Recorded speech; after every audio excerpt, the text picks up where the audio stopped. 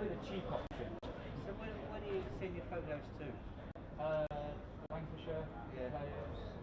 We sent some to Liam.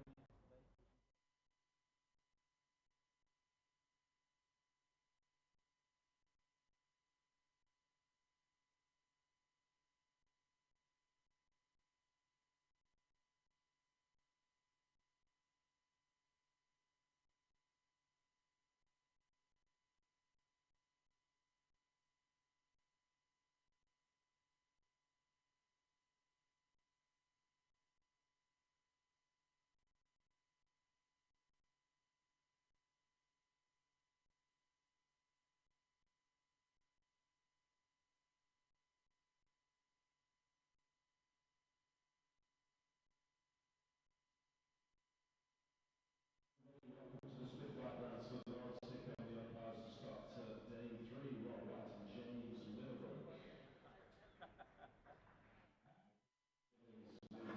Lancashire. Denley and Harry Finch.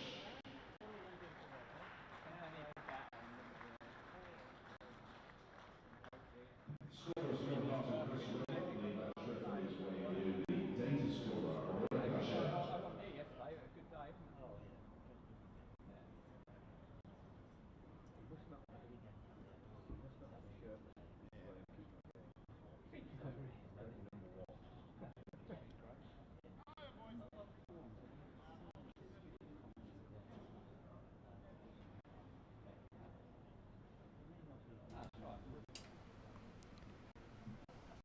Good morning from Canterbury, day 2 of Kent against Lancashire coming up very shortly.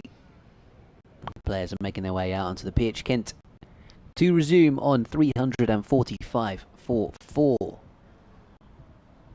Joe Denley 105 unbeaten. Harry Finch on 24. Kent need 5 more runs for a batting bonus point. And Lancashire, well, I'm sure they'll be hoping for a better day than yesterday. Scott Reeder's alongside me, and yeah, it probably was Kent's day in a big way, really, yesterday. And the way things will play out over the next couple of days will decide whether or not these two teams might play one another next season, of course.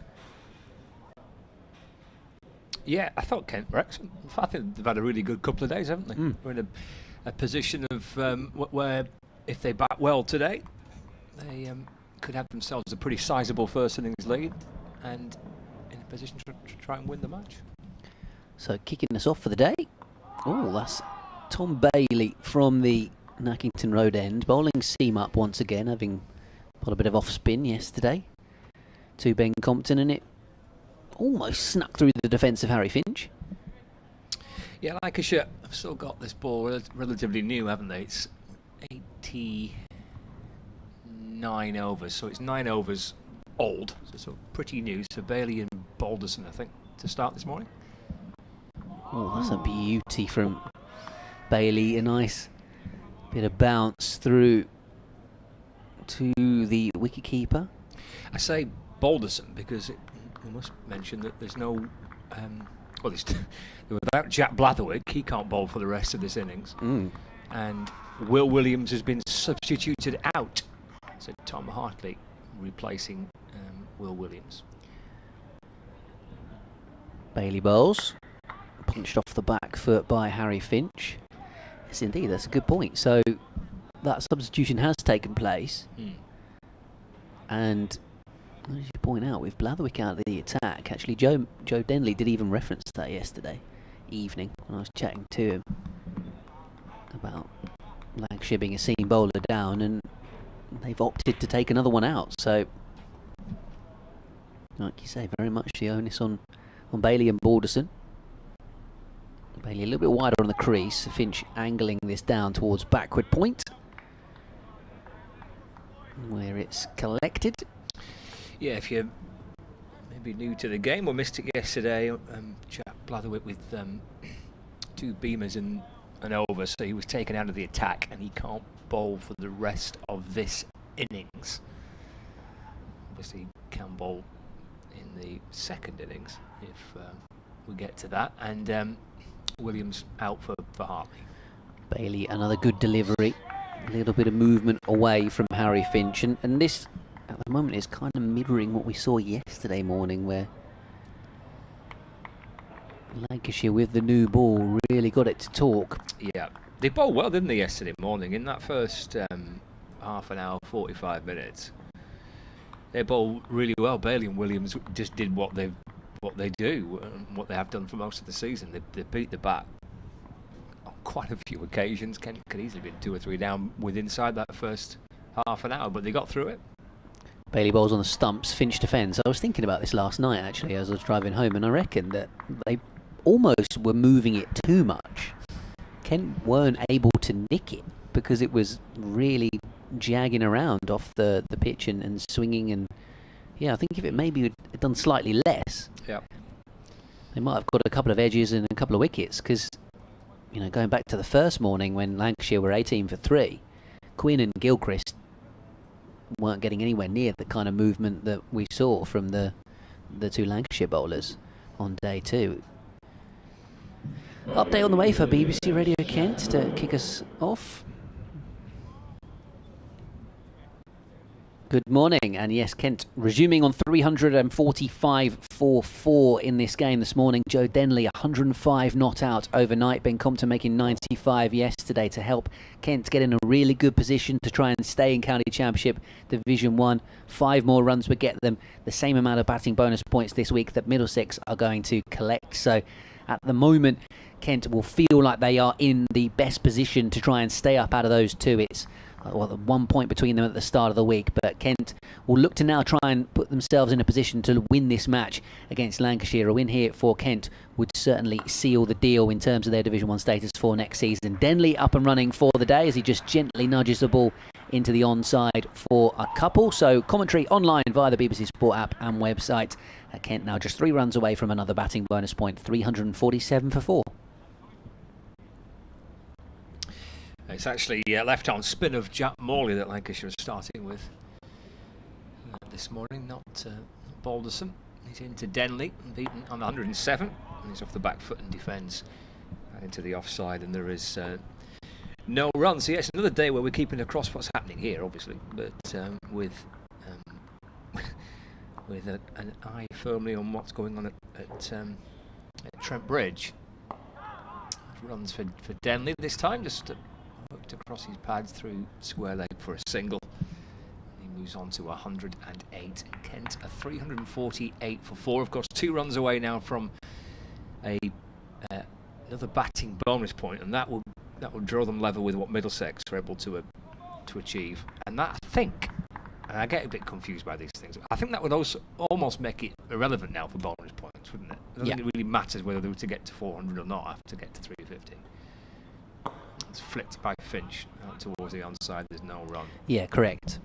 The extra bonus points from here on in wouldn't really matter. Again, they're ahead of Middlesex on bonus points. So if both teams were to draw, Kent would stay up. So it's now a case of trying to win the game and hoping Middlesex don't. So Morley's in. It's a nice delivery to Finch. And the ball loops away into the offside. There's no run. And it feels like there would have to be some sort of possible contrived end to that game at Trent Bridge unless there was a real collapse of wickets today. It's driven away towards mid-off by Finch. Because of the time lost in that game already. Yeah. Nottinghamshire 96 for 2 this morning, with Slater going to half century, following on from, or carrying on from Middlesex 366 all out. In order for the London county to win the game, they'd have to, bowl Nottinghamshire out today, make them follow on probably. Got to take 18 wickets in 2 days, and that's without sort of runs and follow on and whatever. So yeah, well, that'd be interesting. Obviously, whether Notts would be keen on doing something like that. So Bailey then from the Nackington Road end, and Finch defending into the offside. Slightly surprising to see Morley start this morning because this ball is only 10 overs old or so. So it's a pretty hard new ball that the left arm spinner has been chucked by the captain. But maybe it is down to the fact that Lancashire are lacking in frontline seam options for the remainder of the game now.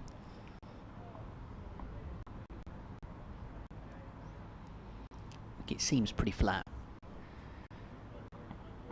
as Bailey bowls and Finch defends, and actually the flat wicket is what has stopped Kent from getting a couple more wins here at Canterbury this season, because Surrey chased a score of over 500 to win on the final couple of days. Nottinghamshire were able to avoid being bowled out in the fourth innings, with Joe Clark getting a big score a couple of weeks ago here because the pitch got flatter as the game went on, sort of thing. One run away from the bonus point then. Finch defending this next one from Bailey.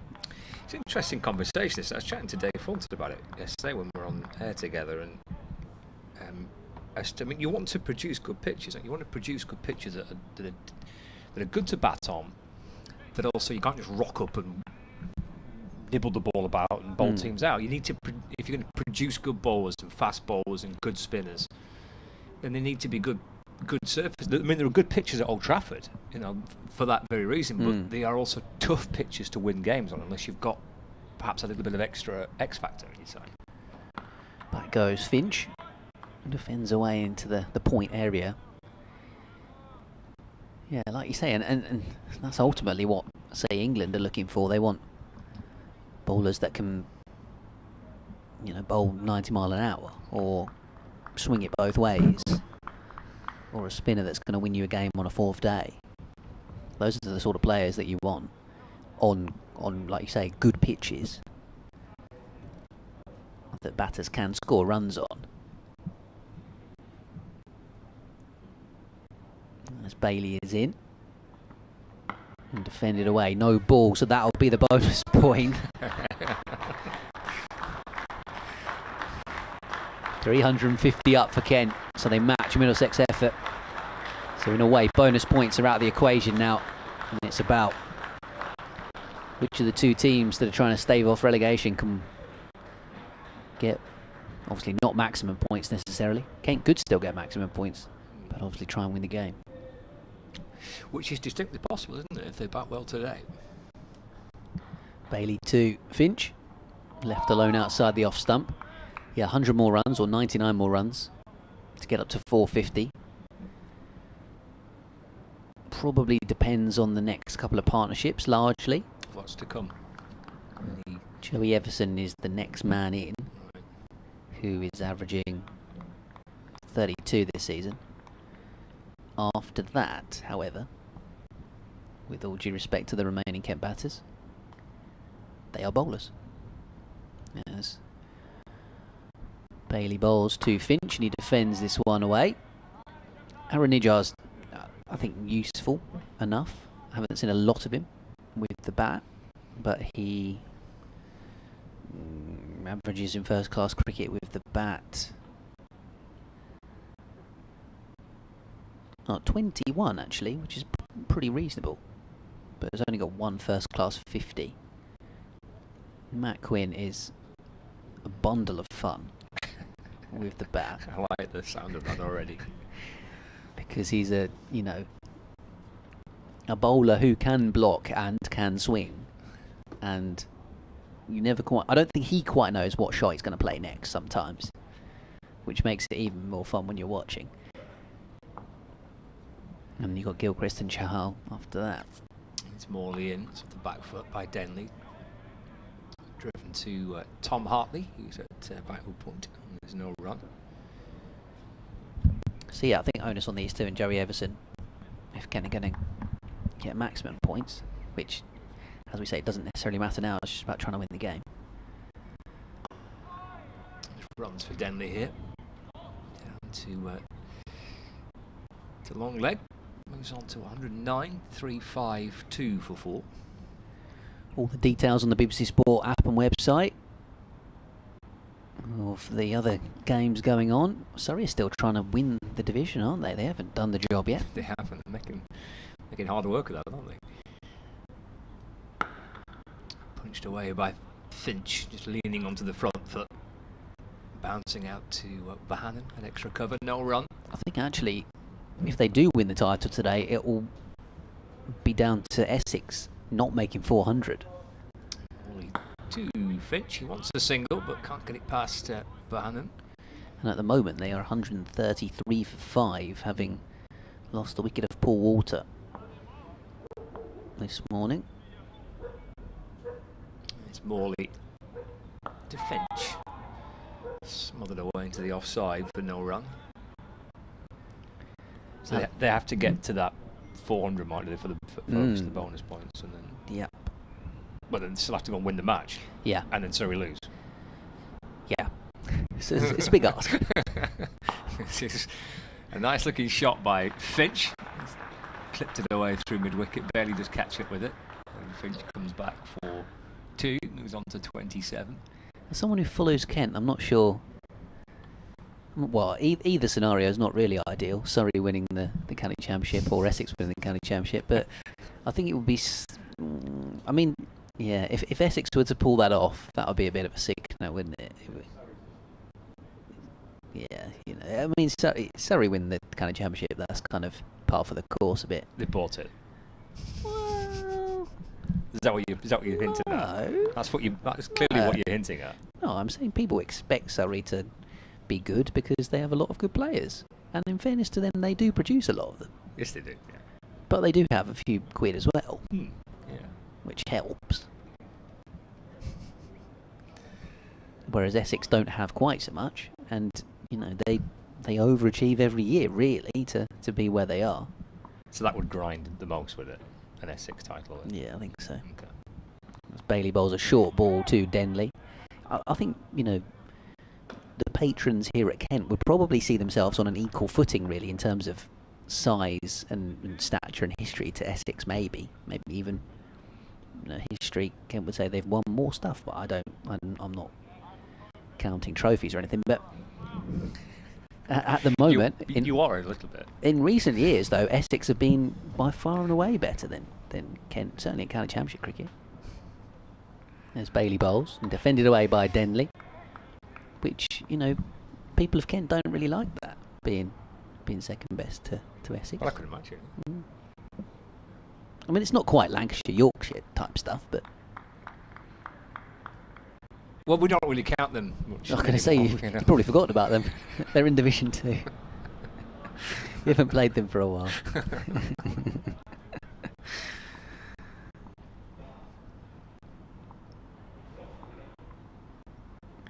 Here comes Bailey in and bowling to Denley. Turns his way up towards mid-on. I mean, all joking aside, they've not really had a great season, have they? I mean, bottom of Division 2 is quite something. I know they've had a lot of rubbish off the pitch, and you know it's the county's been in turmoil, but they'd have been expecting to be a bit higher up the ladder than that, wouldn't they? You've got the points deduction, didn't they? That's obviously. Yeah, that is true. So I guess minus that, they'd probably be mid-table. Yeah, say 5th. As Denley turns his one away through mid wicket for a single, but even then, you do expect them to be, on, you know, in the promotion shake-up. Maybe next year. Well, Kent will be hoping they don't have to fight Yorkshire for promotion next year and can stay in Division 1 with Durham and Worcestershire, who are coming up.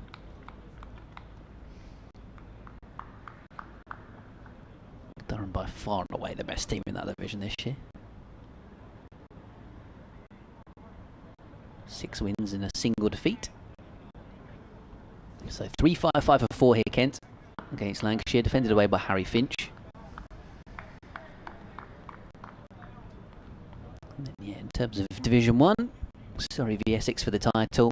Probably going to be Surrey, followed by Essex, Hampshire and Warwickshire.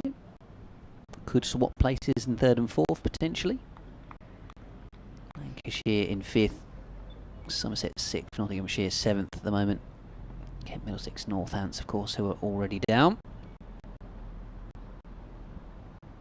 Here comes Tom Bailey once more. Cloudy here at Canterbury, left alone outside the off stump. The sun is up there somewhere. And the floodlights are not on, but they are Poised. at their fullest height. So as I arrived at the ground this morning and got out my car, there was that dreadful noise they make as they're going upwards. So this sort of piercing whining sound, Right. like something's being strangled.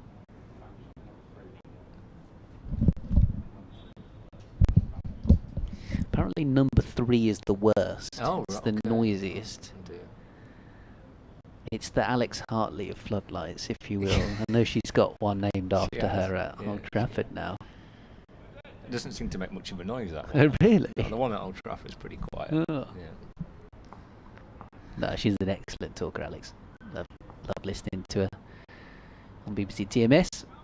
So maybe number 3 needs a bit of WD-40 or something. Yeah, maybe. It's Morley bringing Denley down the pitch and defending. And it's no run. They kind of look like all fold into each other, don't they? It's like- Hmm. Yeah, so I'm not even going to guess the height, but you don't really notice them when they're down.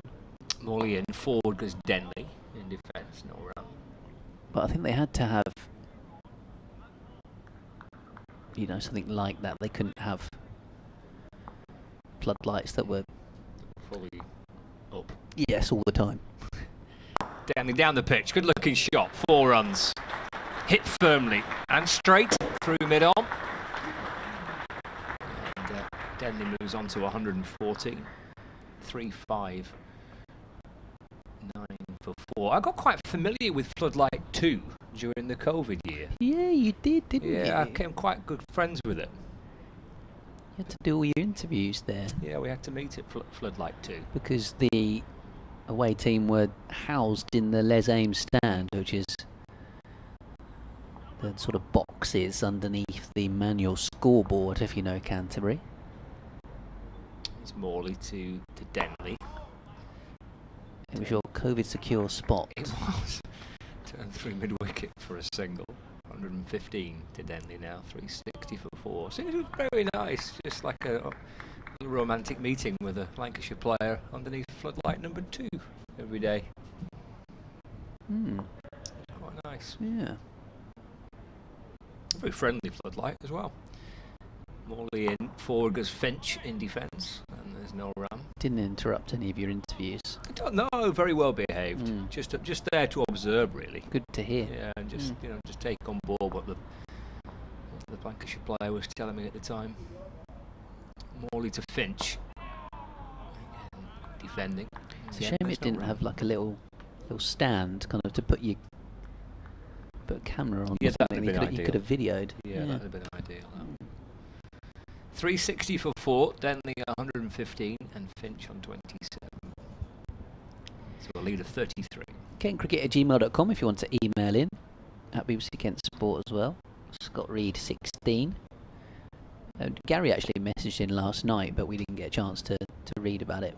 And he said, one thing about the County Championship mystifies me. I've no wish to go into the reason why, particularly because we all know, but how any league can be considered a fair one or on a level playing field when not every side plays each other twice.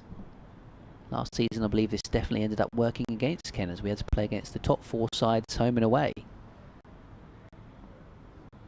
Oh, there is a thorny issue. He says, can you imagine if it happened in football? Man City only played Liverpool once. That's Bailey Bowles. That's hit Denley on the pad, but I think it was going down the leg side. 360 for 4 here, Kent. And of course, this year, Kent only played Middlesex once. It's a perfectly fair point, isn't it? Albeit they lost badly at Lords, but they didn't get a chance to respond here at Canterbury. And Yeah. the one team they have played twice, which Kent will be thankful for, is Northamptonshire. As this one's left alone outside the off stump, because as things stand, and if Kent do stay up, they will do so with just 2 wins over the bottom team in the division. Middlesex have actually won more games, so that's why if Kent hadn't got that bonus point, and there was a possibility that the scores ended up level, Middlesex would have gone through or would have stayed up on a tiebreaker. As Bailey bowls to Denley on all sorts of counts. I think the first one is wins, then the next one is fewest defeats, then it's the head-to-head between the two teams, and that would have been Middlesex on every one. So if both teams had drawn this week and they'd ended up on the same points, so as it is, that equation has been absolved. It's been ruled out now, so it's just a question of can one or both of the teams win. If both win, Kent will stay up. This one's defended away by Denley. If both draw, Kent will stay up. It would just have to be a Middlesex win and Kent not to now for them to stay in the division. Nottinghamshire 101 for 2. The latest from Trent Bridge.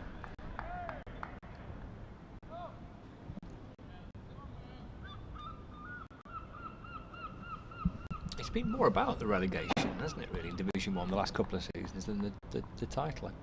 When was the last kind of season where it was going into the final round to see who would win the title?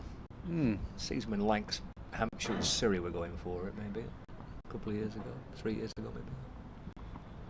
Denley defends his one away into the mid-wicket area because, of course, the COVID year and Bob Willis Trophy and the different formats we had. Obviously, it was all slightly different. Yeah, it was. Yeah. Was it the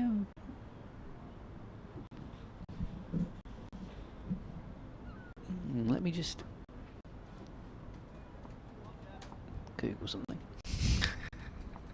Double check.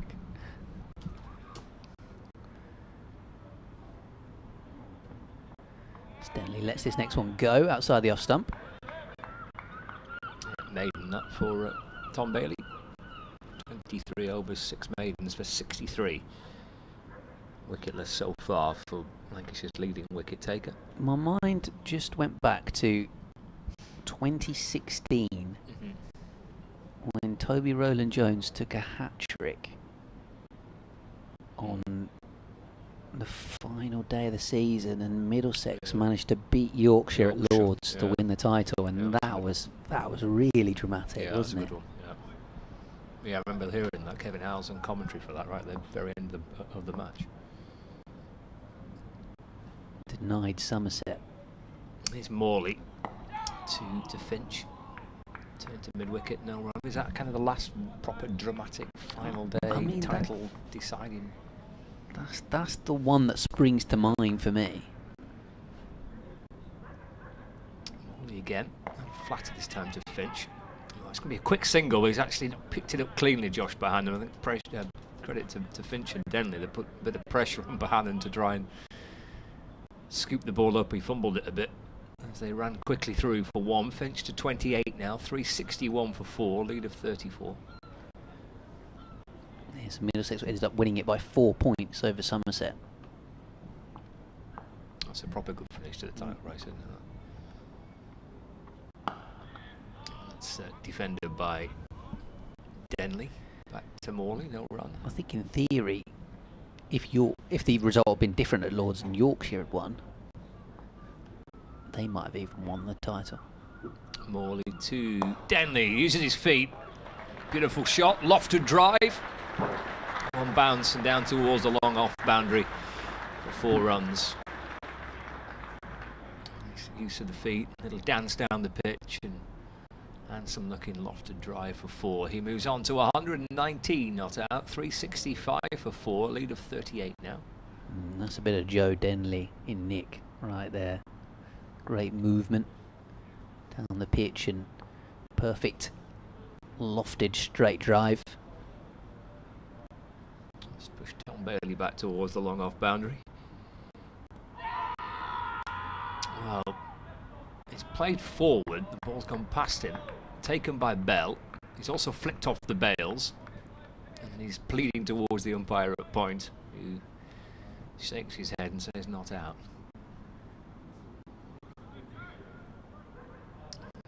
enthusiasm from George Bell with the gloves. Here's Morley driven away to Tom Hartley. That's the end of the over. 365 for 4, made of 38.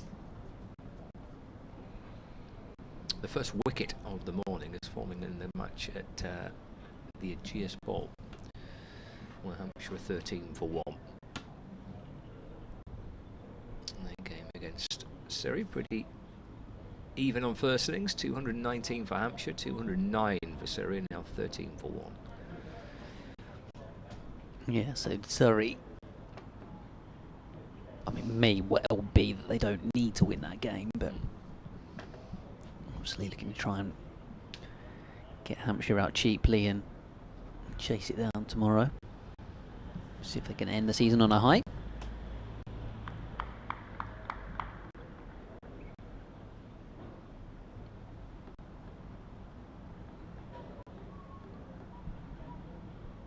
Just reading about a potential flashpoint at Trent Bridge, if you will, as this one's defended away.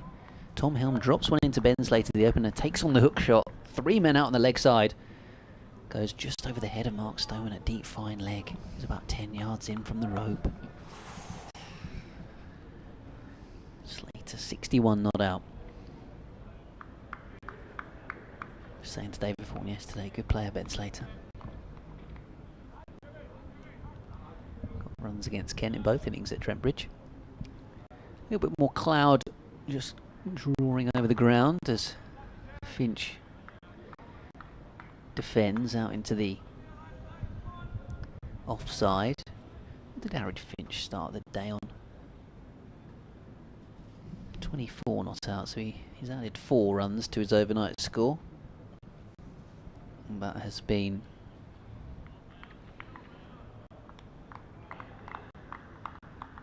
sort of in his own little bubble so far.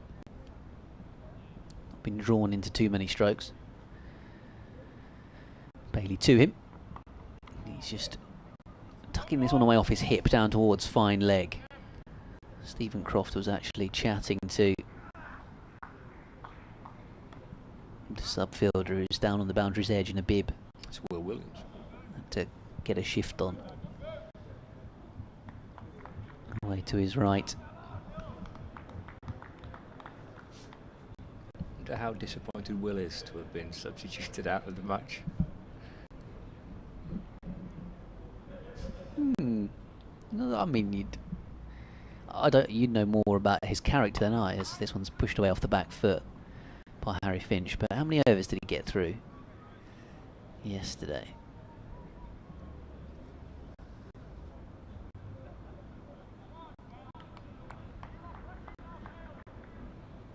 "17 overs, none for 37. A little bit of a flat one. Put your feet up today." I think he'd be massively concerned or upset by it. Nah, I think you might not be too worried. No. As Bailey bowls on the stumps and Finch defends. Josh Bohannon's just whipped his trousers down. I just all of a sudden saw these bright blue undershorts. I think it's because he's got some knee strapping that he's pulling up, but I was a slight surprise to just all of a sudden see some bright blue underwear on show.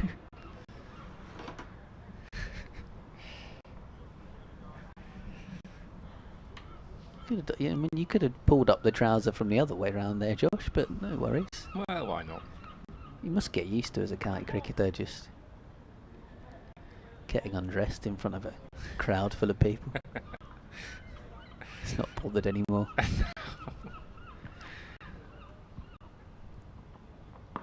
Defended away by Harry Finch into the onside. This next one from Bailey, end of the over. And Scott Reed's going to wander off to go update BBC Lancashire. No wickets taken thus far. Today, of course, we've only had half an hour, but Kent will be pleased. 367 for 4. Jays sent me a message saying the Denley meme team very much enjoyed the past 24 hours. I must admit there were some excellent ones in reply to Kent's tweet about the Denley 100, there was a Gerard Butler 300 meme with Joe Denley's face on it, saying, "This is Kent," which I quite enjoyed. There was a Peaky Blinders one that I liked, and one other as well, but I can't remember, as Denley tucks this one away into the mid-wicket area. Alex Hyde is alongside me from BBC Sport. How are you, Alex? You've been on the live text this morning, and now you're on the commentary as well. Absolutely, yes. Busy I man. have plenty of different hats to wear. Good morning. And Morley bowls. Denley drives down the ground for a single, because Luke Wells, who's moving slightly gingerly across the practice wickets, is down there to field, sharing a joke with Will Williams on the boundary as Tom Bailey's lobbing a drinks bottle. They all seem very chirpy for people that have been in the dirt for a very long time already, don't they? They don't seem too worried, Lancashire.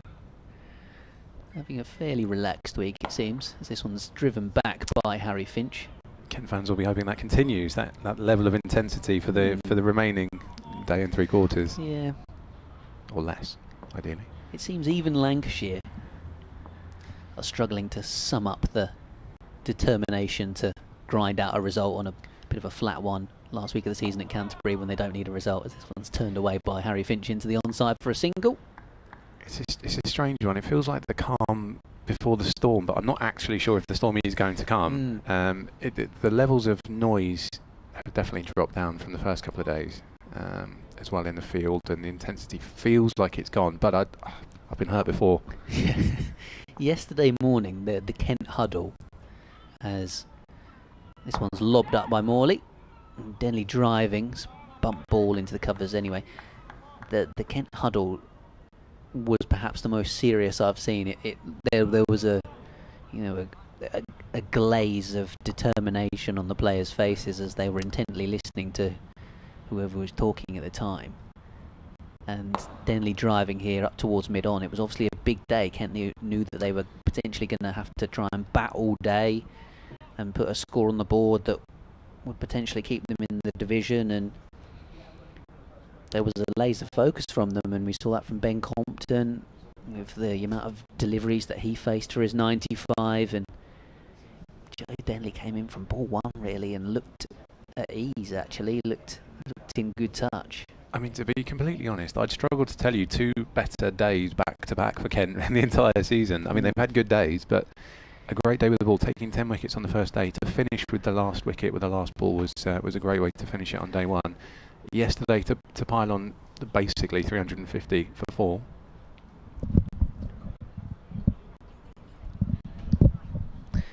I mean, the only thing that springs to mind for me is Wantage Road, when Tawanda and Daniel just batted for Daniel's 300, yes. Yeah. What a day that was. You have an update.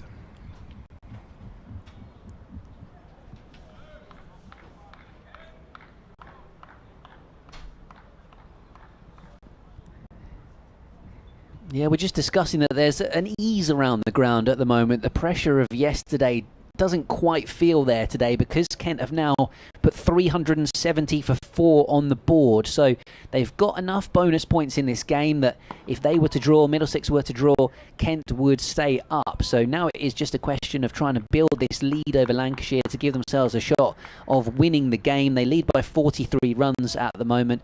They have a set batter in Joe Denley, who's on 121, played a lovely shot dancing down the pitch to the spinner a moment ago that he smashed over the head of mid-off for 4. So he's moved his score on with a couple of boundaries this morning. Harry Finch very patient for his 31 so far. So just a question of these two continuing to bat on and go big, and don't leave it up to anyone else, will be the message from the Kent coaches. And certainly Kent have started off this day well, with Denley and Finch just going about their business quietly, having continued their partnership from last night. So commentary continues online via the BBC Sport app and website. Kent 371 for 4, leading Lancashire by 44 runs.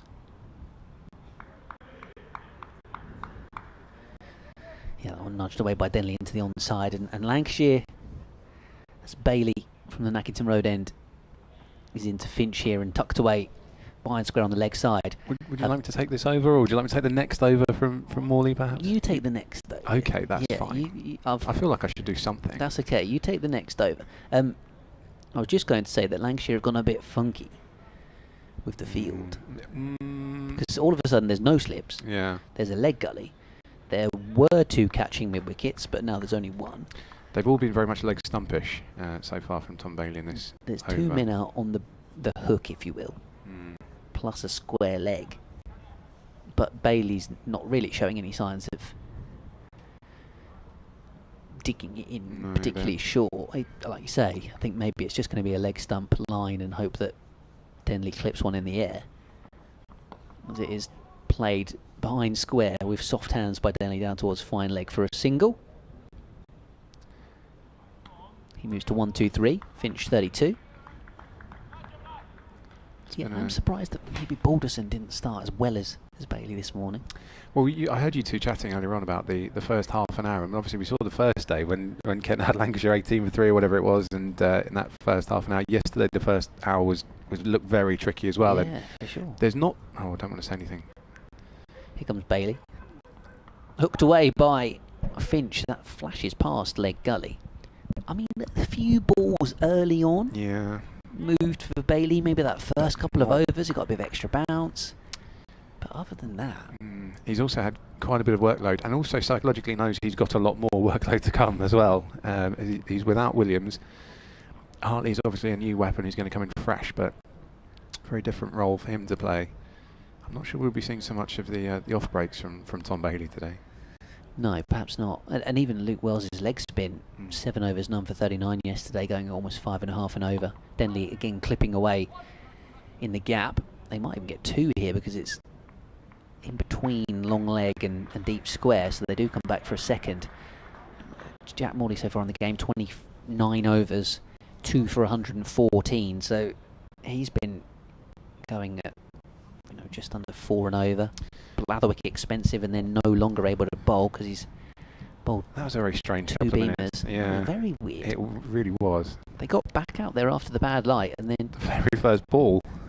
Did you want to be out here? Blatherwick bowled 2 beamers within a space of an over.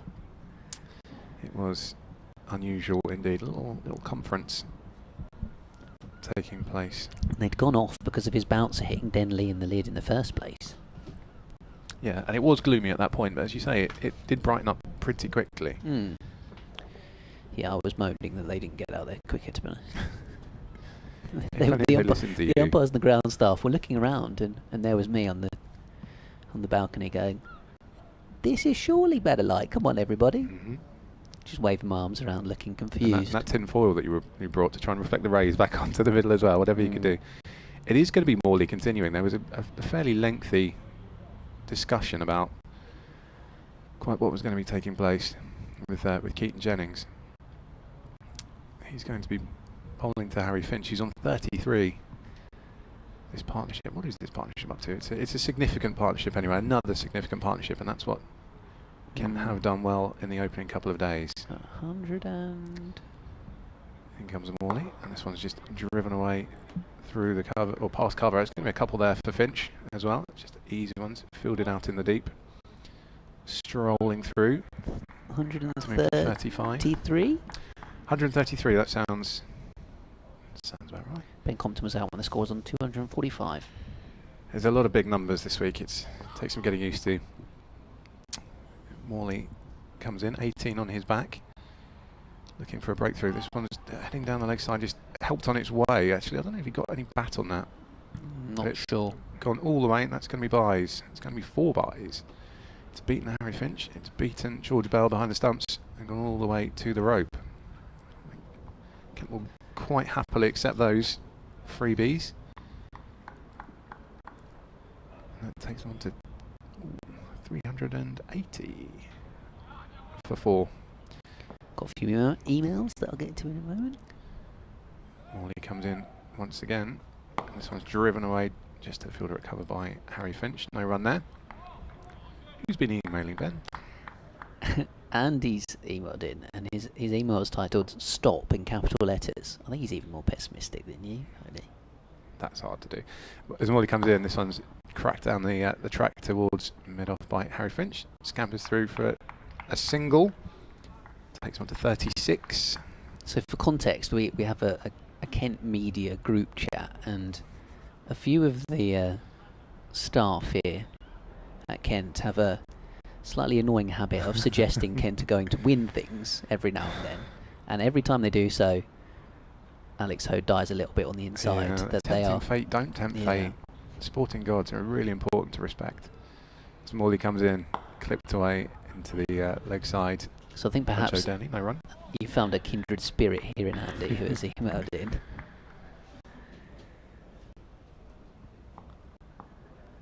Morley ball in hand, past the umpire and delivers again. This one's cut away towards backward point, straight to the fielder by Denley. No run there. Denley remains on 125. Harry Finch is on 36. 383 for 4. Yeah, Andy says, guys, please stop bigging up the Kent batting and performance. We all know with our batting, we can easily be all out here for 400 to 420, leaving the game wide open. Unfortunately, when you have to fill 7 hours of airtime, yes, you're going to talk a lot, Andy, and unfortunately, you have to say how you see it. Also, you do have to enjoy the good bits when they happen to you. That is very true. It's actually been a fun couple of days to be a follower of Kent, and I understand where Andy's coming from. He's been hurt before. He's got his hopes up and then had them dashed. That's where that's coming from, isn't it? Absolutely, completely understand. From previous heartache. It's kind of like, it's some kind of like emotional insurance. You don't want to let yourself get too far, because then you know how bad it hurts. I like that. That's nice to delve a bit deeper into the psyche, the emotional baggage that has led to the mindset that many Kent supporters will have. And listen, do you know what? It's not just Kent supporters either. I think fans of any team, they've been through the mill. If you're a sports fan and you align your fortunes, your hopes and dreams are aligned to a bunch of strangers that you don't even know, and it will affect not just your days, but your weekends, your weeks, your summers. I totally understand it. So Bailey bowling to Harry Finch. Defends this one away. Yeah, unless you support Surrey, you're probably in the same camp, aren't you, as a fan of any sports team? Yeah, Surrey have gone a very long time, but I bet there will be when it comes to 2020 for Surrey. It's been 20 years, I think, since they've won the. And how have they not won it with the team that they've got? I mean, really, it's. You have to ask questions, serious questions. It's like Man City. Imagine Man City hadn't won anything. Bailey bowls. I mean, it did take him until last year to win the Champions League. Yes, that is true. Yeah. Bannon with the fielding at leg gully. Let's get to some of these other emails. Yes. Because Ian has messaged in from the Fylde Coast. Breezy day there, he says. Enjoying the coverage on the live stream. Lanc's ability to draw games have cost them a real go at the title this year. Kent showing some resolve with the bat, so if they stay up, fair play to them. Full delivery, which has come off the inside edge, but Harry Finch gets a single into the onside. He says, all the best to all of those club cricketers that will be jetting off to play a season in Australia. I, for one, am very jealous, Ian, of all of said individuals, including your son Jeremy, who flies out on Tuesday, where he's going to be playing and coaching just outside of Geelong in Victoria, just outside Melbourne, I believe. Safe travels to all. What a life experience that would be. Oh, that would be wicked. That would be class. I wish I was good enough to have done that, to be honest. Right. As Bailey bowls to Denley.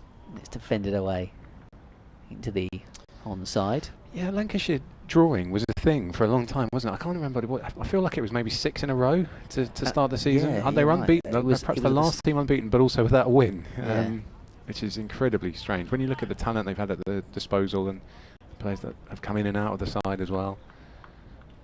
Also, by the way, Ian's email handle is slowerball at whatever email provider he's chosen to use. I'm not going to read that out the total, otherwise he'll be getting spam from everywhere. As this one's turned away into the onside by Denley. Dot ball, nice tumbling stop. It was indeed. And was that a slow ball? It was Matty Hurst doing the fielding.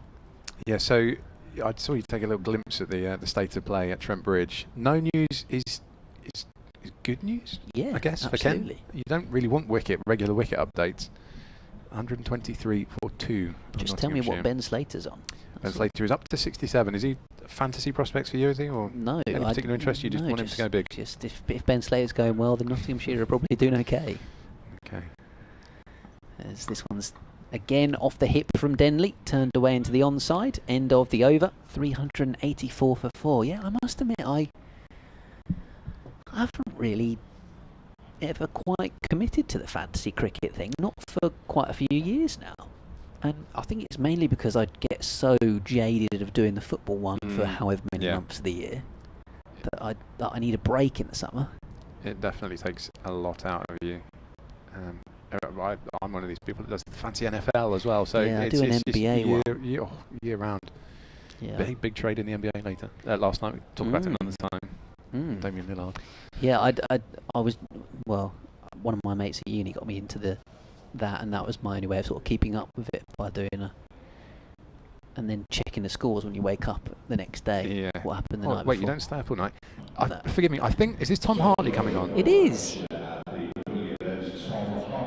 we go. Steve Watts, the fantastic announcer here at the Spitfire Ground, St Lawrence, confirming that for me. He's not wearing a Tom Hartley shirt, of course, because he's a massive Keaton Jennings fan. Well, I heard. It's either that or he didn't bring his own kit. That's probably it. Yeah, he's wearing a shirt it fits him pretty well. It does, actually. Slightly long, but never mind. Ball in hand. England spinner Tom Hartley into bowl his first over of the match. His first day of the match. Bowling to Harry Finch, who just guides it away towards extra cover. Scampers through for a single to rotate the strike. Brings Joe Denley back to the crease. 125. Not out is Joe Denley. Just googled Tom Hartley, and a high-end showroom for the sale and purchase of luxury used modern and vintage performance cars came up, so I might have to put Tom Hartley cricketer. He's a Rolls Royce of a cricketer. There you go. I can tell you that. 24 years of age. He's got his England cap, of course, 2 days to go. I was just looking up wash his out to figures. Bristol. And he comes. Left arm, guided away by Denley. There's some hoots and hollers there. Trying to encourage him, I'm pretty sure. Yeah, so the game at Trembridge, 12 not out and none for 48. Economical, at least, with the ball. Indeed. As he's so far, just a single off it so far. Defended respectfully by Joe Denley. Into the offside. There's no run there. Just a single off the first ball to Harry Finch. Harry Finch on 38. In comes Hartley. This one's driven away down towards mid-on by Denley. An easy trot through for a single. What do we have? We still have 7 overs after this. If they wanted to go for another batting point, I mean, it's, what is it, 14 runs away? It won't make a lot of difference to the grand picture, but if I'm sure they'd take it. They'd like to get to 400. I'm sure they'd like to get to 450 as well. Hartley comes in, left armour. Bowling to Finch, who comes forward in defence. Taps it back along the track to him. Yeah, like you say, they probably won't get to 450 before 110 overs. No. But it doesn't matter. But you take getting to 450 from a Kent perspective, no matter what. Yeah. I guess that's the idea. Hartley delivers once again. Crack towards cover by Harry Finch. Parried away by the fielder. No run there. That's the end of his first over. A little acclimatisation for Tom Hartley. We mentioned sub-fielder there. Yeah. Was, it's Harry Singh, I think, the sub-fielder. Who's he actually coming on for? Tom Bailey's gone off. It is Bailey. He's had his stint, so that is going to be a change of bowling up the other end. We mentioned Alex Hartley earlier. Tom Hartley, Alex Hartley, both left arm spinners from Lancashire, but no relation. That is incredible. Are they members of the Jam like magnate family? Either of them? Either Hartley's Jam? I don't know. It's good stock to come from.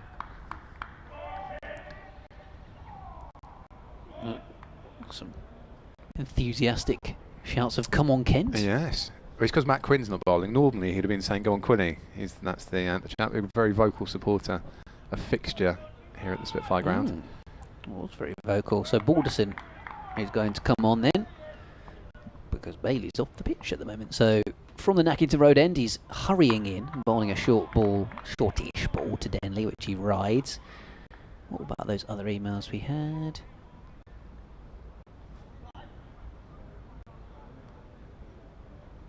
George saying good morning all. Thoroughly enjoyed the commentary this season. Talking of England captaincy, didn't James Trippitt captain England for an ODI that was washed out? I think He did, yeah, he did. I felt desperately sorry for him, but it's still something that, I mean, you can put it on your CV. I don't check Tredder's LinkedIn, but it's probably on there.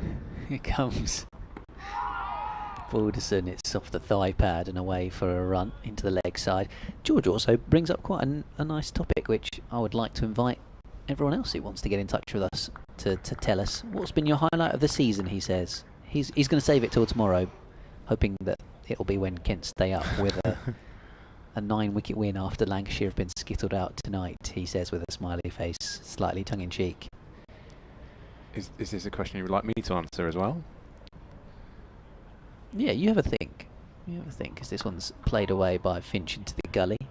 He says it'd be more of a miracle that Tottenham win a trophy if Kent stay up, given all the issues on and off the field this season. I didn't know if you said that just because there's a Spurs fan sat next to me, George, or if you yourself are one, but I thought Spurs fans were all on cloud nine. We're trying to dampen expectations. Yeah, with a new manager. Liverpool on Saturday, bogey team. That's going to not end well. Here comes Balderson. Kent 3-8-7 for 4, defended away by Finch. That was George and Romney Marsh getting in touch.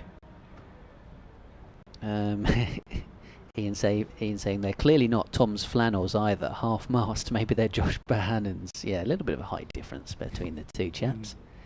And we did also have an email from Phil, who says, firstly, thanks for all the commentary all summer long. Goes out to all the teams. It's been great to follow the intriguing situations that arise. And this one's played away by Harry Finch and says, being able to quickly switch and listen to the different commentaries. He says, I think Middlesex poor showing in the league is the fact that they've obviously doubled their batting points for the whole season in this one game. So that, as we were discussing a bit yesterday, it does say where they've been poor. He says, I know this goes against the grain, but personally I'd add some of the minor counties into the mix and have 3 divisions of 8. So each team does play the other home and away. This one is a ball that's burst through the hands of George Bell. And did that? I reckon it did. From their reaction, I reckon that did. They were celebrating before it even got there. And that's a very slow trudge from Harry Finch. I'm pretty sure that he will say, you've got a replay. I think this might be the ball before. So. Okay. That does complete a maiden over, but he was almost turning away to join in the celebrations when it burst through the webbing of his glove. Oh, was he almost tossing it up? I don't think so, but it may have just kissed the outside edge of Harry Finch's bat. Little away swinger from Balderson. Wondered if we might see a replay or if I can rewind it back. There we go. There's another look. No, he had his hands up, so it was reverse hands from Balderson. Yeah, but the way Harry Finch turned around, he was on the walk. Yeah, there's a bit of adrenaline anyway for everyone here at the Spitfire Ground. That wakes everybody up. 387, still for 4, just as Tom Hartley comes into bowl from this pavilion end, and bowling to Joe Denley, who cracked it down the track. It's fielded. There'll be no run there. Joe Denley 126, not out, which means he is 1 away from 200 runs in these last 10 days of the season for Kent. That's a nice. Oh no, he's beaten the fielder actually. It's a lovely shot from Denley. He's drilled it past mid-wicket. He's going to stick for a single. So that is exactly 200 runs for Joe Denley in this game and the Somerset game, which could be quite useful for Kent if things go their way in the next, well, yeah, speaking of 32 hours. More batting bonus points than you've got all year. This is very true. As Hartley delivers, just carved away by Finch. There's no run there. Yeah, his average was 10, I think, before the Somerset game. I don't think he's quite sort of gone beyond his score and collection of scores in the championship. Right. Forward in defence comes Finch, just squirts away into the offsides. It's slightly confusing because the averages that I'm using are live, if you will. Yeah. But yeah, I think he might have got 200 and something before these last couple of weeks. He's doing the business when it counts. That's what you can say for Middlesex fans and Kent fans. When it really mattered this week, their players have stepped up, and arguably the best 2 days for Kent back-to-back. We're certainly with bat and ball. Middlesex as well, they're putting their batters out there. Ryan Higgins, this one's edged away by Finch, past the slip. And it's going to be a couple of runs there for Finch. I think he's going to get hauled in inside the rope. It is. Comes back for 2, which takes him to 40. And Kent inching closer to that 400 mark. The bonus point that comes with it might be irrelevant, but the fact the lead is creeping up all the time, they certainly want that lead to be in 3 figures to give the spinners something to think about later on. Presumably later on in the day. Thinking some after tea today. Not sure Kent are necessarily going to be thinking about declaring at the moment, but no, but they want to have a bowl at some point today with forecast for tomorrow as well. Thanks to Phil though for your email and for everyone that's got in touch so far this morning. And do get in touch with us with your highlights of the season. I know that the County Championship BBC voted team of the season will come out tomorrow as well. Ooh. So I'm sure that'll be discussed as this one's away into the leg side. So to preempt that, if you will, what have your highlights of the season been? I think we've already mentioned mine. Bell Drummond 300 at Northants. Yes, I'm going to take any kind of a Kent hat off, and I'm going to say, as someone that works for the BBC Sport Live Text, I enjoy watching all the different teams in in both the divisions and seeing new players. And I must say, I didn't know a lot about James Rue before this year, but Balderson bowls. Finch edges past the slip down towards third man for 4. I'll take those. James Rue in kind of May, June, July time. 150 partnership up between these two. Finch to 44, Kent 395 for 4. Yeah, he had a real purple patch. Yeah, I mean, he's only 19. He turned 19 this year, and he can keep and he can bat. He's very mature. I also love the story about the fact he turned up for one of the 2020s. He wasn't selected, but he turned up for the 2020s, and the security at Taunton didn't let him in because they didn't recognise him, and he'd already got 1,000 runs for the season. Finch defends his next one from Balderson, back past the bowler actually, and it was almost nudged onto the stumps at the non-striker's end. That would have been quite the way for Denley's 127 run knock to end. Yes, indeed. James Drew may or may not be one of those to feature in the BBC Sport Team of the Year, which is announced tomorrow. Yeah, he was on the list of candidates, wasn't he? He was, and I suspect. I mean, I'm not breaking any confidences to say he was in my team anyway, so interesting to find out. Oh, bowled him. Harry Finch is removed, and George Balderson gets his wicket. 395 for 5, Kent. Maybe just slight lapse in concentration from Harry Finch, because obviously it's a straight delivery that's just hit middle and off stump. But it didn't particularly do much off the pitch. It was just played down the wrong line really and got through his defence. So it was slightly quicker perhaps, I'm not sure, but he's not looked right since that drop, because he's had a couple of edges and maybe that was playing on his mind slightly. But a great knock in the circumstances, and a great partnership as well. Kent fans will be very grateful to Harry Finch. Maybe I'm doing George Balderson a disservice. Maybe it just nips, just comes slightly down the slope, and that's all it needed to do. And that's kind of what I was saying to Scott earlier on, that actually I thought yesterday morning the Lancashire bowlers were moving it too much. Yeah. Sometimes all you need to do is just a fraction like that. And Scott's going to say, why didn't you open with him this morning rather than opening with Morley?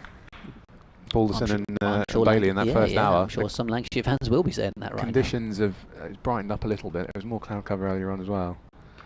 Harry Finch, by the way, after that, 44 means he is still averaging over 40 in the Championship this season. 42.5, which is, for a player that, again, like Mayeye, has got promoted out of the second team this season.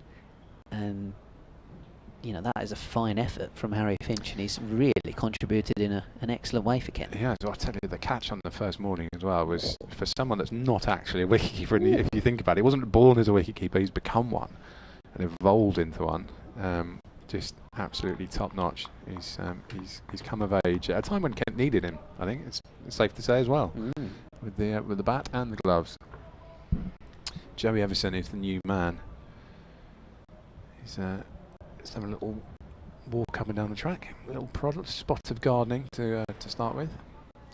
But this does kind of go back to what Andy said, that and what we were explaining earlier on, that that partnership, which was worth over 150 before that wicket of Finch, and this one are key for Kent, because the lead is still only 68, and there are some bowlers to come from a Kent point of view, albeit Haranage averages 20, 21 county championship cricket, so he's not too sad with a bat. Everson forward and defending. No, I mean, you've just completely burst my balloon, and now I'm thinking, oh God, how did Kent work out a way to lose this? I mean, it's 68 is not many. You would hope to think that would become 3 figures even with bowlers to come. Yeah, they'll want at least 450, won't they? And Denley's still there at the moment, which is key. He is, yes.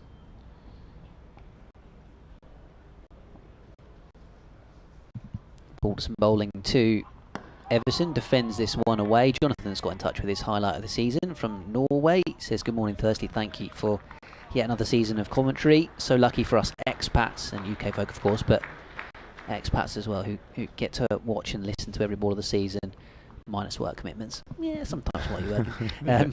But you always love to hear where in the world you're listening to us from. And it's especially... Yeah, it's just cool, really cool to hear from people overseas. Oh, I'm lying on a beach in the Bahamas. I'm working in an office in Oslo. Yeah. So it says highlight of the season for me, or 2 actually, and again it's from that game on Wantage Road that I feel really lucky to have been there, because Tawanda Miye's first class century as well for Kent was a real moment, it felt like, and then Daniel to get 300 was brilliant, and he's highlighted those 2 moments too. Indeed. In comes Hartley. He's lofted that up. That's a full toss, which has been hooked away by Denley. Has that gone the distance? It's not. It's gone. It has gone the distance, indeed. Hooked away towards Les Ames stands, and I think some way back as well. Fielder's gone to retrieve it. That was shoulder height. It brings up the 400 for Kent, which is another bonus point. It's not particularly important. I'm slightly worried about where my car's parked, because that has gone an awfully long way past the Ames. Flighted up by Hartley, just swiveled to Joe Denley. It must have been almost shoulder height when it got to him. That's gone. That's almost Beamer territory from the spinner. It was, and he's gone probably 20 yards back beyond the seats next to the Leslie Ames stand as well. Yeah, it went a long way. I completely lost it. It was about shoulder high in the end from the slow left arm. Will Williams, where penny for his thoughts at the moment. Watching that, wouldn't have done that. Hartley comes in once again. This one is slightly more on a length and just dabbed into the leg side by Joe Denley. Does Tom Hartley get taken out of the attack if he does another one of those? Is it the same rule for spinners as it is for seamers? Lancashire just trying to see how many bowlers they can get taken out of the attack. Update on the way for BBC Radio Kent.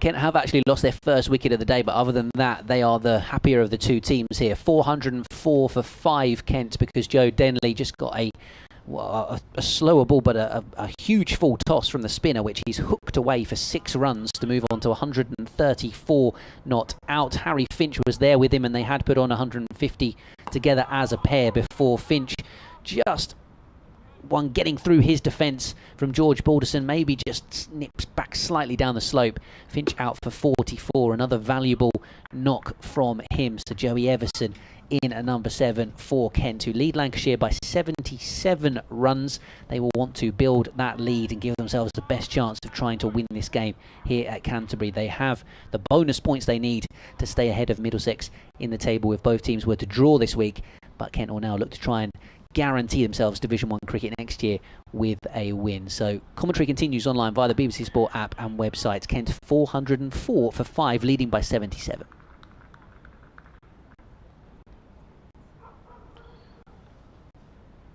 Not missed very much from Tom Hartley. No more full tosses, just a couple of balls defended away by Joey Everson. This is another one here. It comes forward, just taps it down towards cover. The ball back in Hartley's hands again. Yes, I think it was a slow ball that clearly slipped out of the hand to open up this over. But lightning fast reactions from a 37-year-old to swivel that quickly. Hartley delivers. Clip down towards mid-on by Joey Everson. That'll be the end of the over. Kent are 404 for 5, with Everson yet to get off the mark. Joe Denley on 134. I'm going to be joined by Scott Reed as Ben Watts goes away to try and work out his team of the season or something, I'm sure. Work out a cricket fantasy team for next year, perhaps, Ben. It's going to be George Balderson continuing from the Nackington Road end. Welcome back, Scott. Morning, Alex. Did you enjoy your sunshine stroll? It's actually brightened up a little bit. I did, yeah. I went to the little cafe for a coffee, and they had a mooch around the ground. Nice. Yeah, it was lovely. It's a nice way. You'll miss it for the next few months, I'd have thought, as well, won't you? So make the most of it when you can. Definitely will, yeah. Especially with the weather being as beautiful as it is. Indeed. Balderson down the track and delivers and just defended by Joe Denley, who remains 134 not out. He'll be enjoying himself. He's batted so well, hasn't he? I mean, he looked a bit... I know he's not been in massively good form all summer. I know he got runs last week at Taunton, and he took a little bit of time to get going, but not that long yesterday. And actually, the way he started yesterday, he seemed to spark a bit of energy into Ben Compton as well. Yeah, he absolutely did. Went through the gears. And this one's driven nicely by Denley. It's fielded nicely as well to limit it to just a single, scampering round at mid-on, but takes one to 135. He did indeed. I mean, I was watching from afar, of course, doing the live text yesterday. But yeah, Ben Compton was trying to keep pace with him slightly and upped his strike rate, which had dipped down to 20 at one point. I think Ben Compton. Basically, a positive influence. He's a useful person to have around, is Joe Denley, with his experience. Classy player, isn't he? Here's Balderson delivers to Everson, who just guided this one away. He's going to go to deep square eventually. Not a lot of pace on it. This is going to be the slowest second run you've ever seen. They could have crawled it on their hands and knees and made it back for that one. It was kind of agreed in advance, I think. But that's him off the mark anyway with a leg side clip. And the ball is back in Balderson's hands. There's going to be a little change in the field. Is that Matty Hurst? It is. He's a fielder as well. He's a keeper, isn't he? He so is. You would expect him to have decent hands. And quite the batter as well, I saw.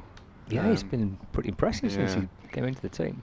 Yeah, you got too many. You don't need to get rid of him, do you? Balderson in once again. This one is batted back down the track to the bowler by Everson. No run there. Don't be saying that, Lancashire fans will be saying, "Oh, you let too many go." Well, you're not the only team to do that, I can tell you. Yes, but I was very impressed with his.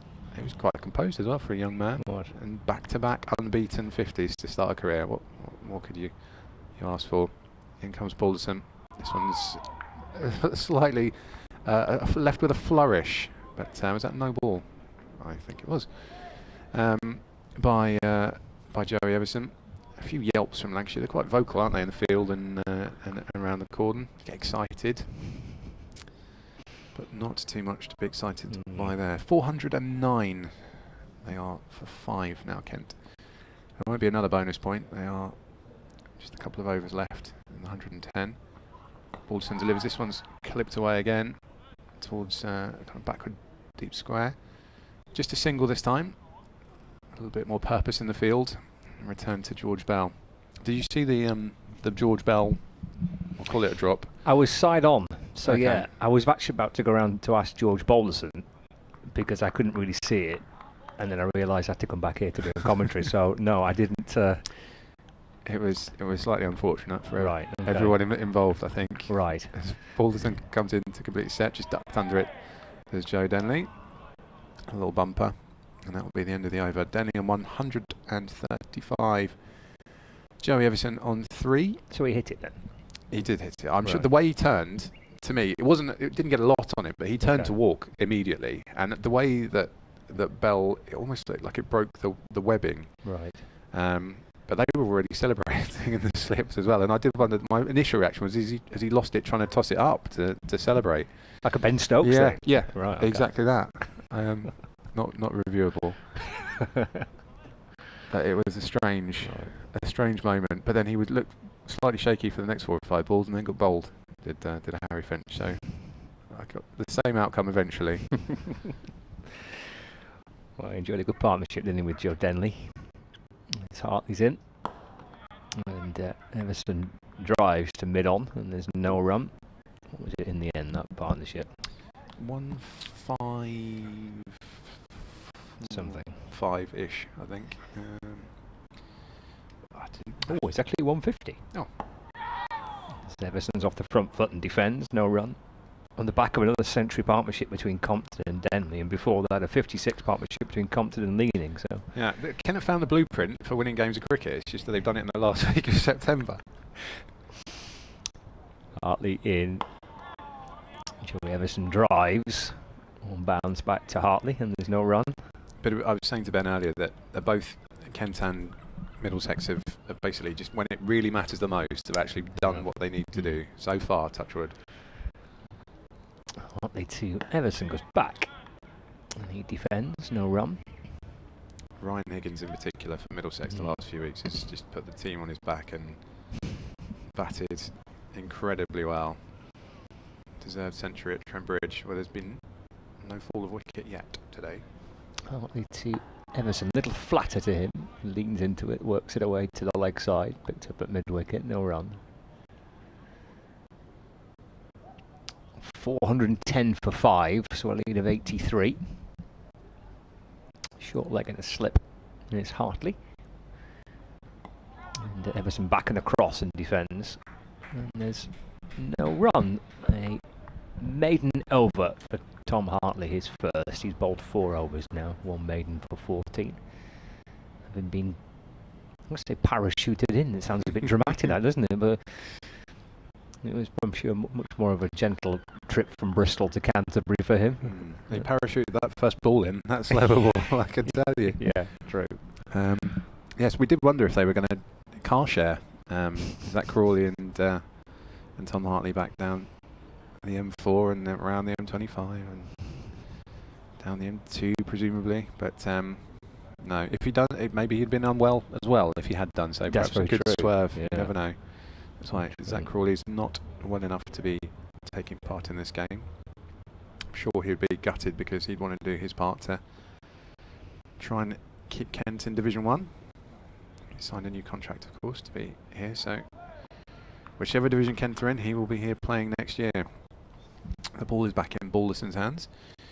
He'll be bowling to Joe Denley. Just clips it away on the leg side for an easy single. Just keeps ticking over, rotating the strike. He's taken him up to 136. Kent 411 for 5. Yeah, they've been excellent, Kent, across the couple of days so far. I mean, they've been boosted by the fact that for most of yesterday, or at least the second half of yesterday, Lancashire were bowler like Blatherwick not able to bowl, perhaps not at their absolute best in the match so far, Lancashire. Balderson comes in, this one's guided away nicely through the covers by Joe Everson off the back foot. Punch, he's not sure it's quite going to make the ropes, it's going to get hauled in just a couple of feet shy, but they're going to come back for a third. Nicely done by Joey Everson. It's going to double his tally, take him up to 6. Brilliant. But they just managed the game really well, haven't they? I mean, they bowled well on the first day, like Lancashire winning the toss and batting first and all out on the first day, albeit got to 3:30. But then they've just managed the whole game so far. They've batted with real sense of authority and confidence, and they've looked really assured. Yeah, like a Division 1 team. They really say yeah. the most that they've looked like a Division 1 team all season, I think some might say. And steams Balderson. All this one, Denley's trying to work away, and the finger goes up. He's gone. Tried to play it off his hips into the leg side. Didn't get any of it. Looking like it was heading towards middle stump. Denley wondered perhaps it was going to be a bit high, but the finger goes up. And Joe Denley goes for 136. George Balderson strikes again. And Kent 414 for 6 now. Just listen to the applause for Joe Denley.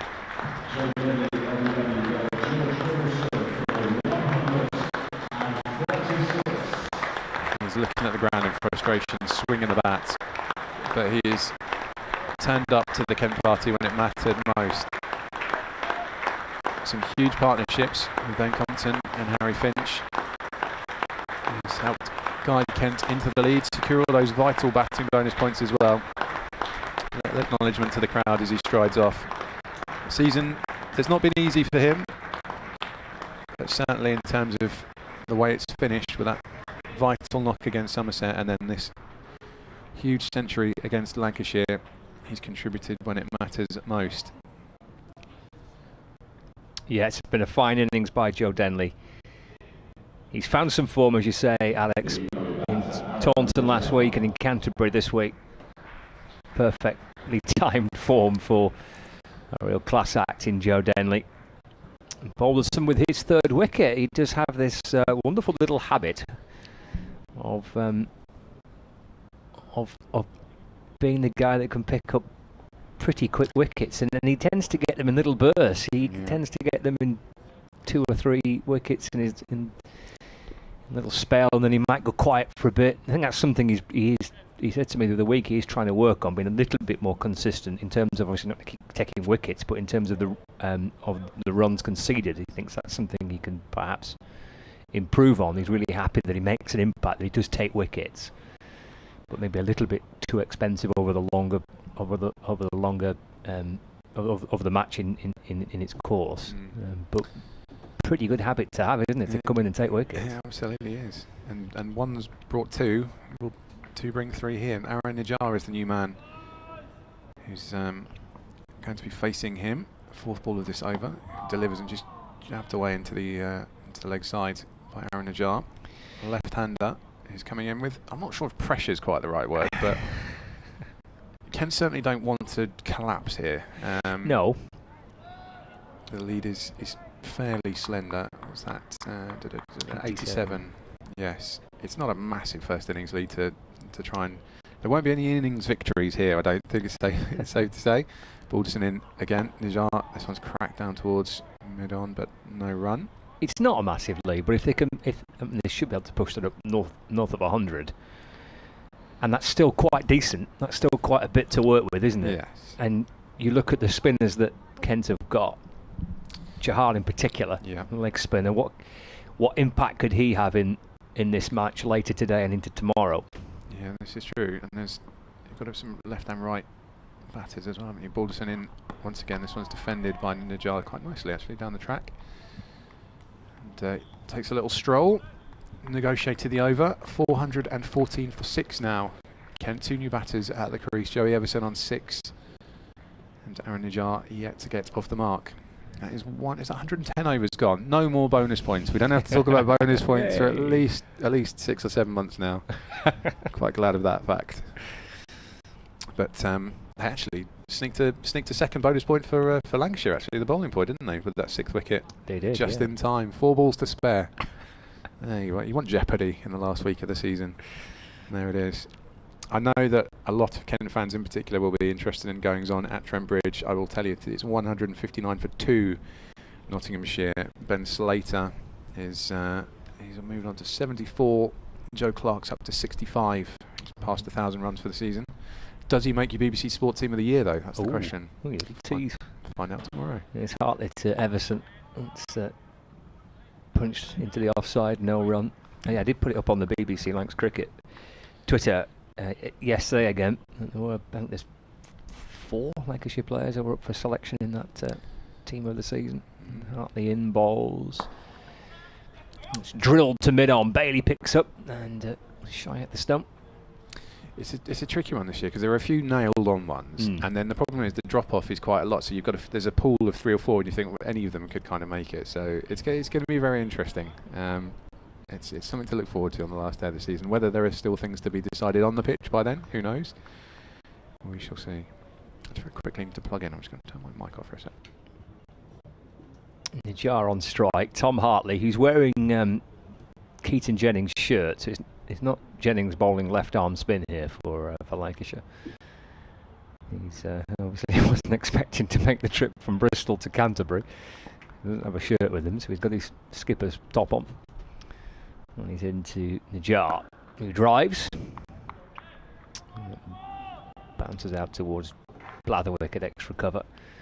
And there's no run. So we've got a forward short leg and a slip, short mid-wicket, cover, backward point, mid-off and a mid-on. There's a deep backward square leg and a deep mid-wicket. Back and defending. And the ball rolls up towards Blatherwick. And there's no run, 88 the lead for Kent, but two overnight batters are out. So Hartley a little flatter this time to Najjar, who's getting off the back foot and defending, but both batters out, not before helping to put Kent into a very strong, or at least potentially very strong position with an 88 run lead as it stands and 4 wickets remaining. Hartley to Najjar, drives away, square of the wicket, picked up by Balderson at backward point, and there is no run. It's the end of the over, 415 for 6. Najjar yet to get his first run. Joey Neverson's unbeaten on 7, and Hartley completes his 5th over. It's not actually deteriorated. I thought in the first morning that the pitch, I thought definitely it's going to be a Bunsen. The last couple of days, it's not going to go the distance, but it hasn't deteriorated, has it? It still looks trustworthy if you're a batter going out there. You just wonder what the leg spinner might get out of it. Yes, I'm sure that's exactly what Kent fans are wondering. There are definitely some footholds there from early on, and the left-right combos in the lineup. How many lefties have you got? There's a few. Yes. As Balderson comes in. He's one of them. He is. That's very true. This one's glanced away by Joey Everson. I'll give him the benefit of the doubt and say it was guided away past second slip. It's gone all the way to the boundary for 4 runs. Took a cursory little trot down the track as if to run to make it look more intentional. That takes him into double figures, up to 11. He's had a pretty solid season with the bat, hasn't he? He's looking at his numbers. He's often come in slightly challenging circumstances, I think it's safe to say. Some of it's been pretty heroic, backs against the wall stuff. Balderson comes in again, thunders in. I didn't think he got anything on the bat, but George Bell did go up. Not sure Balderson was overly interested in it. The appeal came from behind, but he was definitely off balance coming forward to that, Joey Everson, and then had to scamper back to put his foot back in the crease as well. It's a good ball, wasn't it? It was a good ball, yes. Yeah, I think Joey Everson was surprised and impressed by it as well, in equal measure. But it just goes down as a dot. Just angled in, nipped away. Yes. Happy days. Balderson in, trying to do it again. And this one has cracked back. Has it hit the stumps at the far end? It has. No, that's lovely on drives and off drives. He's actually taken the stump out of the ground. It's Joey Everson. Saved 4 runs. Timed it very nicely. But George Balderson is asking questions from that Nackington Road, taking advantage. A little bit of slope. Once again, I'm wondering why they opened with Morley and not Balderson this morning, but never mind. In he comes once again. This one's glanced down the leg side. A big appeal, but it's not going to be. I don't think he got bat and ball there. No. It was wide. It was probably an extra leg stump over. Joey Everson would have liked to have tickled it away for 4 down to fine leg. Didn't get anything on it. It's more wasted vocal energy from the slip cordon. Well, he's got lots of it. He's only young, Bell. That is true. He'll keep bouncing up and down all day. That is true. Not bad for day 3. Try doing this for 20 years and then see. Balderson in once again. This one's just guided back towards him by Joey Everson. That's a no ball as well. Can have had a little bit of a helping hand from extras the last couple of days. Extras are quite high up in the run scoring charts here for Kent, aren't they? Yeah. I think it was 38 coming into today. Well, that would it's definitely. And now it's 50. There goes the half century. Is that what the applause for? The Kent fans are very knowledgeable. There was a round of applause for that. That's incredible. Balderson once again. This one's guided away just towards mid wicket. There's no run there either. I think that was 50. If they've applauded a half century of extras, knowing that's just absolute top badger work. It is, isn't it? And yes, EX Trass. It sounds like an exotic Iberian cricketer of some type has come up with the goods for Kent. We jest, but 50 runs in a quest for batting points is a useful thing. Balderson in once again, just defended neatly by Everson. That'll be the end of the over. And Aaron Najjar yet to get off the mark. He's going to come back onto strike. 421 for 6. Yeah, Everson's runs this season approaching 600, an average of 32. If you say, Alex, he's coming into bat more often than not in quite tricky circumstances, as well as contributing with the ball with almost 20 wickets. That is a pretty solid season for an all-rounder, isn't it? In a team that's obviously struggled for results this year. I'll always remember Edgbaston. I think it was in '99. He got stranded at 99 after an absolutely incredible effort to try and save a draw. Najjar is forward in defence to this next Tom Hartley over. At least the start of it. Picked up by Josh Bannon, who's lurking around at mid-wicket. Hands it back to a tall Tom Hartley with his red socks on. He's in and bowling. Driven out towards extra cover where Blatherwick fields, and Najjar gets his first run. Do you reckon they're his socks, or has he borrowed Keaton Jennings' socks? Just borrowed the whole lot, yeah. Just borrowed everything. Did he turn up in full England kit? That's what I want to know. Would have been with his cap on his head, maybe. That would have been brilliant, yeah. I could think of some players that have done that in the past. Would have been quite sensational.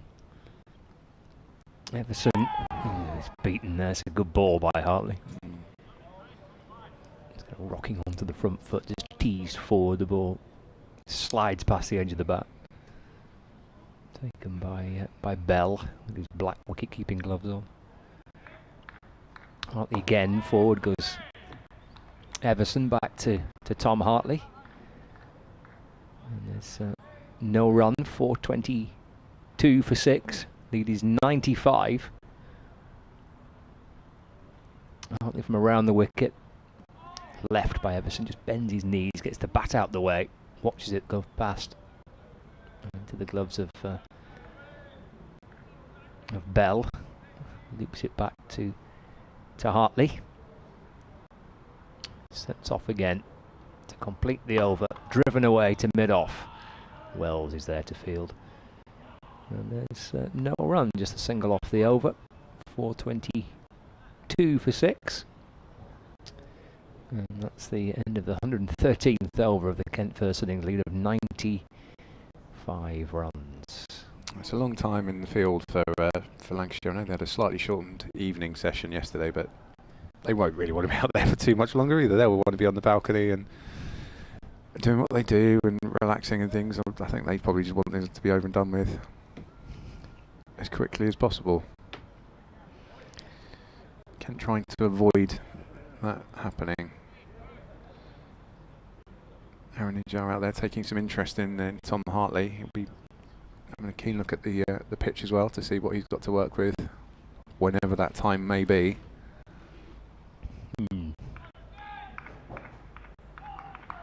That sub-fielder on it is, isn't it? I didn't see who went off. 15 is on. Oh no, that's Croft. Maybe he's just come back on. Oh, he's come. That's what it is. Right, fine. Balderson is back on as well. That's a good delivery. He's beaten Aaron Najjar. It's nicely taken actually by George Bell, diving low to his right as well. He's coming over the wicket to Aaron Najjar, and he came forward in defence, beat the edge, beat everything, and ended up with the keeper diving to his right. 422 for 6. Najjar is off the mark. He's on 1. This one is squirted away. He'll move on to 2 there. Just squirted it. Pass backward point for a single to bring Joey Everson onto strike. He's on 11. Balderson looking for his 3rd wicket of the morning, having got rid of Harry Finch, cleaning him up, middle and off. And then Joe Denley for an imperious 136, I think it was. Yeah. It was indeed. Very precious. How precious, we will only find out maybe tomorrow. We shall see. Still no news of significance from Trent Bridge. Yeah, not taken a wicket, have they yet? They have not taken a wicket yet. 165 at 2. So at the moment, they are pointless when it comes to bowling bonus points as well. Balderson in again. He's bowling to Everson. He's guided this one off his hips down towards fine leg. And there'll be one there. Dealt with by Stephen Croft. And return to George Bell. Just keeping things ticking over. 97 the lead for Kent now. Yeah, it's push this game a little bit further away from Lancashire. It's time out of the game, I suppose, as well, as much as yeah. runs on the board, I guess. It's a must-not-lose game, I think it's safe to say, as Balderson comes in, squirted through the slips by Aaron Najjar from edge. He's going to come back for 2. He's going to get 4 runs for it. A boundary just slipped past to the left of second slip. A long and fruitless run all the way for, is that Matty Hurst? It is. All the way to the rope at third, but that's 4 runs for Aaron Najjar, and it takes Kent into the lead, I think. 100 in front now. 100 in front. Yeah, sorry, into 100 lead. That's the way. Balderson, ball in hand again, comes past the umpire's shoulder. This one's driven towards mid-off by Aaron Najjar. No run there though. He's on 6. Everson has double that. Kent have 426.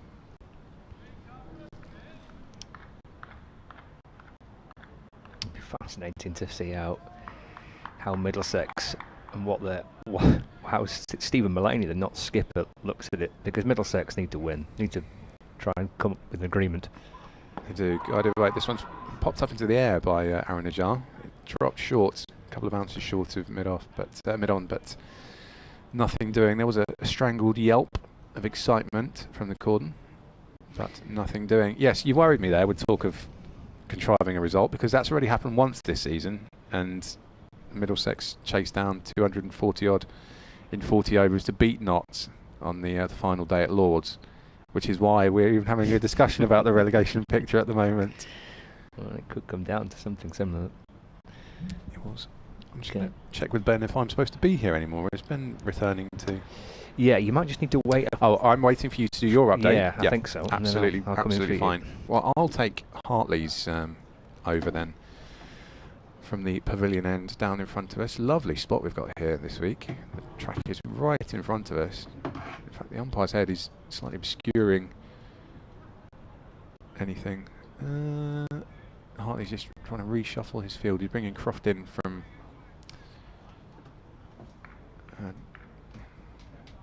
deep point. He's coming in towards extra cover.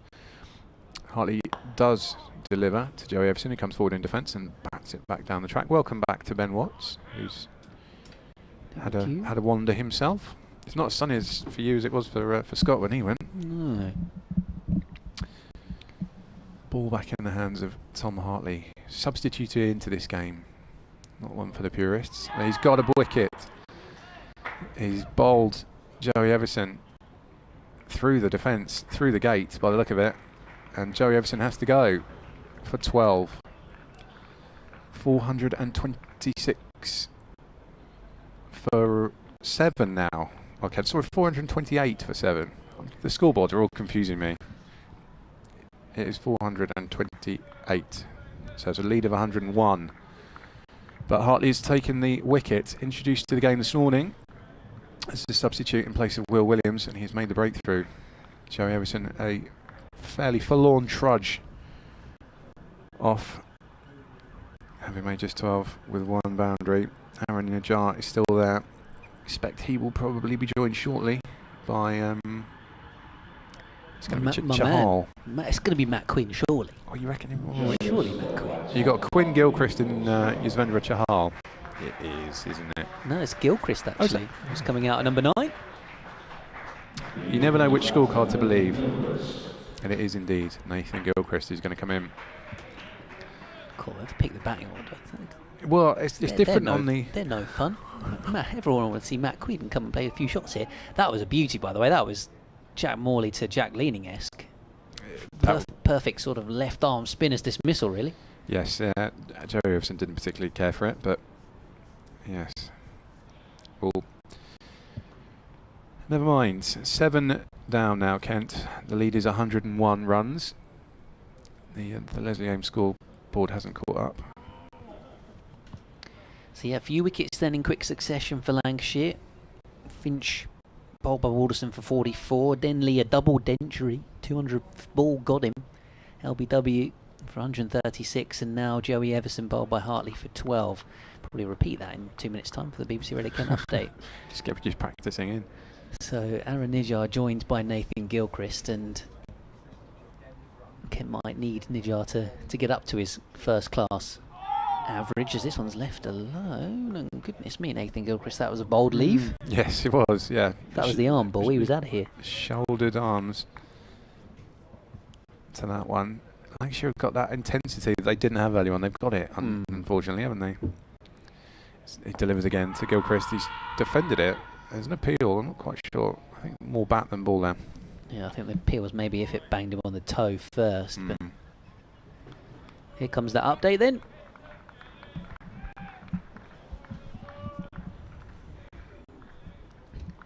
Yeah, a little bit of a fight back here from Lancashire. Actually, it been all Kent's game until the point that Harry Finch was out for 44, bowled by George Balderson, and then that followed by the wicket of Joe Denley. 136 he made from 200 balls, including a 6 this morning and a brilliant 4 over the top, advancing down the pitch to the spinner.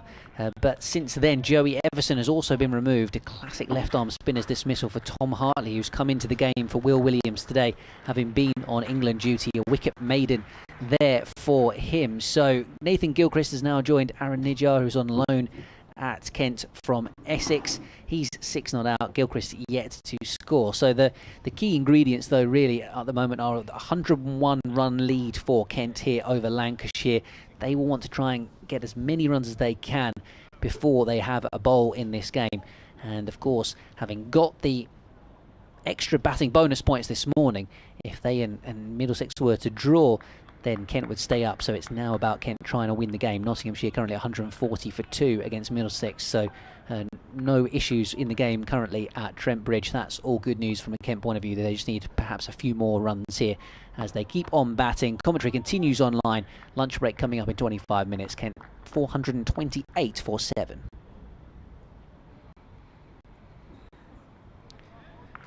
So having said that, it felt like less pressure, less jeopardy around the ground this morning. Lancashire have just managed to find a way back into the game. Yeah, they've bowled well here, haven't they? Balderson, good spell. Hartley's bowled nicely. Lovely wicket just before. That's a defender by Nijar from Balderson. All the way into the offside, there's no run. A classic left-arm spinner's dismissal, wasn't it, by Tom Hartley? Angled in and just pitched and turned away. Yeah, perfect. Balderson's spell's been really impressive, but I've been impressed with him all season. It's difficult not to be. He's had a really good year for Lancashire with bat and with ball. This is his 7th over in this spell, 2 for 26. He's got Nijar on strike around the wicket. Let's run down to 3rd man for a single. He moves on to 7. 429 for 7, so a lead of 102. Brings Gilchrist back on strike. Yeah, so things have moved on a little, haven't they, since kind of that first hour or so this morning. Denley and Finch were batting nicely, but those two have been and gone, and Lancashire have bowled well to try and fight back today. It's defended by Gilchrist. And there's no run. I don't think they had their best day yesterday. I don't think you need to be even at the ground to have seen that not at their best with the ball yesterday. Lots of extras, and there's a bit of a sense of it being the final throws of the season, but I think they've been better today in this morning session. Here's Balderson to Gilchrist. It's turned out towards the leg side, and there's no run. Square leg, a mid wicket and a mid on. And Stephen Croft is within reaching distance of a cappuccino down on the fine leg boundary in front of the cafe. There's 2 slips and a backward point. And mid off. Balderson to Gilchrist, who plays forward and defends. And there is no run. End of the over, just a one off it. 4:29 for 7. Lead of 102 for Kent. I've had a flurry of emails, so Ooh, right, I'm going to crack on. James Murray getting in touch, saying he's a huge Lancashire fan, currently watching from a dull and grey Manchester. I'm going to refrain from making any comments about the general weather for that part of the country, because I know a lot of you listening will be from said part of the country. Is it often dull and grey? No, it's not. No. No, it is today. This is his highlight of the season in the County Championship was when Lancashire beat Surrey at the Oval, as this one is played away down the ground by Nijar, no run. Finishing them off in just 45 minutes on the 4th day. Says thank you once again for the commentary during this game. Thank you to Scott for your commentary throughout the season. All the Lancashire games. Wishing us the best for the winter as well. So thank you to James. Nijar again trying to drive offside and ends up going to mid-on. David Monk's getting in touch from Tuscany. He's sitting on his terrace in Lucca. 30 degrees C currently at the moment. Give over. Outrageous. Not quite that warm here. It's just turned away into the onside by Nijar for a single. Take 10 degrees off. Says no problem with the early starts here. It's 11:30. We're an hour ahead. I live in Worthing when in England and always enjoy watching Kent playing at Tunbridge Wells. Lovely ground. Unfortunately, it doesn't happen as often as some of us would like at the moment, David. But hopefully that will change in the future. Says many thanks to all who make it possible for temporary exiles like me to watch proper, he says, county cricket. Please return next season with more excellent commentary. Well, we'd love to be here next season, so hopefully that will happen. Kent highlight of the season must be Denley's innings here, having potentially, he says surely, I'm saying potentially, saved their Division 1 status. 4:30 for 7. Big defensive shot from Gilchrist into the covers. Well, they're doing all they can here, Kent, to try and do that. It's what might be conjured up at Trent Bridge that could be a challenge. Sean the Postie and Torquay. Get to your email next as Nathan Gilchrist defends. He says, my moment of the season has to be day 3 of Somerset v Lancs at Taunton in April. My brother and I had this as a must-watch fixture, and as I'm a Lancs fan but a Somerset member, and I'm glad we did. We've got a Jimmy Anderson fifer and a James Roux century. Happy days. It's Hartley, no, aborts mission. We'll come back. There's a little bit more details, which sounds splendid, I must say, from Sean. We'll get to that in a moment. Hartley bowls, got a couple of slips in. Gilchrist again watchfully defending. He says, we found a sparsely occupied area of the ground, set up the spread, 6 cheeses, including one of the best goat cheeses we've had. Of course, a cracking Lancashire and 3 chutneys, the pick of them being a carrot and garlic made local to me in Devon. Assorted crackers, charcoal cracker, bold choice from my brother, which we won't be repeating. Ordered this washed down with a lovely ale. Oh my word. What a day. That's outstanding. You know how to live. What was that, for the Somerset Lancashire game? Yeah, day 3 down at Taunton. Yikes. Peaked quite early. That was April, that. So he's peaked early there. He did peak early. I think it was April or early May. One of the 2. George says, a few highlights from him for the season. Arafat Bouyan taking a wicket in his first over on first-class debut, I believe. He got 4 for against Surrey at the Oval. It's Balderson to Nijar. Comes back into him and he turns it to mid-on, no run. DBD 300, the continued development of the likes of Miye Everson. And shout out to the Kent women's team as well. So many in the pathways, the Kent players in the sort of women's England squads and pathways. Says don't get enough credit for what the Kent, South East Stars, etc. coaches and pathways have done. So conveyor belt of talent. Yeah, good point, George. Balderson from around the wicket. Forward is Nijar, nicely played. Driving up towards mid-off, and Wells does well because he's had to go probably 10 paces or so to his right-hand side to stop the ball. And it was hit pretty firmly by Najjar. Gets a single, moves to 9. 4-3-1 for 7, lead of 104. I think that sentiment could probably be echoed for the Manchester area as well, sort of between the southeast and Lancashire. A lot of women's cricketers really coming through the system and making the England squads and area teams. And Gilchrist has been bowled by George Balderson. His middle stump uprooted, and a pretty emphatic way for Balderson to claim his 4th wicket of the innings. Gilchrist bowled for naught, and Kent lose their 8th wicket. 4-31 for 8, lead of 104. Yeah, Nathan Gilchrist is partial to a duck. He had a run where he got 6, I think, in a row the other season, and that is about as comprehensively bowled as one can be.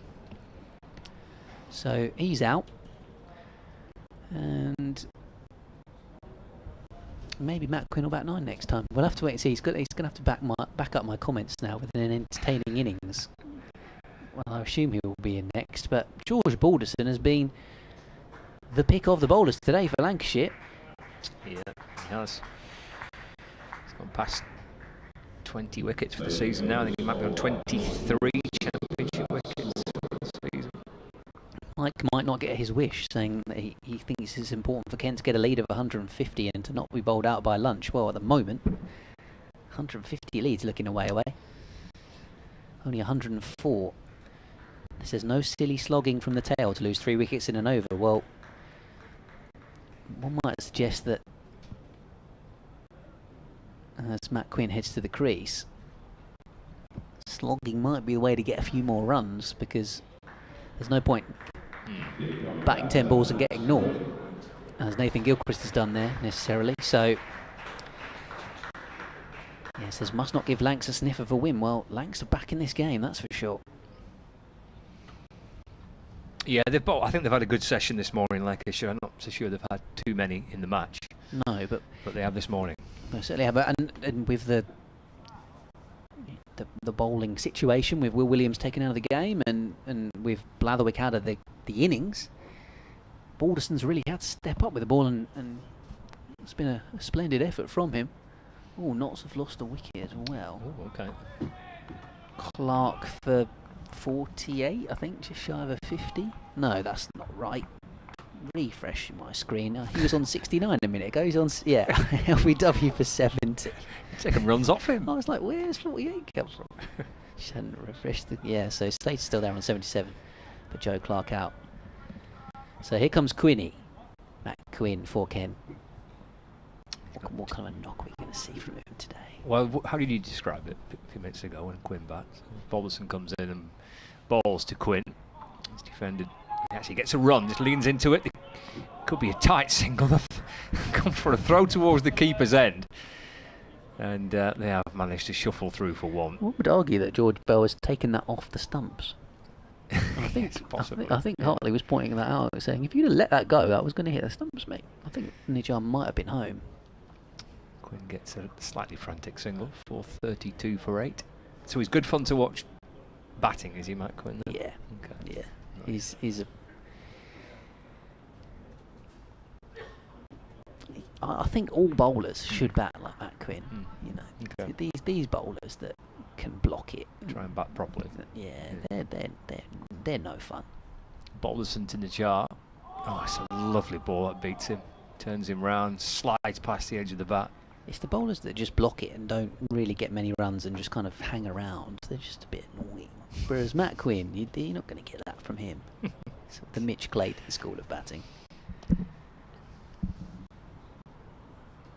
One of my favourite chats post-match this season was with Tom Bailey, who got, I think it was then his career best, 70-something in the game against Warwickshire. Balderson comes in, again beats Najjar. And completes the over 4-32 for 8, lead of 105. And he came out and batted really properly. Yeah. It was the first match that Balderson got his maiden first-class century in. And played really well, but he's a proper good batter, Tom Bailey. But played a different way and played sensibly and batted for a long time. And I said to him afterwards, did you enjoy that? He said, well, not really, no. I said, I prefer it when I can come out and slog it a bit, which he did a couple of games later against Northamptonshire. And it's something good fun to watch, isn't it, when bowlers come out and stand there and try and wallop it. Yeah, David getting in touch from Accra in Ghana says he's got one laptop on the go for work, one for cricket. Looking good for Kent. Well, that was 45 minutes ago, so not so much at the moment with the wickets the Lancashire have managed to take. Said a Knott's collapse could also deliver another twist yet, so they've obviously lost a wicket there. Hartley continuing to Matt Quinn, 2 slips. Forward he comes to block. Play defensively.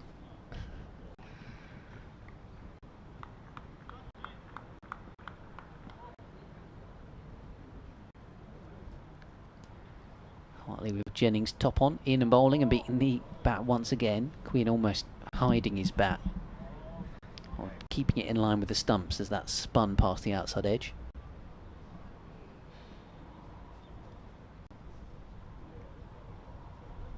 Here he comes again. Well, that's a little bit of a drag down, but left alone by Quinn outside the off stump. Phil, by the way, says his highlight of the season was the 150 plus or whatever it was for Zach Crawley in the last home game against Nottinghamshire.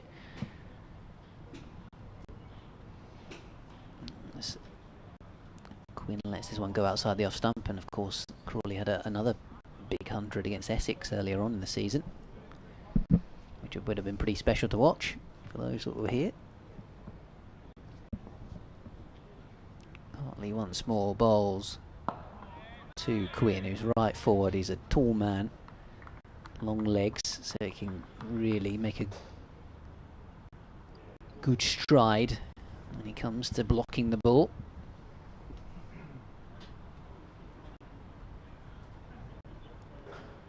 Playing this next one defensively as well. He's bowled well, hasn't he, Tom Hartley, coming into the game. Sure, you get called up by England and you play some one-day international cricket for your country. Must do wonders for your confidence. Had a good year. Impressive bowler. Chatting to when David Lloyd was part of our coverage on Lancs TV through the course of the summer, and there was a thing or two about left-arm spinners, and he's been a big fan of Tom Hartley. Obviously, he's a taller man, Tom. He's quite a tall left-arm spinner, so it comes from a different height, and he can, albeit he hasn't done too much in this match, really give it a rip and bowl quickly into the ground and get the ball to bite, turn, spin. Good control. He's looked lovely today, watching him bowl. There's Balderson to Najjar. Let's turn to mid-on for no run. Couple of things. Matt Quinn's first-class career average is above 10. Nathan Gilchrist's is 6.5. So that kind of demonstrates the point I was trying to make earlier, that personally I'd have had Quinn at 9 and Gilchrist at 10 on the raw numbers. Top score of 25 for Gilchrist and 50 for Matt Quinn. Balderson to Najjar, forward, just defends by jabbing the ball off his front foot up towards Luke Wells, who's at mid-off, and there's no run. And the other point I was going to make was that after Denley's 136 and Ben Compton's 95, the next top scorer is extras with 52. Very good game, extras. 26 no balls, 16 byes, 10 leg byes. Yeah. Balderson short this time to Najjar. I think it was 40 overnight, wasn't it? Or not far off overnight, extras. It was a pretty ropey day yesterday for Lancashire. But yeah, we have had a few no balls today as well, of course. True. The Hartley one, and then a couple of oversteps to take it past 50. But yeah, as you say, Lancashire were a bit ragged at times yesterday. Balderson to Najjar. It's a drive off the inner half of the bat, bouncing up to mid-on, where Blatherwick fields, no run. Yeah, quite low on the bat as well, wasn't it? That one from Najjar. 4-3-2 for 8. About well, I think we've got about 10 minutes left in the session, because if there's 9 down, we'll go on for a bit. That's true, actually. 20 past 12, so about 10 to go till lunch with 8 wickets down. Balderson to Najjar. Clipped nicely. Get runs to the right of mid-on, where Blatherwick will chase it up towards the old scoreboard. Comes back for 2. Yeah, Aaron Najjar run that with a lot more intent than Matt Quinn did, who jogged back for 2. These two, of course, would have played together at Essex. Would they have done? I reckon they would have done at some point. Oh, somebody's moving behind the sight screen. Yeah, just stepped away at the very last moment, didn't he, Najjar? Something caught his eye. Ball's having to traipse back up to his mark. He's picked up 4 for 64. In this innings, George Balderson 54 with a bat as well.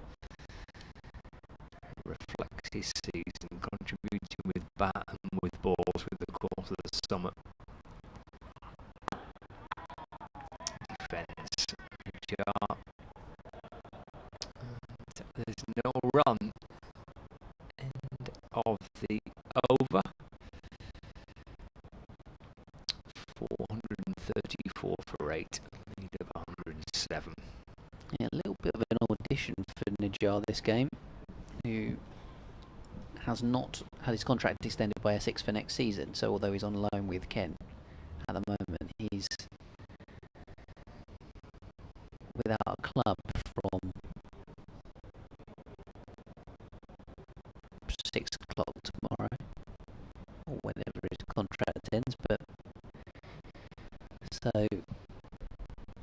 Kent have got Matt Parkinson coming. We've already got Hamid Kadri on the staff.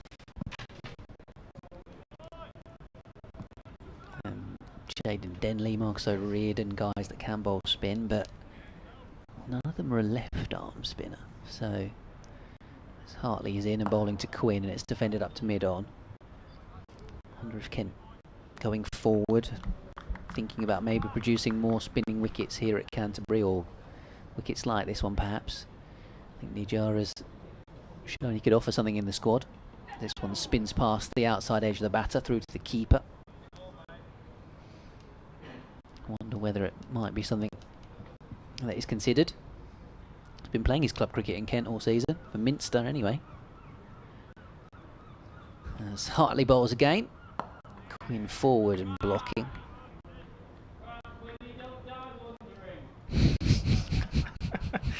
Wise words. Come on, Quinny, don't die wondering.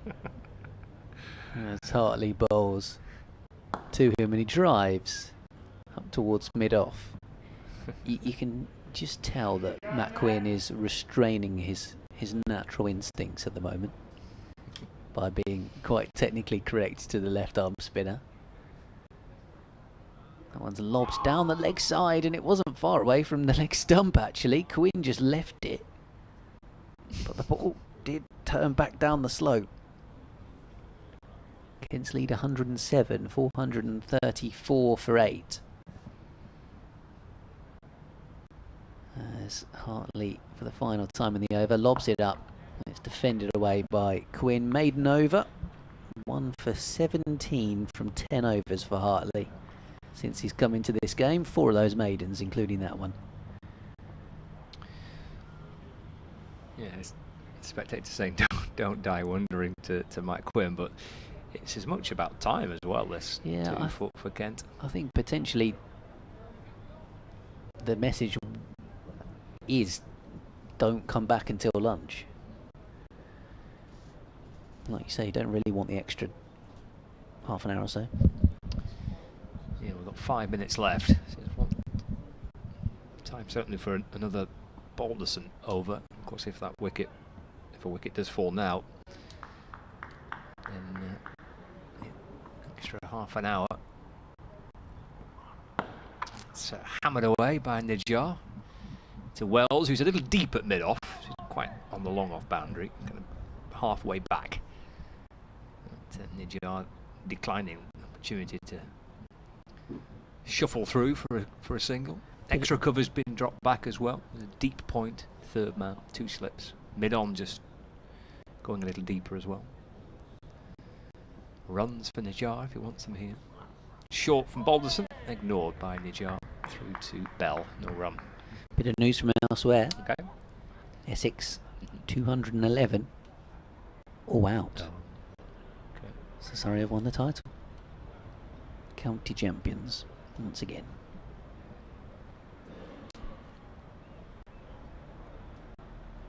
Not the ideal way for them to do it, is it? Really? Well, you know, It's done, they all isn't it? count. Yeah, they do.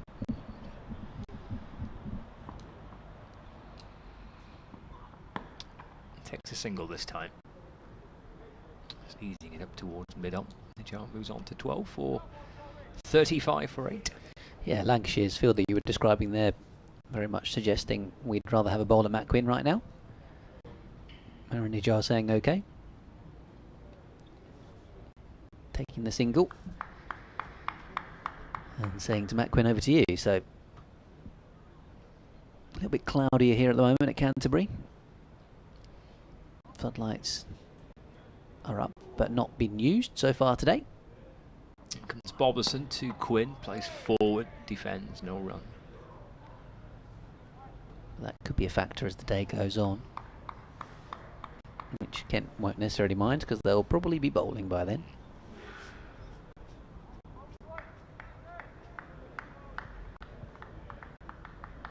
Fielders have all creeped in a little bit. 2 slips, short mid-wicket, mid-off, mid-on, mid-on, square leg, deep backward square leg.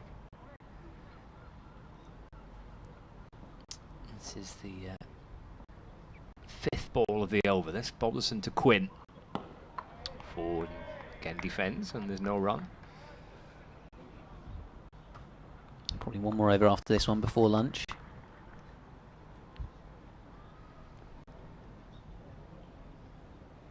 Yeah, 28 minutes past. So time for another Hartley over. Nothing risky or aggressive so far from Quinn. Playing sensibly as we edge towards lunch. Balderson to Quinn. It's a nice looking shot. Driven straight through mid-on for 4. Good shot by Quinn. Timed to perfection. He moves on to 5. A lead of 112. It's 439 for 8. That's delightful.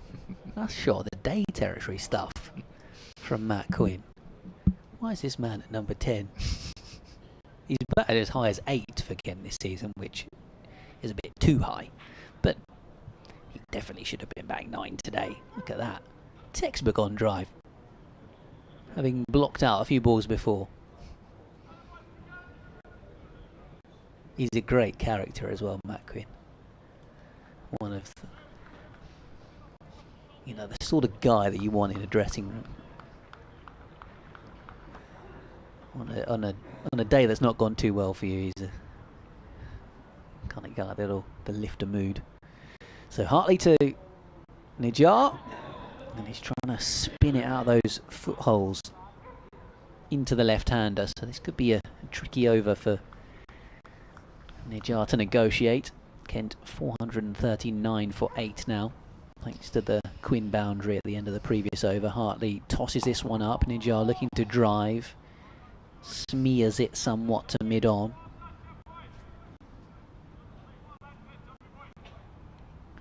Half past 12, so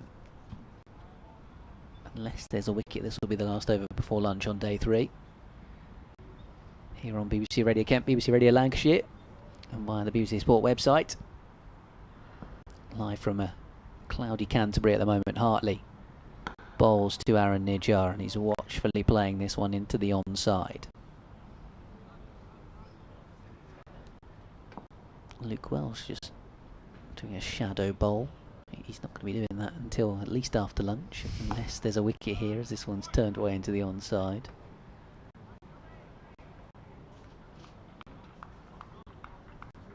So 2 more balls in the over. Hartley bowls. Again, Najjar just sitting deep in his crease and waiting for the ball to arrive and defending it away.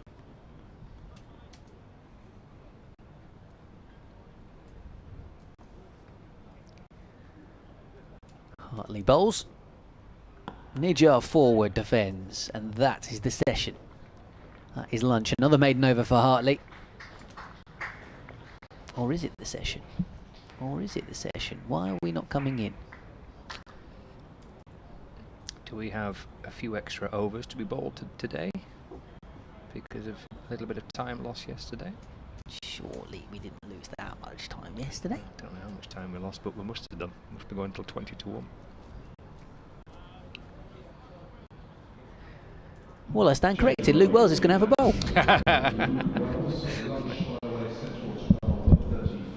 12:34. That's quite exciting. Lunch. 12:34. Yeah, I'm very excited about that. Why? I think we lost 8 overs yesterday, Alex Hode says, but I know, but who doesn't love a 12:34 lunch? it's 12:34 lunch. Brilliant. So we're going to have one more over. And it's going to be Luke Wells. What a nonsense.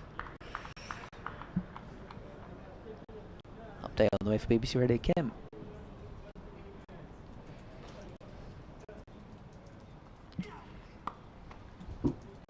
And Kent are in the last over before lunch on day 3 on 2 with a Matt Quinn boundary through the offside. Nice cut shot. 443 now for 8.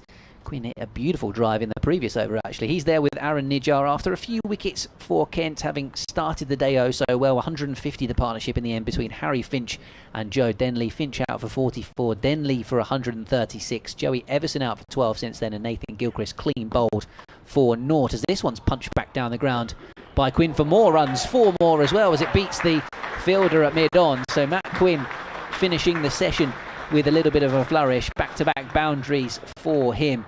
And the Kent lead up to 120, of course, with the batting bonus points they've collected today. Kent on a level footing with Middlesex in terms of the match situations for the 2 games. Notts 182 for 3 at Trent Bridge. So if Kent can win this, they will stay up.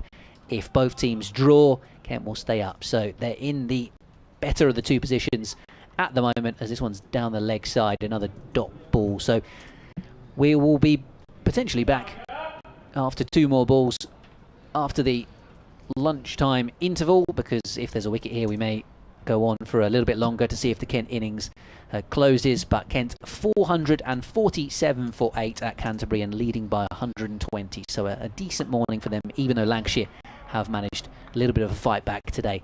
Dot ball there from Quinn, so 1 more ball to come before the lunch interval, I think, if I've added this up correctly. No, there's still 2 more balls to come, so I'll leave it there for the update for now. 447 for 8 here, Kent. And that's why 12:34 lunch is annoying, because it's otherwise it would have been perfect for my update. Instead, I've had to fudge it with 2 balls to go. And in fact, that's now 1 ball to go, because it's been defended away by Quinn into the onside. I love your efforts to try and get to lunch. I did my best, didn't I? And then I realised there was 2 balls to go. And it just carried on. It was going to be too much of a stretch. Just keep going. I could have done, but I might have had a producer calling me afterwards going, what on earth was that update? Off the back foot, Quinn plays it away to cover. And, well, thank goodness we had that extra over, because Matt Quinn hit 2 boundaries. Yeah. And they were fun. Yeah, I bet Lancs enjoyed a 12:34 lunch. Highlights of their week. Poor Luke Wells' economy rate hasn't been helped by that over, and there we go, the 120 runs, the lead. Kent in at the interval with 447 for 8 on the board, 12 for Nijjar. Matt Quinn's overtaken him with 13. I told you Matt Quinn was fun. And we'll be back. Scott Reed, Ben Watts, Alex Hode in 40 minutes' time.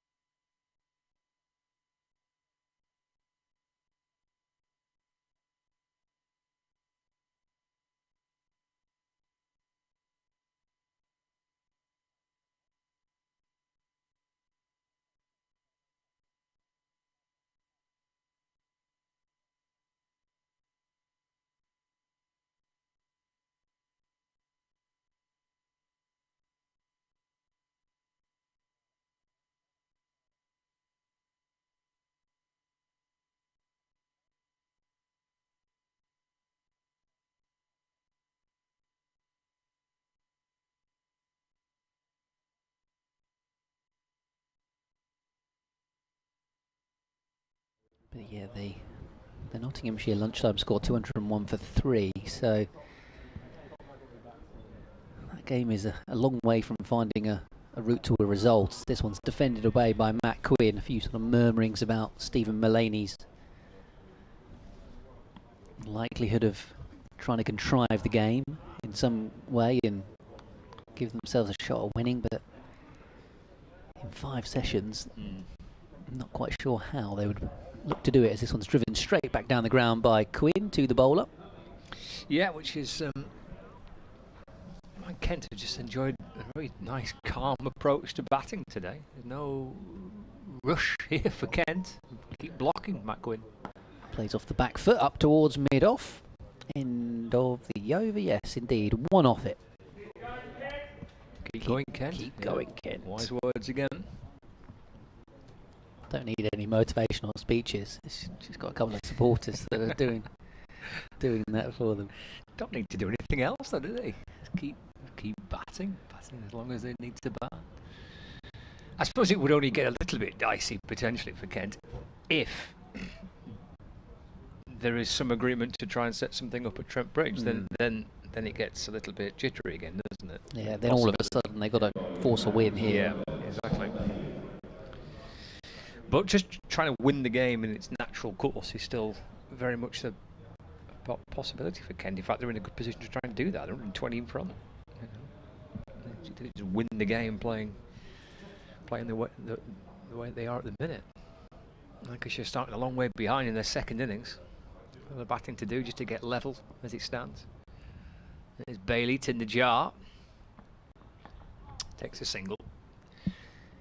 Flick down towards fine leg for 1. So Nijar moves on to 14. 449 for 8. It's a lead of 122. If you're just joining us for the first time, perhaps settling in for a bit of afternoon cricket, then not much happened at Trent Bridge. Nottinghamshire batting nicely, just 1 wicket to fall in that match. Lancashire bowl well this morning and have potentially bowled themselves back into the game, but they are facing still a pretty stern first innings deficit into 3 figures. So Quinn waits and Bailey's in. Ooh. It's playing a miss from Quinn, and good bounce through to Bell.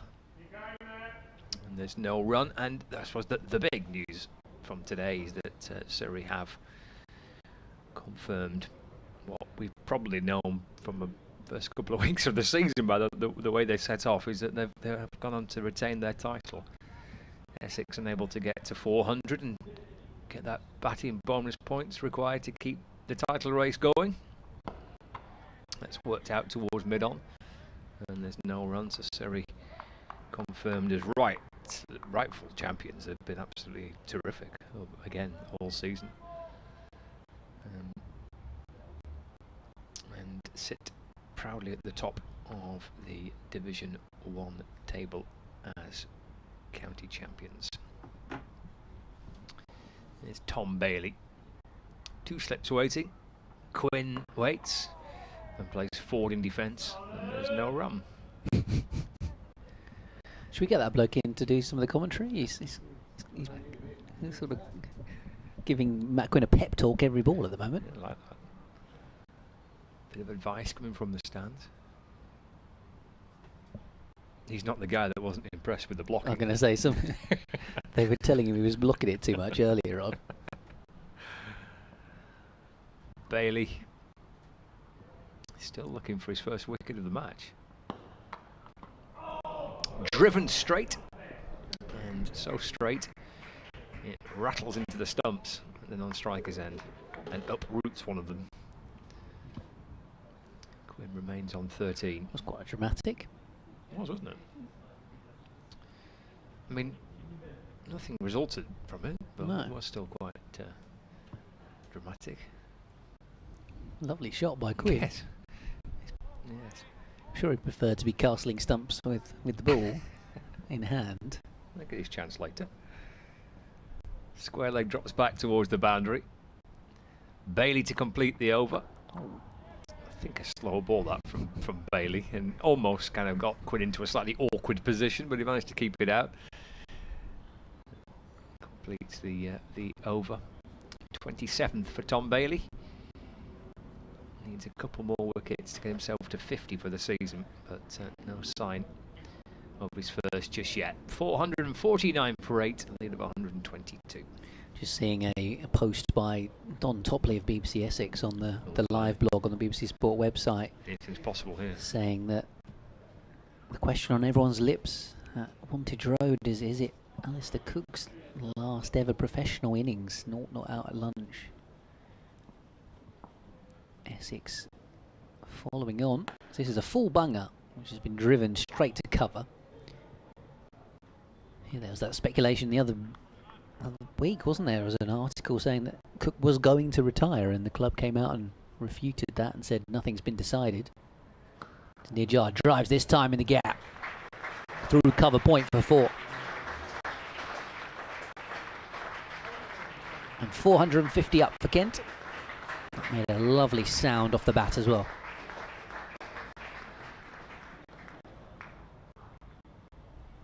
He moves on to 18 now. Kent number 8. From 44 deliveries. 4-5-3 for 8 as Hartley bowls to him again. Left armour to left-hander. Once more driven into the covers, this time straight at the man.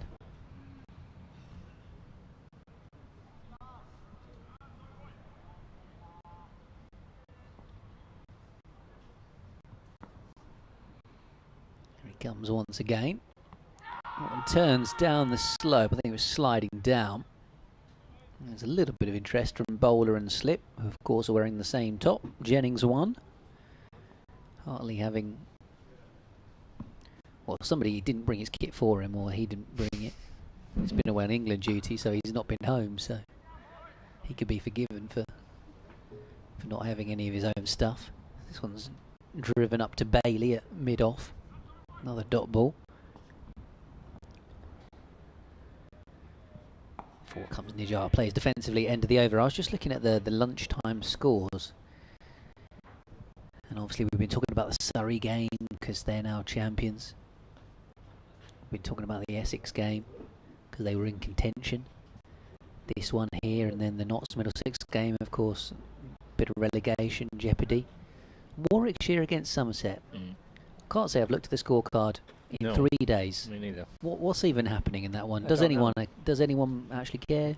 Does it matter? No. People do care, but it doesn't matter. So yeah, let's just very briefly tell you that Somerset, having been bowled out for 215, Neil Wagner made 72. Good effort. I bet that was fun. 225 for 6 in reply, Warwickshire. Here's Bailey to Quinn. Comes back into Quinn, just nips back in and deflects out into the offside, no run. We must say that Danny Briggs, who's currently 33 not out, what a 99 that was from him last week, which helped set up the victory. What a man. Give him the freedom of Canterbury if Kent stay up. Bailey to Quinn. And that's nudged out towards mid-wicket and there's no run. Because Warwickshire were in a bit of bother at the point that he came to the crease and stuck in there. I think it was with Sam Hain, wasn't it? Oh no, Will Rhodes. Will Rhodes got the 100, yeah. Will Rhodes and Danny Briggs. Certainly gone up in the estimations of many Kent fans after their efforts against Middlesex last week. Bailey to Quinn. It's a single down to third man. Moves on to 14. And the score to 454 for 8. Lead now 127.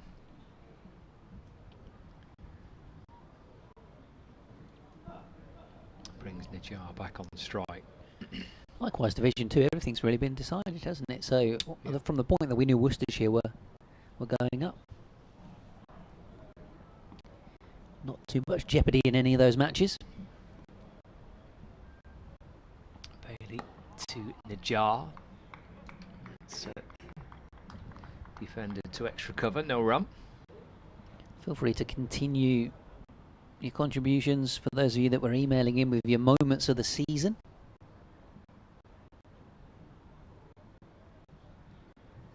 Quite a few before lunch, which was lovely.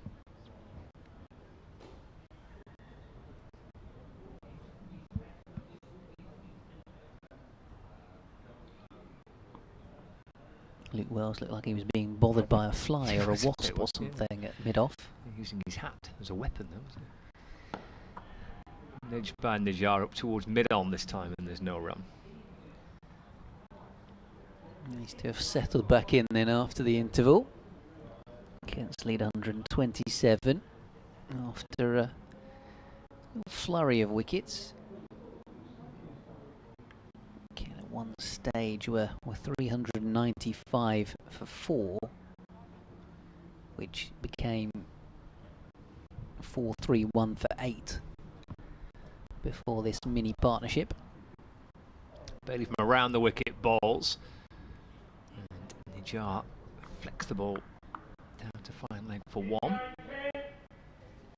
Kent are continue to keep going. Najjar on 19, Quinn on 14. 2 off the over, 4-5-5 for 8, lead of 128 runs.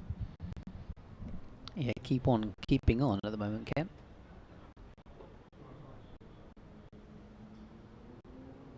Kent Boundsby hoping Ben Slater does likewise. 83 not out for Nottinghamshire at Trent Bridge.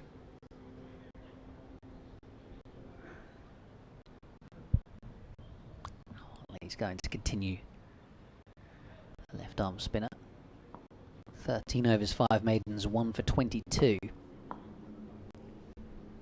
So far today, there's Najjar drives a little bit into out to backward point and a dot ball.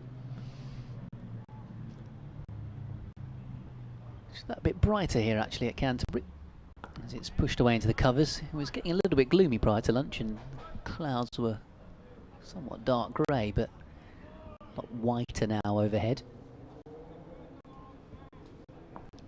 4-5-5 for 8 as Najjar faces up to Hartley. Tossed up and driven wide of mid-off. Good tumbling stop by Tom Bailey.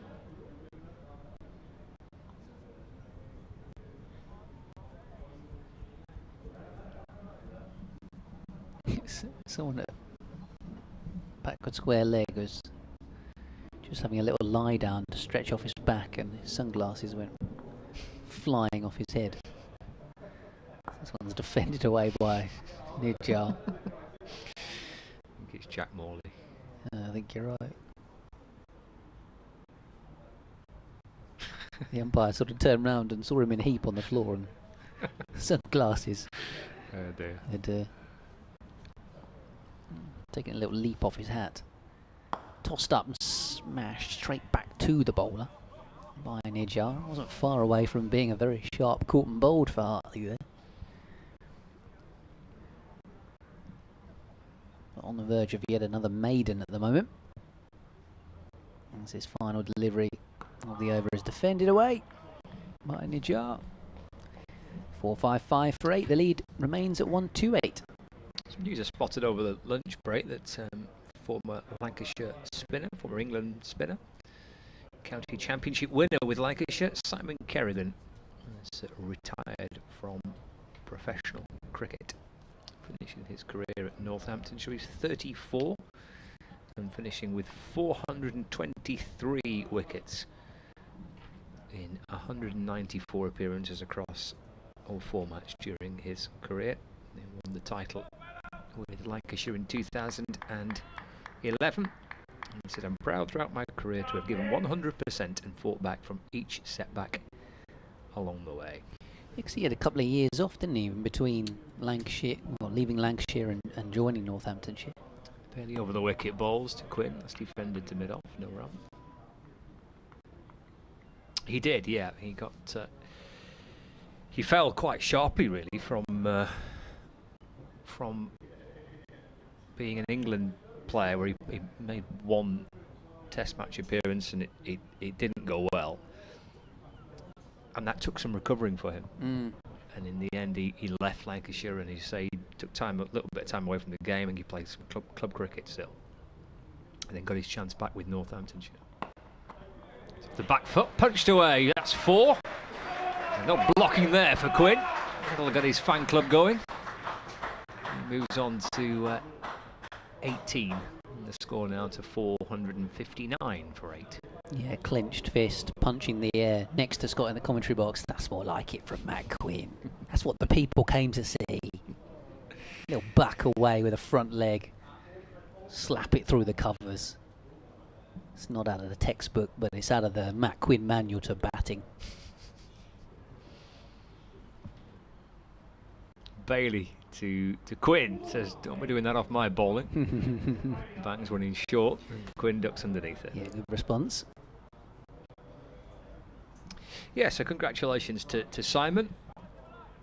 And on a really superb career he was during that period with Lancashire. An absolutely outstanding left-arm spinner who bowled Lancashire to victory on many occasions and was well worth his test call-up at the time. And it was just as impressive the way he came back from adversity to get his chance back with Northamptonshire. Bailey just pulling away. And it's, well, maybe Quinn stepped away first. Either way, Bailey wandering back towards his mark at a very gentle pace. Yeah, the deep square. Move out. Okay. There, possibly. Got leg gully too. Into Quinn. Just half an appeal for LBW as the ball does hit the pad, but it's not going on to hit the stumps. It deflects down towards third man for a leg bye. Yeah, it was definitely going down the leg side. Josh Bohannon was quite funny there because he was looking at the umpire, trying to appeal, but also being aware that he might need to go field the ball. In the end, it was third man that went and helped him out. 460 for 8, lead of 133. It was a bit like a distracted puppy that was, well, I want to go this way, but there's a ball over there.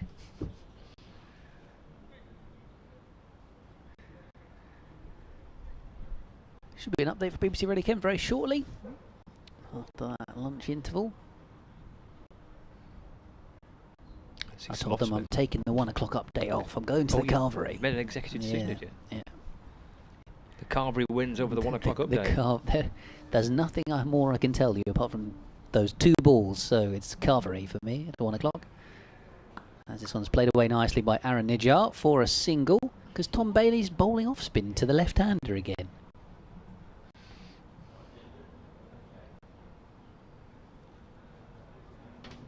Giving up bowling seam to left-handers is just to Matt Quinn now.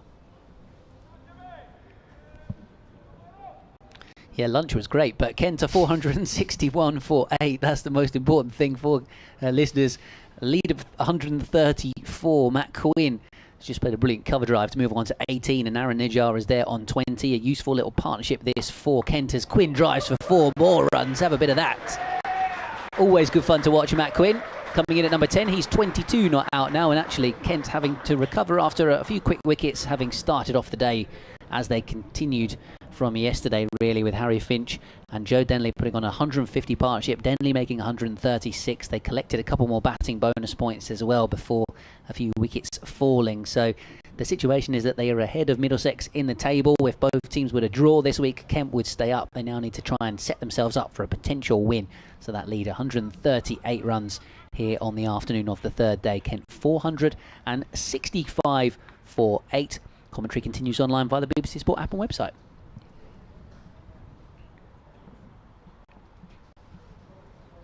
So Hartley to Nijjar, defended away to mid-wicket.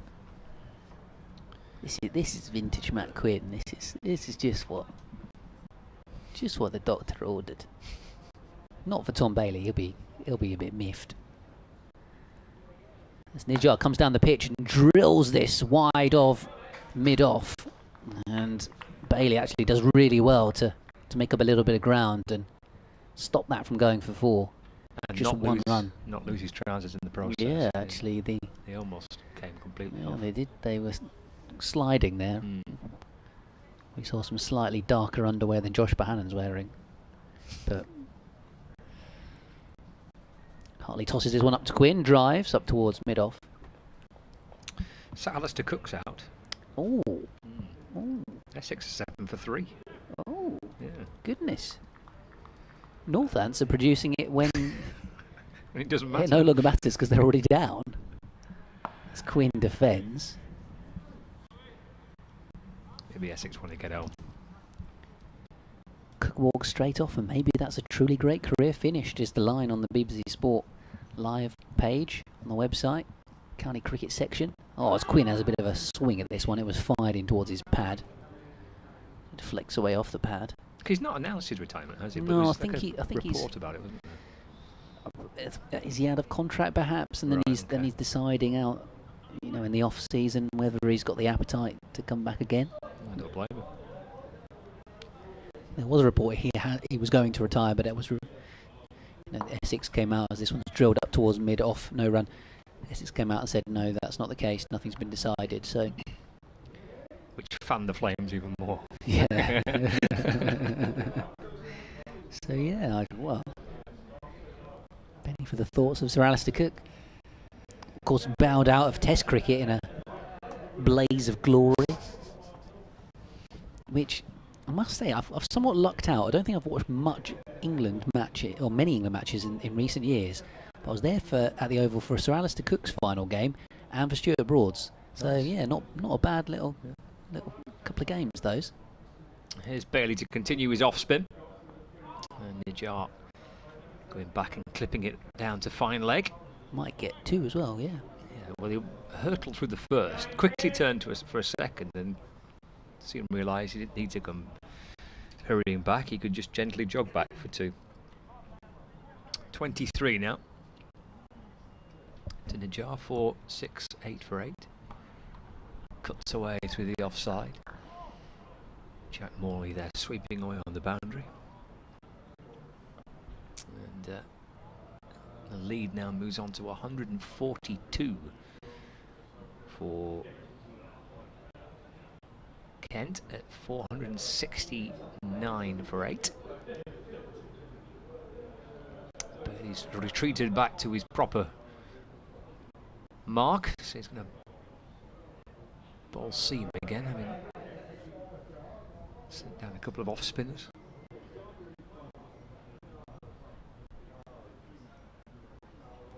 Balls, Quinn defends.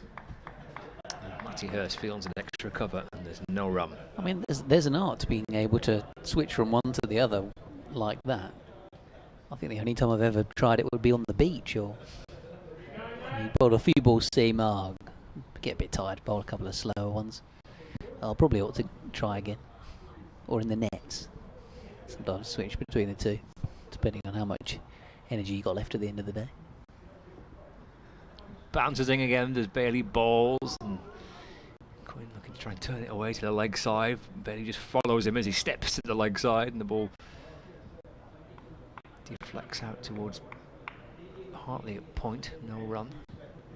It was a decent Yorker length delivery, really, from Bailey, fired in towards the pads.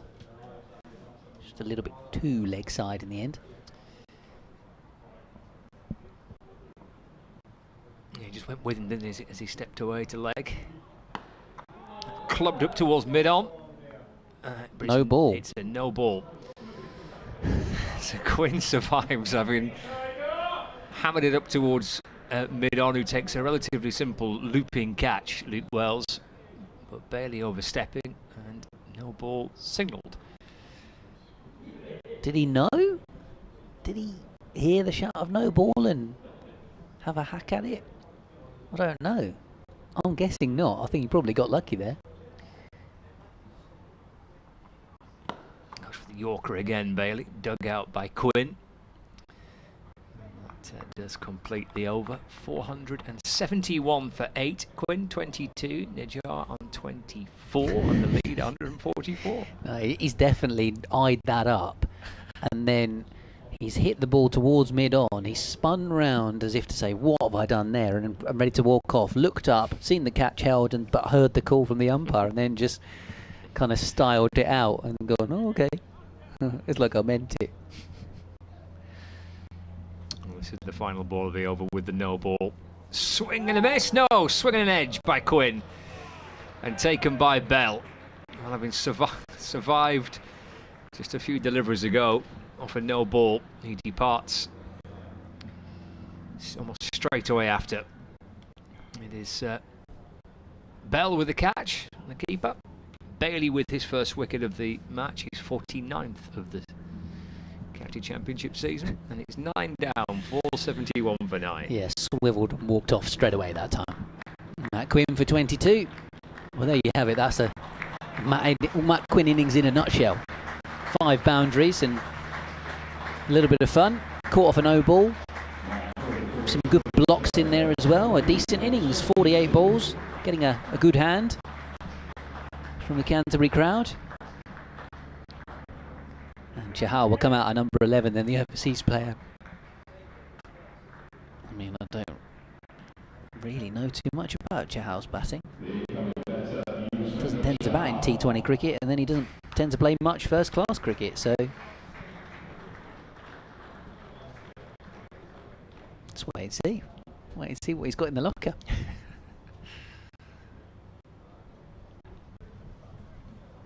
Kent 471 for 9.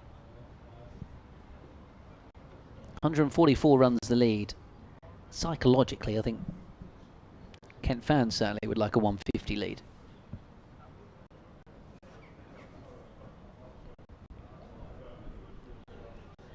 Quinn was just starting to enjoy himself and got a little bit carried away, possibly. He's trying to absolutely hammer it out the ground, wasn't he?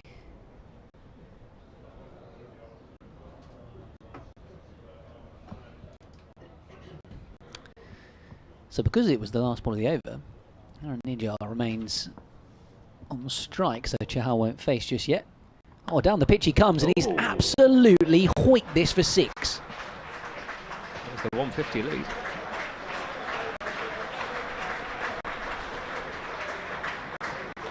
That was an absolute monster hit from Aaron Nijjar. He moves to 30 not out. Yeah. Came down the pitch and sent the ball flying towards the Underwood not stand and cleared the right by miles.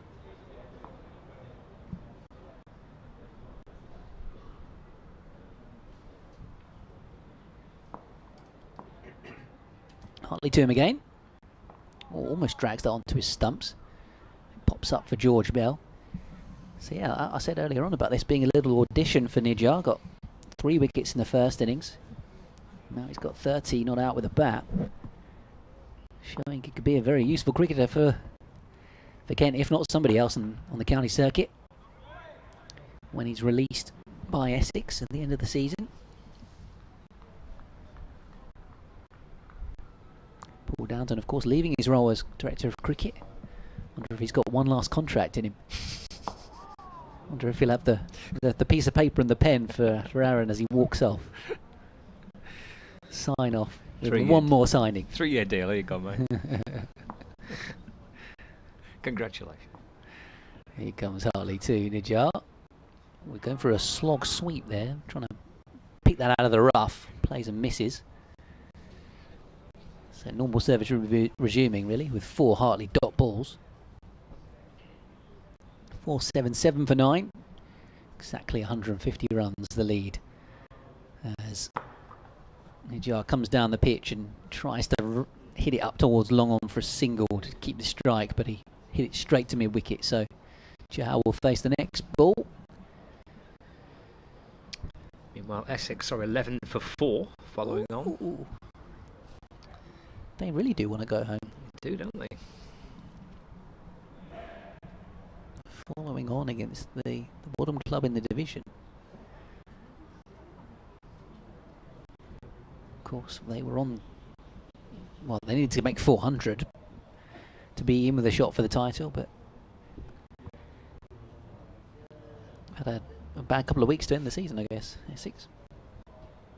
did well to get themselves into contention. Yeah, they won absolutely. five or six games on the spin. I think they won, and they were still like 20 odd points behind Surrey, even with those successive wins. And Surrey lost in that sequence as well. That Essex kept churning out the victories. So.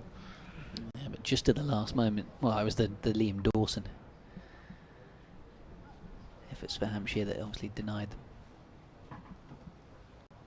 last week. Bailey looking for his 50th wicket of the season. It's in the air, beyond the reach of Morley, who's at square leg. In fact, it'll race away for 4 by Chahal. It's flicked away off his hip, looped up towards the left of square leg, beyond Morley's reach. 4 for Chahal, and Kent 481 for 9. If you'd have said to Aaron Najjar at the start of the season that by the end of the season he'd be punching gloves with Chahal in a Kent shirt at Canterbury, I think he'd have been like, what? How's that happen? Bailey in bowls. Single down towards fine leg where Stephen Croft fields. I mean, that's immaculate batting. Hit your first ball for 4 and then a little tickle to get off strike the next ball. Can't do much more than that at number 11. Takes him to 5. What's the lead now? It's 155. Brings Najjar back on strike. 30 not out. Captain Keaton Jennings lurking around at short extra cover. The deep extra cover. Point. Third man. There was a slip, but Bannon's been relocated to mid wicket. There's a long on as well. Tom Bailey around the wicket. Eased away to backward point. Timed nicely. Croft will get across and cut it off, and Najjar comes back and runs 2. Takes his total on to 32. 484 for 9. Wonder if Stephen Croft at 38, almost 39 years of age, is down there at third man contemplating some of his life choices right now. Do I still really want to be doing this? I could just play some white ball cricket. Yeah, he loves it. Look at him, he's having so much fun. He strikes me as a sort of Rob Key type player who loves being involved in the game, but less so when he's having to chase the ball and do some fielding. Bailey's in the jar. Oh, he's gone for that loopy, slower ball, and the jar just wallops it away into the offside for 1. 33. 485 for 9. His standards are so pretty good. Stephen Croft, I mean, in the blast, he's still not at all a person that Lancashire have to try and hide. He's still an absolute gun fielder for lengths. Keeps on going, Stephen Croft. Season number 92 for Lancashire. Bailey to Chahal. Forward in defence, and there's no run. Played up towards Jack Blatherwick. It's part of the coaching setup for the One Day Cup this year, and then he came out and played because a couple of injuries, so he was coaching 1 week and playing the next. I think Kent almost got to that stage with Michael Hogan, but didn't quite. Not sure Graham Onions was due to step out of retirement had it been required. There's Bailey in and balls, and that's a forward defensive by Chahal, and that's the end of the over as well. 485 for 9. Need of 158. So list day debut 2002, Stephen Croft. First class debut 2005, so took him a couple of years to get into the red ball team. When was his T20 debut? Does it say on there? That was about 2004 or something like that. Yeah.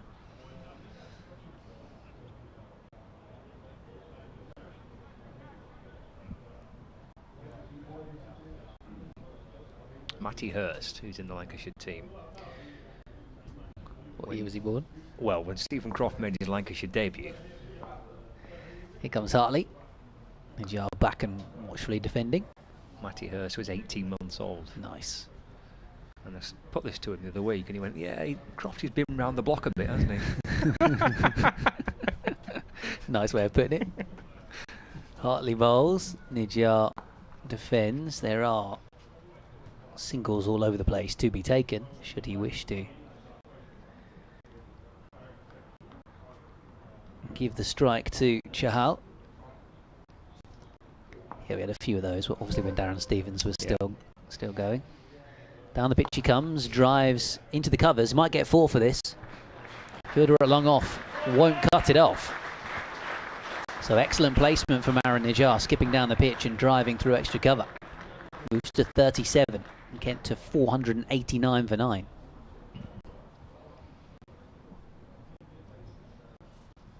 He was sort of sauntering down the track as if he was going to take one there, and then realised he picked the gap as he had. Down the pitch, this should be caught. Fielder running across. Oh, he's missed it. And actually, it was a more difficult chance than I'd originally thought for Jack Blatherwick. But on the run, it's burst through his hands and gone for 4. It's a good effort, isn't it, by Blatherwick? Yeah. He's made a lot of ground up. He's put the dive in. It's on the nasty, hard practice pitches as well. Yeah, it's a fine effort, that. So Nijjar with back-to-back 4s goes to 41. He miscued that, though, having gone aerial and come down the wicket. So might have thought that was going to be that. But turned out it was a more difficult chance for Jack Blatherwick than it had originally appeared. Maybe just didn't quite stay airborne as long as it originally looked it might, after it skewed off the bat.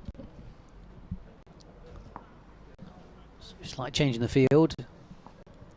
Good 7 or 8 fielders on the boundary's edge. As Hartley bowls to Nijjar, but doesn't bowl to Nijjar.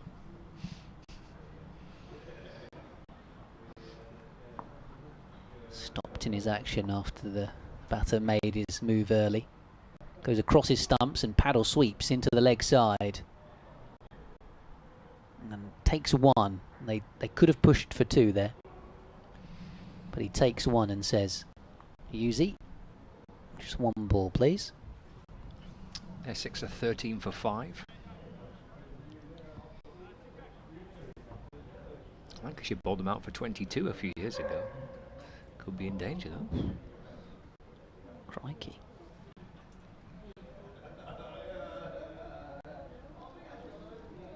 So the field very much changing for the number 11.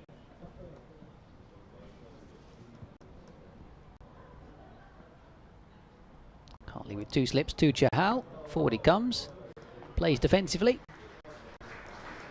End of the over. 167 runs the lead. 494 for 9, Kent. Aaron Nijjar has 1 first-class 50 in his professional career. Top score of 53. He's on 42 not out. Nottinghamshire are still 3 down. And Matt Montgomery's just reached a 50 as well. Ooh. That's a swift 50. I think they might have just lost a wicket, actually. Montgomery has gone, but having made a 55-ball half-century with 9 boundaries. So he's been a busy boy since lunch. Here's Tom Bailey. Clubbed down towards long on. It's in the air. And it's taken by Blatherwick. That's wicket number 50 for the season for Tom Bailey. 4th year in 5, he's reached 50 wickets or more. Kent to 494 all out, and Bailey gets his 50th wicket of the campaign. And the lead for Kent is 167 on first innings. Nijjar out for 42. I think it was Blatherwick that took the catch on the long on boundary. Nicely batted by Nijjar. 42 runs for Kent to get that lead up to and beyond that 150 mark. In a strong position at the end of the first innings of the match, the home side here. Congratulations to Tom Bailey for reaching another 50 wickets for the season.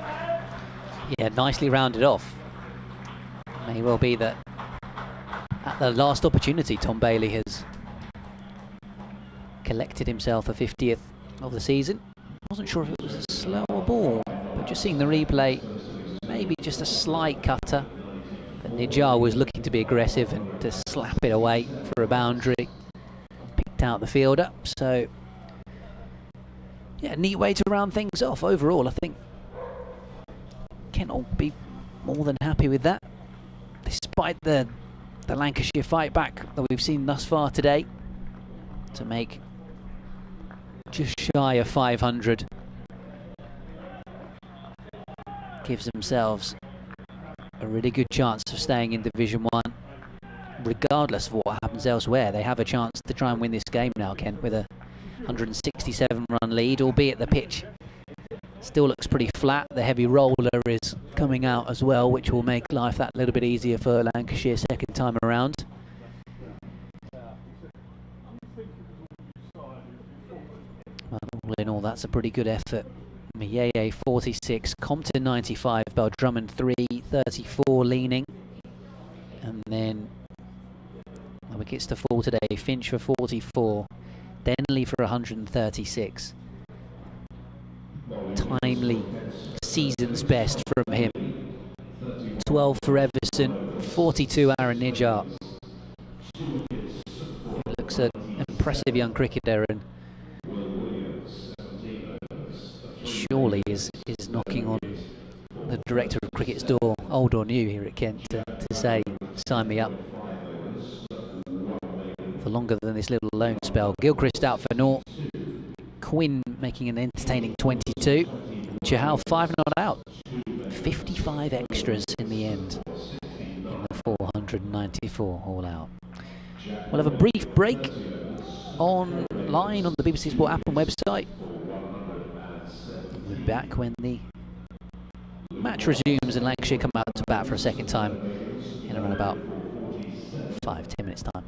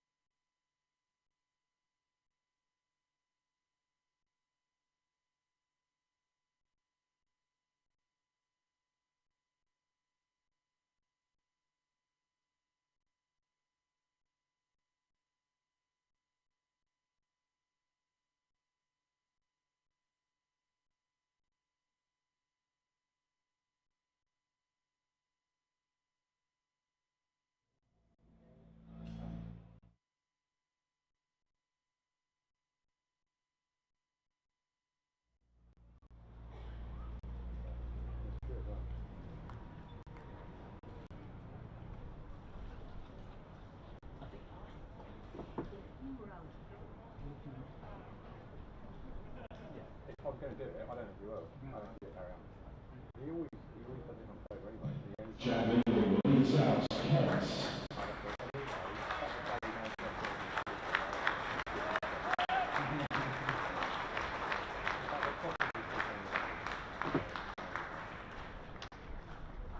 Away Lancashire's second is Luke Wells and Peter James.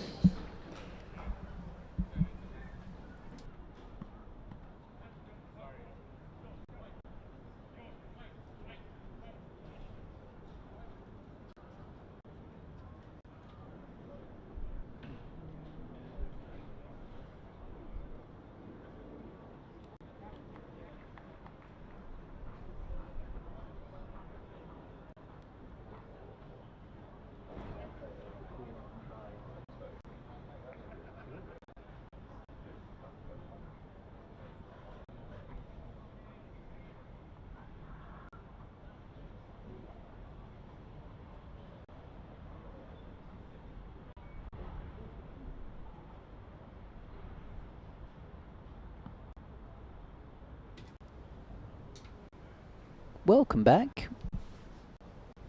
Lancashire are out in the middle ready to resume their efforts. Their second innings about to get underway. Matt Quinn, fresh from his entertaining 22. He is ready to bowl from the Nackington Road end. Ben Watts, BBC Radio Canter, will have a radio update in a moment. Alongside BBC Sports' Alex Hode here at Canterbury. Scott Reed is updating BBC Radio Lancashire to update you on the score at Trent Bridge. Notts 240 for 5. We lost Tom Moores for a duck after Montgomery's half century, so they're 126 runs behind, 5 wickets remaining. Ben Slater's still there, 87 not out. Realistically, Middlesex need to take those 5 wickets quickly, have a bat themselves, slog 150 maybe, and then there's 156 overs left in that game. It's going to go the distance, isn't it? I can just tell you now. The last day of the season. Does it have enough overs in it for all that needs to happen for a result? I don't know. This one's defended away to start things off.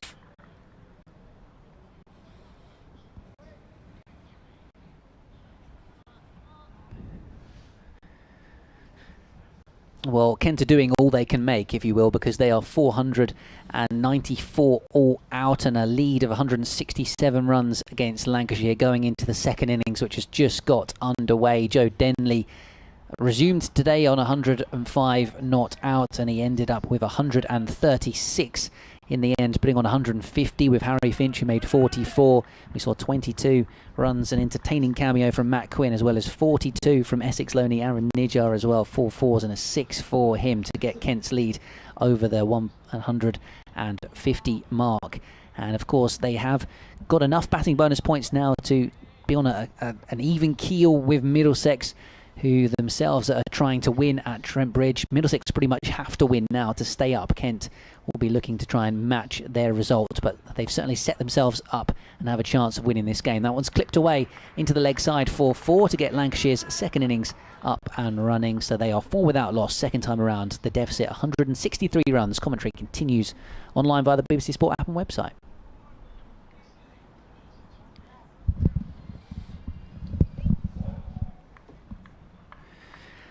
Nicely played by Luke Wells. Timed it very nicely indeed, yeah. A little clip into the leg side. Up the slope towards the hospital side of the ground.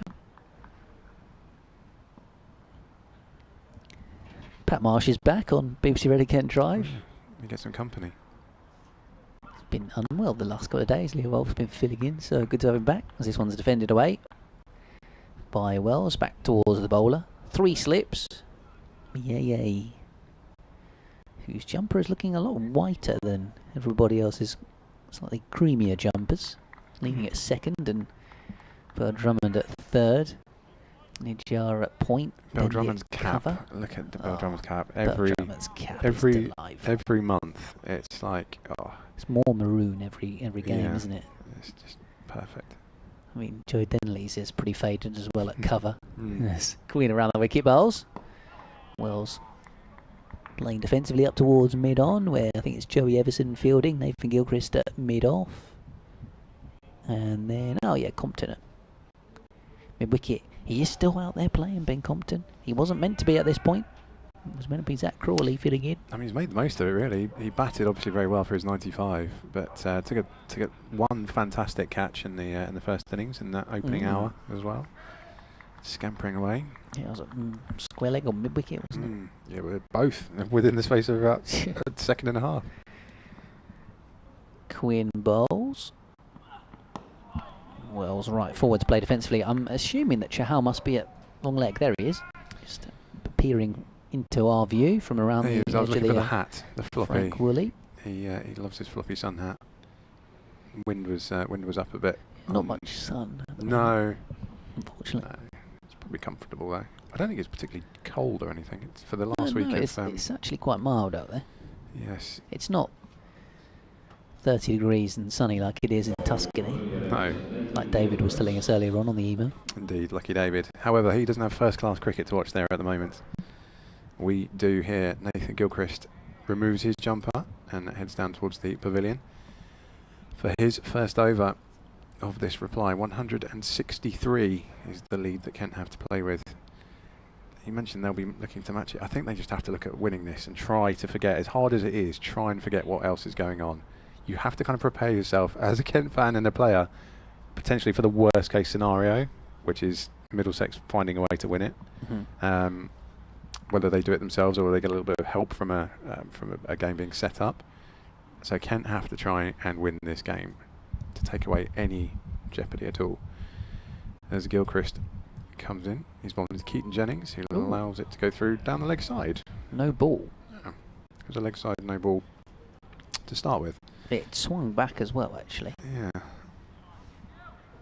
And Jennings was frozen as it sailed past him through to Harry Finch behind the stumps. But that takes the score up to 6 without loss. Another couple off that Kent advantage as Gilchrist comes in once again. And this one's defended nicely by Keaton Jennings. Down towards mid-off. And the ball is swung around the cordon before it will find its way back into the hands of Nathan Gilchrist. How Kent could do with a big first hour here. They had it on day one, having lost the toss, managed to pick up those 3 quick wickets. The momentum swung backwards and forwards quite a lot on day one. Kent will be looking for it to swing towards them here. As Gilchrist comes in and delivers, and Jennings is happy to watch this one through to the keeper again. He just died a little bit on Harry Finch. But Yeah, heavy roller has been on the wicket. it has indeed. It's not been particularly uncomfortable for anyone to bat on, no matter what their number in the order so far today. It's certainly not deteriorated as many of us thought on day one that would be the case with the spinners named and the footholds. As Gilchrist comes in once again, this was defended by Keaton Jennings back down the track. No run. Yeah, I guess the most likely mode of dismissal that we've seen in terms of assistance from the pitch has been slow left arm to the right-handers. Yeah. Those 2 deliveries that bowled Leaning and Everson from Morley and Hartley yesterday and today. Absolutely right. That's it. If you bowl a good ball, then you get your rewards. That's generally the way things have been working. Can Gilchrist do that? In he comes once again. He's got a good ball. It's a big shout. I don't think he's not going to get the finger. Jennings played across the line, trying to work it away into the leg side. Didn't get much of it. Pitched outside leg though, didn't it? Oh, that as well. It was worth just a test of the lungs in case they need them a little bit later on. Worth a polite inquiry. Yeah, I think that's it. It's another dot ball, just that no ball from Gilchrist so far. As he turns at the top of his mark. And then he comes, delivers. This one's a little bit wide, and it's driven away by Keaton Jennings, but a smart stop at point. And no run there. Yeah, near jar the man in doing the fielding. Yeah. Show him what he can do with As you bat say, and it's ball in this it's a game. job audition, isn't it, really? Yeah. Whether, as you say, it's for here or elsewhere. And he couldn't have done a lot more in his chances so far. I think think he and Chahal actually have 2 of the top 3 economy rates so far in the championship. Gilchrist comes in, last ball of the over. Ooh. Shouldered arms did Keaton Jennings, very high as well, bat above his head. It's through to Harry Finch. A bit of movement there. Yeah, it particularly got a bit of bounce there, Nathan Gilchrist. Email coming in on kickery@gmail.com from Andrew, who, as we sports fans like to do, he's thinking about what might be on the cards next season for Kent, saying that Simon Cook, as the director of cricket, might have a rather large job on his hands reshaping the squad for next season. It kind of depends on which division you're in as well, which doesn't help anybody in terms of planning ahead, and I guess budgets and stuff will probably be affected by that, would they? Knowing how sports teams tend to work. So I'm pretty sure remuneration is different in the 2 divisions. Quinn Bowles turned away around the corner. This might be... in fact, it's only going to be a couple, because Chahal is there to do the fielding, so it's going to be a couple of runs. You see, there was a couple of us at lunch, sat around the carvery, we're wondering, does it make a massive difference if you drop from Division 1 to Division 2 in terms of finance? Because it's not like it's a Premier League-style football TV rights deal that you're missing out on by not being in the top tier. No, that's true. I mean, I'm sure that at some level there would be, in terms of prize money and things like that, I'm pretty sure there is. But whether it's a significant enough amount to affect contracts... Yeah, I'm not sure it will be that significant necessarily. No. But like you say, as much as anything, it's... as Quinn is in bowling, and this one again is tucked away into the leg side. Compton will do the fielding, but 2 more will be added once more for Luke Wells. As much as anything, yeah, it's probably players, and if they think they can get a gig for a Division 1 team, or the sort of players that you can attract. Yeah. But even then, Sussex have random Australians turn up at Sussex in Division 2. Yeah. Exactly, and they've a Pajara for quite a lot of the season. Yeah, that's true as well. And of course, that's it. You'd have your local derby against Sussex, but you'd miss out on the Essex and the Surrey games. The travelling would probably be more... I'm sure there's some bean counter somewhere that's worked out all the different permutations. 3 slips for Quinn from the Nackington Road end. Lancashire 10 without loss in their second innings, defended away by Wells. But anyway, Andrew's slightly speculating about Zach Crawley being away on England duty. And Michael Hogan, technically, it was only on a 1-year deal, I think. So whether he wants to carry on playing. Obviously, Joe Denley will be 38 next year. Jordan Cox moving on. He says there's going to have to be some serious wheeling and dealing. Well, yeah, I think Kent will have some work to do in terms of recruitment or whatever, but here comes Quinn, turned away into the onside. And he's saying a lot of pressure on the likes of Mayeye, Beldrum, leaning Finch to perform. But, you've got a couple of overseas players to come into the group as well. And yeah, I mean, if they're still in Division 1, I think, it will be another challenge to try and stay in the division like it has been this year for Kent, potentially. Yeah, I think so. I mean, Kent by no means have not, but there are a couple of tiers in Division 1, certainly, in terms of your test grounds and the money that has been spent. Even the likes of Middlesex have got Luce Deploy coming in next season as well, whichever division that might be.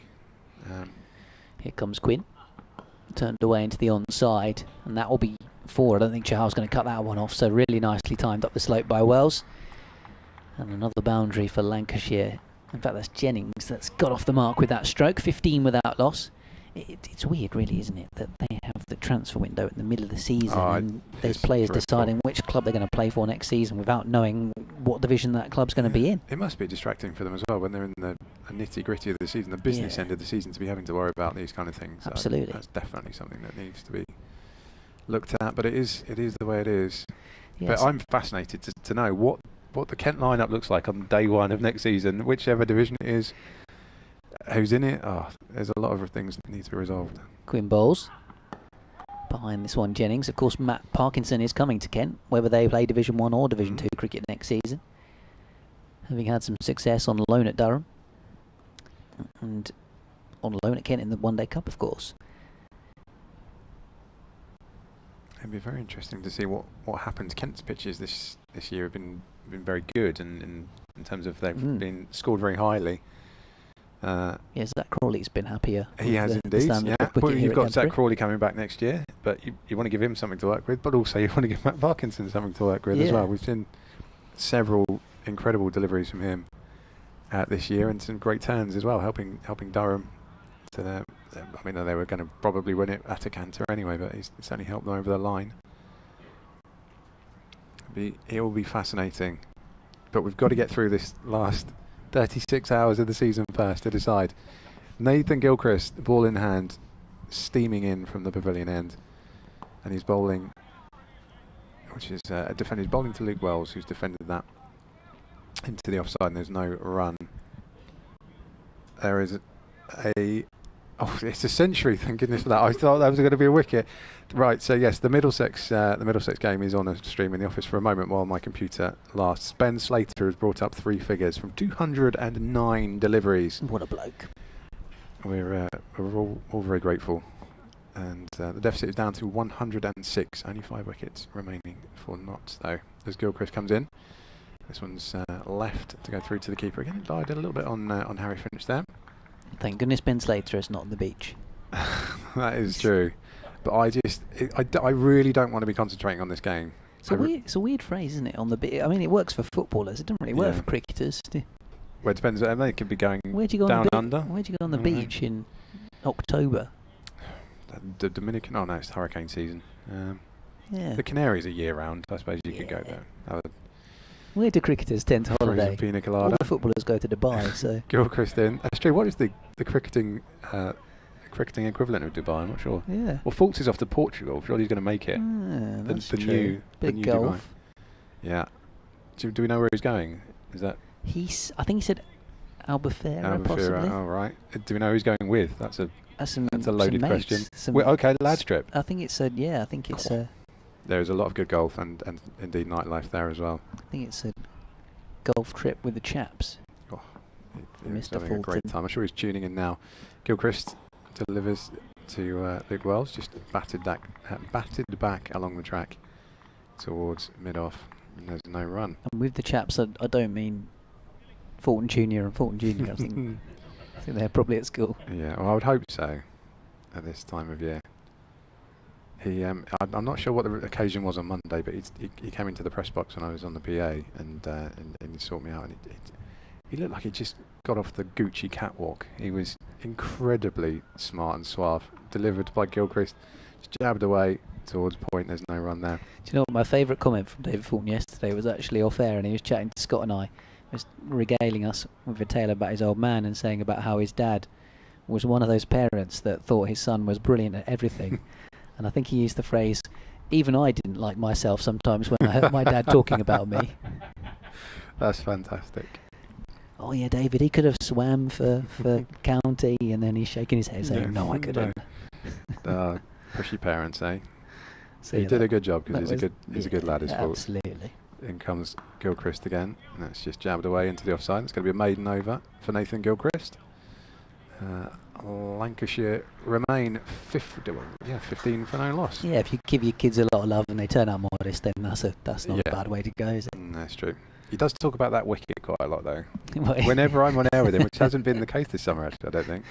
I was bunking off on study leave one day and happened to be here to watch I think it was a university game, just because it was that time of year, and that was his one wicket. Glory days. When I had to pay to get in. I thought you were talking about so this was when you were a student. Yeah, I was student literally in your previous I was life. a child. Yeah, I think it was GCSEs perhaps. Yeah. I was over there. Because you've been back to school recently. Oh, yeah. Yes, indeed. That's a very different occasion. So well done on your degree. Another string to my bow. A sports science degree. Not massively useful at the moment. Here comes Matt Quinn. Defended away off the back foot by Jennings. I mean, if any of these fine chaps in front of us need nutrition advice, I'm not sure they're going to ask me for it anyway, but I could. I talk a good game now, even if I don't live it myself. Went away into the covers where Denley does the fielding. Still in fine shape at age 37. He genuinely is in very good nick. I saw him in the street clothes a couple of weeks ago. He's just a fine figure of a man. You can see why all the memes are made about him. Here comes Quinn. Full delivery to Jennings, which he tucks away out towards mid-wicket. No real sign that too much is happening at the moment for the bowlers in the early part of this Lancashire second innings. Aside from that, a little bit of extra bounce maybe from Gilchrist. But Quinn thus far has bowled almost 2.5 overs, number 13. Quinn 2 overs, number 2.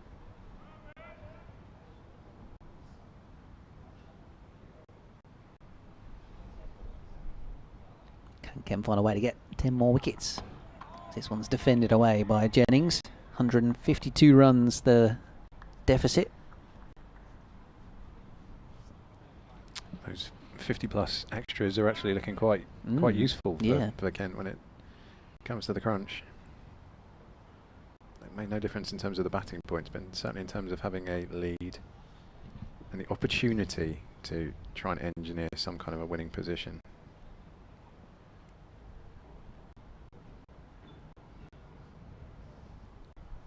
Three slips waiting. Quinn over the wicket to the left-handed Jennings. Again, very gently forward. Pressing the ball into the onside. Less than 24 hours until we discover whether Keaton Jennings has made the cut for the BBC Sport Team of the Year. Ooh. Which is something that many tens of thousands of people have been voting for all this week. Voting is now closed, of course. The team will be announced tomorrow. It will be fascinating, I'm sure, to see who has made the cut, who's most popular. It's basically a popularity contest as much as anything. Yeah, I guess it is. Albeit as Quinn bowls and it's cut away out towards backward point, people are slightly influenced by the stats that are on numbers. offer. Yeah, it is a numbers game as well, and because a lot of people voting haven't obviously watched every game of county cricket so far this season. No, I mean, who has? That is very true. Apart from people that are in your office and watch numerous games at the same time, perhaps. We're all going to have a lie down in a dark room next week.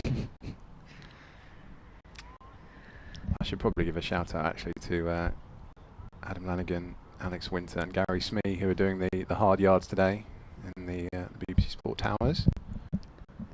Heenan bowling on the stumps here, Quinn. Defended away into the covers. Who's been collating all the info for the Team of the Year? I believe that's head honcho Steve Marshall has been in charge of that. It is a tricky job. I may have had some influence on the actual wording of the story that comes out tomorrow. We'll see. I was slaving away last night over some of it, but yes, my lips are sealed. I've had to sign the Official Secrets Act when it comes to that. Yes, I was thinking that when you were saying, "Oh, who's going to be in it?" Well, you know, don't you? But yeah, but I don't want to shatter anyone's dreams. No, it remains if at all possible. Remains top secret. Yes. Nathan Gilchrist has the ball in hand. He's not in it. He's not in it, I'm sad to say, but he's delivering right now to Luke Wells, who just allows that to go through to the keeper. I mean, in terms of the players in this game, Daniel Bell Drummond was on the nominee list, if you will. He was. You were able to select him for his 300 that he scored against Northamptonshire and some of the other runs he's scored. It's interesting the way it works out, because when you've got standout characters in certain positions that soak up so much of the vote, the actual other people in those positions might scrape in with a smaller share. Yeah. As Gilchrist delivers again, and this one is allowed to go through to the keeper by Luke Wells, who remains unbeaten on 9. Does everyone have to pick a wicketkeeper? I suppose you don't. Although they probably have done. But the people that are voting in this tend to be quite switched on. I think everyone would have done that. There are some good choices as well. You could have picked a wicketkeeper who scored very many runs as well this year. Well, yeah, a former Kent wicketkeeper and now of Durham, Ollie Robinson was another option, wasn't it? Yeah. Absolutely. Catches win matches. Gilchrist delivers. This one's defended away into the offside by Luke Wells. No run there either. On the Lancashire side of things, so Jennings was an option. But Hannon was presumably an option as well. I think I picked. Did I pick Hannon? I did. Yes. I'm not sure if Scott has picked his team before, but I'd imagine Josh would have made the cut for Scott. Yeah, there we go. There's a little nod of the head. Tom Bailey presumably was on there. He was on the list. I'm not giving anything away, Ben. I know what you're trying to do here. Gilchrist comes in, delivers forward in defence. Comes Luke Wells. Oh, Balderson was on there as well. Yes. I know what you're trying to do. I'm not going to give anything away. I'm just saying who that's playing in this game you could have selected. That's all I'm doing. There are reasons for fans of at least half of the counties in this great country to tune in to the BBC Sport website app every day, but particularly tomorrow morning, to find out. There's going to be plenty of social media. There will be people moaning. I can guarantee there will be people moaning because there always are. When you're annoyed that your favourite player hasn't made it, and Alex can. I am here tomorrow to field questions. Yes. Gilchrist delivers. It's through to the keeper again. A little flamboyant leave from Luke Wells. Yes, Matt Cole, I believe, is here tomorrow. Yes, I'm not here. Yeah, so he can field the questions, and if any of them are polite, then I'll take them. I can only apologise to all the many disappointed people. I will say though, there is one player who has broken a record for being the most selected player in the history of the BBC Sport online Team of the Year. Quite the accolade. Yes, so worth tuning in tomorrow, as it is every day.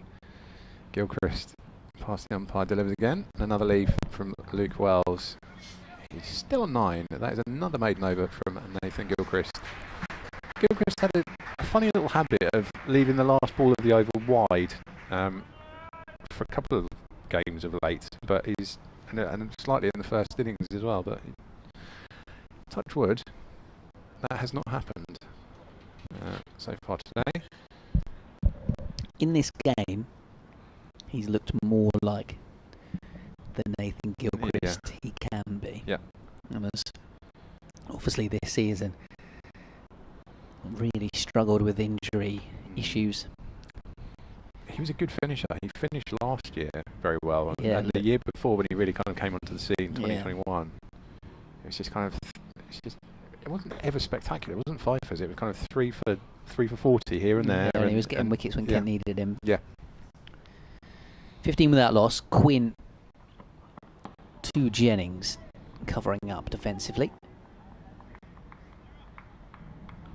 Nathan Gilchrist waving to the dressing room, requesting a drink to be brought out. Yeah, 1 for 60 off 16 in the first innings, Gilchrist, but got an early important breakthrough, dismissing Luke Wells, caught behind. Jennings, of course, got a bit of a snorter, didn't he? That short ball that reared up from Quinn. And you were mentioning the fine take by Ben Compton. So here it is, Quinn to Jennings again. He's on the front foot playing away into the leg side.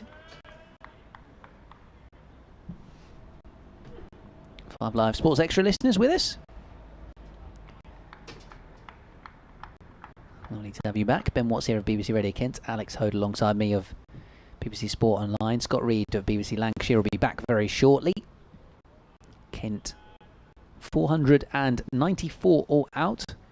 Earlier on in the day, a lead of 167 runs, which has been cut to 152. Lancashire 15 without loss.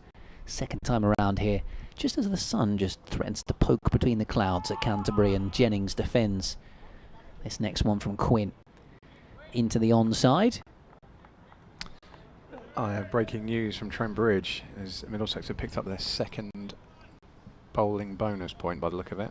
That looks like Giant Yadav, who's just who's he got something to chop on then? Is that Lyndon James? I think he's just chopped on. So 274 for 6 there, with Slater still unbeaten on 102. Yeah. What's that? 92 in arrears, still not 4 wickets left. Quinn bowls cut away for 4 by Jennings, past Nijara at backward point down the slope towards a pretty quiet block of seats that usually are very busy actually, but because we're playing quite a long way up the slope and the wicket here at Canterbury this week, actually it's a quieter spot than usual because you're a fairly long way away from the action down at the Lime Tree Cafe this week. And you're looking into the sun, I guess, as well in the afternoon session. You might prefer to take a stroll around. They're all pretty good vantage points, aren't they? I think if I was a spectator, and I'd go for the little gap between the Les Ames and the sight screen this Funnily week. enough, I've been here as a punter once this summer when Surrey knocked off that 500 and it was there. That's where I was at. That's sweet. That's Great day. Great day. Quinn Bowles and Jennings forward to block this one up towards mid-off. You're very lucky to be here in this wonderful vantage point that you have today. It's a great spot. And it's normally pretty good up here actually, and the only time it wasn't was T20 game earlier on in the season where there was massive scaffolding that was slightly obscuring our view. That's slightly unfortunate. And the woolly balcony is all, I've lost the catch there before. Yeah, does poke Didn't out. realise there was a fielder there. Final ball of the over, Quinn Bowles. Oh, down the leg side. There was a half an appeal for a catch, but not from behind the stumps. As Quinn went up for it, Finch tumbling to his right with a good take. A few jumpers being exchanged and subfielder wandering off and drink being brought out for Gilchrist. Here's that Reddit Kent update and then Scott Reed will be in.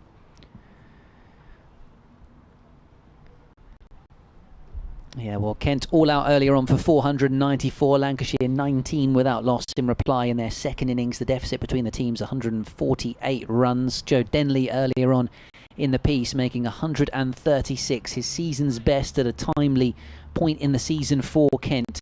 Could well have kept them in County Championship Division 1. That's what's at stake this week for the home team. Shared 150 with Harry Finch, who made 44. Aaron Nijjar made 42 and an entertaining 22 from Matt Quinn as well. 55 extras in the Lancashire innings as well, really contributing to Kent's tally of 494 all out. The other game which is of interest to Kent fans is the Nottinghamshire Middlesex one. Nottinghamshire currently 274 for 6 against Middlesex. Ben Slater with 100 there, so they're 92 in arrears, but certainly that one doesn't have loads of time left in the game to potentially see a result, and at the moment if both teams were to draw then it would be Kent staying up this week.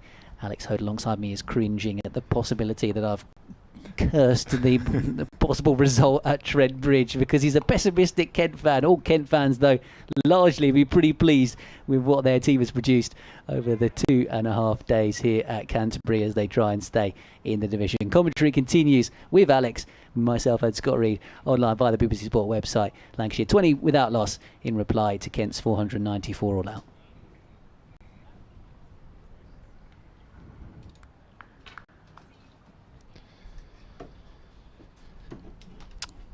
The ball is back in the hand of Nathan Gilchrist. A couple of balls already into this over. He's just about to bowl the third to Keaton Jennings. He's sort of gone through to Harry Finch, taking the low down to his left. The second ball was a single to Luke Wells, which takes him on to 10. Keaton Jennings is now on to 8. And I'm joined by Scott Reed, who's here to listen to some Radio Kent music. I'm not actually sure who that is. Is that Lizzo, perhaps? I don't know. I'm not even sure. Sure. It's very new and fresh. Anyway. Oh, that's like me. Indeed, yes. There's Gilchrist comes in again from the pavilion end, and it's driven by Keaton Jennings straight to the fielder at mid-off, and there's no run there. So what's happening at Trent Bridge? Nottinghamshire still 5 down or 6 down? 6 down. So that's the second bowling point for Middlesex. They've still got, what have they got? 30 overs to get another 3 wickets for the maximum bowling points. That doesn't really matter too much now anyway. No. It's more about the result. They are 92 in arrears, are not, and Kent fans will be hoping that changes. Gilchrist delivers, is almost cut Keaton Jennings in half, but he manages to get bat and ball, and it squirts away into the offside. There's no run there. So with time lost in that match at Trent Bridge, as it stands, unless something peculiar happens. Yes, the word peculiar is the problem here. It looks like that could be a draw. At least that would be the favourite outcome at the minute. That would, if that game was being played in May, then yes, that is the favourite outcome. The fact that it is the very last game, the very penultimate day of the entire season, as Gilchrist delivers to Jennings, it allows it to go through to the keeper Finch. No run. Yes, I'm worried about the possibility of them arranging a game just to make it interesting, because the only team that could possibly lose in that scenario are Kent. And that's the concern. Because if Middlesex were to find a way of winning that match at Trent Bridge, then Kent also have to win here. Mm-hmm. Yeah. At the minute, they're still in a strong position in this match, Kent. The deficit is still 147 runs. Lancashire still trail by that at 20 without loss. So they've got themselves into a good position here. So at the minute, things are looking okay for Kent. It still feels like the calm before a potential storm. Does have that feel, a little bit of that feel to it, yeah. You do feel with so much cricket left today and a full day tomorrow that there could be a little bit of twisting and turning. The one good thing is there won't be any extra overs anywhere tomorrow. It is 96. Here comes Quinn to Wells. It's down the leg side to Wells. Taken by a tumbling Finch. And there is no run. We've got 39 overs left in the day here, so we're not too far away from the tea break. And as Alex said, you can't, not just here, anywhere, you can't add on extra overs for time lost in matches on the fourth and final day. So tomorrow it is what it is with overs available. I think they've still got 52 overs left at Trent Bridge today. Yeah, it's quite a bit, isn't it? It's quite a bit of cricket, more than they've got here. Quinn to Wells, solid in defence, and the ball bouncing up towards extra cover. There's no run. For those Sports Extra listeners that obviously been bouncing around the grounds and maybe just missed a little bit of the story of that Kent first innings, dominated by Joe Denley, making 136, found some timely form for Kent. 70 odd last week at Taunton, first century of the summer this week in the final match of the campaign. Finch's 44, Najjar's 42. As Quinn bowls, it's short and it's pulled for 4 by Wells in front of square on the leg side, and he moves on to 14, and the score moves on to 24 without loss. Kent eventually being bowled out for 494, but they'd already got past that 350 mark within the allocated time to get to match Middlesex for batting bonus points, and then have gone on to put themselves into a strong position by securing a lead of 167 runs. 4 wickets for George Balderson. Bailey picking up 2 wickets, which means it's 50 championship wickets for the season for Tom Bailey. And Lancashire batting second time round now as Quinn bowls a full ball just an off stump to Wells, who drives to mid-off. And there is no run. They've got 24 runs to chip away at that 167 deficit. As we kind of edge towards the back end of the afternoon session. Cloudy conditions here at Canterbury, but pleasant enough. Apart from a little bit of bad light yesterday, we've not lost too much time in this match, which had been quite lucky, quite fortunate for Kent, because so many games, in particular the one at Trent Bridge, have lost time to weather. Quinn to Wells, and that's eased away off his hip down towards fine leg, and through he goes for 1. He moves on to 15, and the score moves on to 25 without loss. You wrapped that up very neatly, actually. Explain to anyone. If anyone's missed the first 2 and a third days of this game, we'll be completely up to speed now. And they probably can feel the tension in the air, which is very much among the Kent fans, I'm sure. I'm not sure Lancashire are particularly tense. No, I've not sensed an air of tension amongst the Lancashire players too much. A massive amount. It's Quinn to Jennings, the Lancashire captain, fallen wide of off stump and through to Finch. It's the end of the over, and Lancashire are 25 without loss in their second innings, trailing by 142 runs. Essentially, Scott, the question is, where do you prefer to commentate? Is it Lords or Canterbury? Bearing in mind where you currently are sat. Well, you're not always guaranteed Lords, are you? No, that's true. Oh, that's true. So yeah, maybe with that in mind. Radlett or something. Well, exactly. Yeah. Nobody wants a tent in Radlett, does it? So. Indeed, Nathan Gilchrist will return from the pavilion end. A couple of maidens for him. 25 without loss are Lancashire. Luke Wells on strike. Gilchrist did get Luke Wells on in the first hour of day one. He's not troubled him unduly so far this afternoon. Only 9 overs into this Lancashire second innings, but we must be getting an over or two of spin before tea.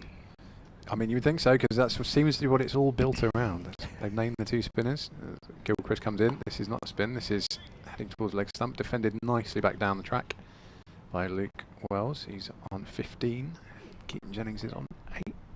Went to Najjar first up in the first innings. Maybe for as much for his control as for his attacking threat. It's Chahal, the one that we're quite interested in seeing. He's the one, yes, simply because of what we've already seen this morning from a couple of other lefties. Gilchrist thundering in again from the pavilion end. This one's pulled away. Has he got? How much of that has he got? I think he's got all of that. And it's gone all the way for 4 runs. That was bat on that, wasn't it? He was. He's given it his runs. Yeah, he has given it his runs. It has very, very fine to the keeper's right, and it's gone all the way. So that's another 4 onto Luke Wells' tally. He's up to 19. And Ken, as you say, we'll have to think about something. 9 overs of seam from Quinn and Gilchrist. Is Vendra Chahal watching with interest as Gilchrist comes in again. This one's defended back along the track from Wells. There's no run there. Yeah, it's probably more than just like, oh, let's have a little go with spin before tea. You know, the obligatory over or two before tea. With the nature of the Kent team, and you look at what Lancashire have done, they've subbed a spinner into this side, replacing a seamer. Then it feels like potentially it's the spinners that are going to be the biggest threat. If they're going to win it, it's going to be down to them. In theory, as Gilchrist comes in, trying to prove me wrong. It's nice cover drive away for 4. That was just a little bit of width offered, and Luke Wells tucked into that with aplomb. No doubt the moment it left the bat. He moves on to 23.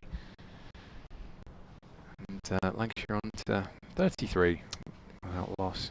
Yeah, this is kind of classic looking Wells-Jennings partnership. Maybe just a little bit even slow for Jennings, but of the two, it's Wells that tends to be the more aggressive. He tends to score a little quicker than Jennings, but they're a wonderful combination at the top for Lancashire, have been all season. He doesn't need any invitation to dispatch that one. No. There's still a couple to come from this Gilchrist over. Comes past the umpire now and delivers. This one's allowed to go through to the goal to the keeper by Wells. Vendra Chahal's kind of inched his way forward. He was out on the rope fielding, but he's managed to find his way into a short mid-off and showing his, just letting everyone know he's there if he's needed, wearing his sun hat. He will, I'm sure he will have been watching the tape and seeing what happened this morning with Tom Hartley and Jack Morley as well. As Gilchrist comes in and delivers. This one's a leg side. Followed it round, did Luke Wells, but didn't get anything on it. Through to the keeper. There's a little warm up there. Is that Joey Everson was actually just turning his arm over by way of a warm up? I think that might actually be Joey Everson who's going to be coming on at the other end. It is to replace Matt Quinn. So no spin yet, but we're halfway there. A drop in pace. In the first innings, he didn't bowl that much. Joey Everson, 6 overs for 32. Of the seamers used, it was Quinn and Gilchrist. But then the majority of the overs were bowled by the two spinners. Najjar 23 overs, 3 for 70, and Chahal 26 overs, 2 for 70. I think Ben Compton's just come off as well. Didn't actually see who that is. Jaden Denley's been on quite a bit the last couple of days. He's walking away and he's got his back to me. Not sure, but there is a sub-fielder in place. So the first bowling change here. The new ball has been taken at Trent Bridge. Middlesex captain Toby Rowling-Jones calling for the new ball, or the second new ball. With Nottinghamshire 6 down, 280 for 6. In reply to Middlesex's 366. And Hampshire have lost a second wicket against the champions Surrey, 147 for 8 in their second innings. Joey Everson was on his way in, and then Keaton Jennings just steps back. Wasn't quite ready. There's 2 slips, there's a short extra cover, there's a deep backward point, mid-off, mid-on, mid-wicket, and fine leg. Everson in with a slow ball, but turns Jennings round. Just loops away off the edge of the bat, down towards deep backward point. I think he just took a bit of pace off that, or maybe he just didn't quite come out right. It didn't look like I think probably more the second. Yeah, okay. Well, Jennings takes a single, moves on to 9, 34 without loss. But in a way that's good, because if you don't know what it's doing, they can't know what it's doing as well. Jennings got a bit unfortunate with his dismissal in the first innings, shall we say. One that spat up at him slightly. Ben Compton took the catch, he's not here now. Here's Everson to Wells, short and wide and carved away through the offside, 4 runs for Luke Wells. He just sat up beautifully for him to open up his arms and carve it away, square of the wicket. Moves on to 27, 38 without loss. He is in, I think it's safe to say. He's seeing it nicely and timing it nicely. Ominous, if you are of a Kent persuasion.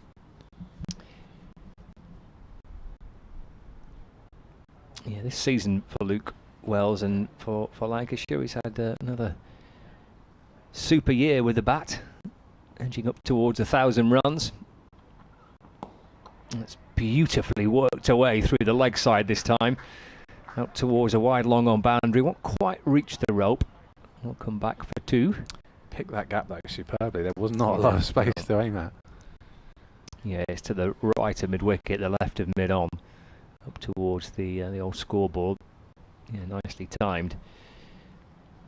Maybe has his eyes set on reaching 1,000 runs, which he can do. It's well within his grasp in this innings. How many does he need? Put you on the spot, I apologise. Yeah. There's Everson to Wells. It's fallen wide and through to the keeper. There's no run. Oh, I've bigged him up way too much here. I've been looking at the wrong column. He's not going to get 1,000 runs unless he does something extraordinary. He's a couple of hundred away. Oh, well, there you go. You just guaranteed that. Yeah, haven't I? So Kent are batting to save the game in the last session. Brilliant. Of the final day. He has got 1,000 runs this season. But of course, Bohannon's got 1,000 runs. He's was the leading run scorer. I think he still is in Division 1. He is in Division 1, yeah. Overtook Wesley was out very cheaply today. Who wasn't for Essex? Yeah, exactly. Well, no, I think that confirms. I don't think James Rue's got another crack at him. Oh, right. It should be that. Unless anything ridiculous happens anywhere else. I don't think anyone else is close enough. Joe Clark went past 1,000, but then got out. I think he's only on about 1,040. Okay, Bohannon's got 1,189. Yeah. Floodlights are flickering on here. 40 without loss. Joey Everson to Luke Wells. Drives to mid-off and there's no run. If you're not aware of that Essex score at the end of the over here. 40 without loss. Lancashire still trailed by 127. They were in all sorts of trouble, weren't they? Oh, they still are. 96 for 6. Following on Essex in their second innings. Sir Alistair Cook out for 0. Oh, for 6. Nick Brown out for 0. Tom Wesley for 1. Dan Lawrence for 4. Matt Critchley for 1. They had a good crack at it. Got some fantastic form together, and it's all kind of fallen apart in the very last game of all. I suspect we might be seeing some spin here because Ben Compton has just returned carrying a helmet, and he did not have that in his hand when he went off. I'm pretty sure. I'm not seeing that. It's not. Is that not Jack Dillon? It is Aaron Najjar. I thought for a minute it was leaning. I just saw the 2 and the 4 looked like a 3 and a 4. He did bowl a bit, didn't he? He leaning did, yeah. In the first innings. Well, leaning, and also Joe Denley. I'm not sure if quite how his back is, but if you need him, it's an option as well. If it does take some spin, but it is indeed, as you forewarned, Aaron Najjar is the first. And the pace is gradually declining.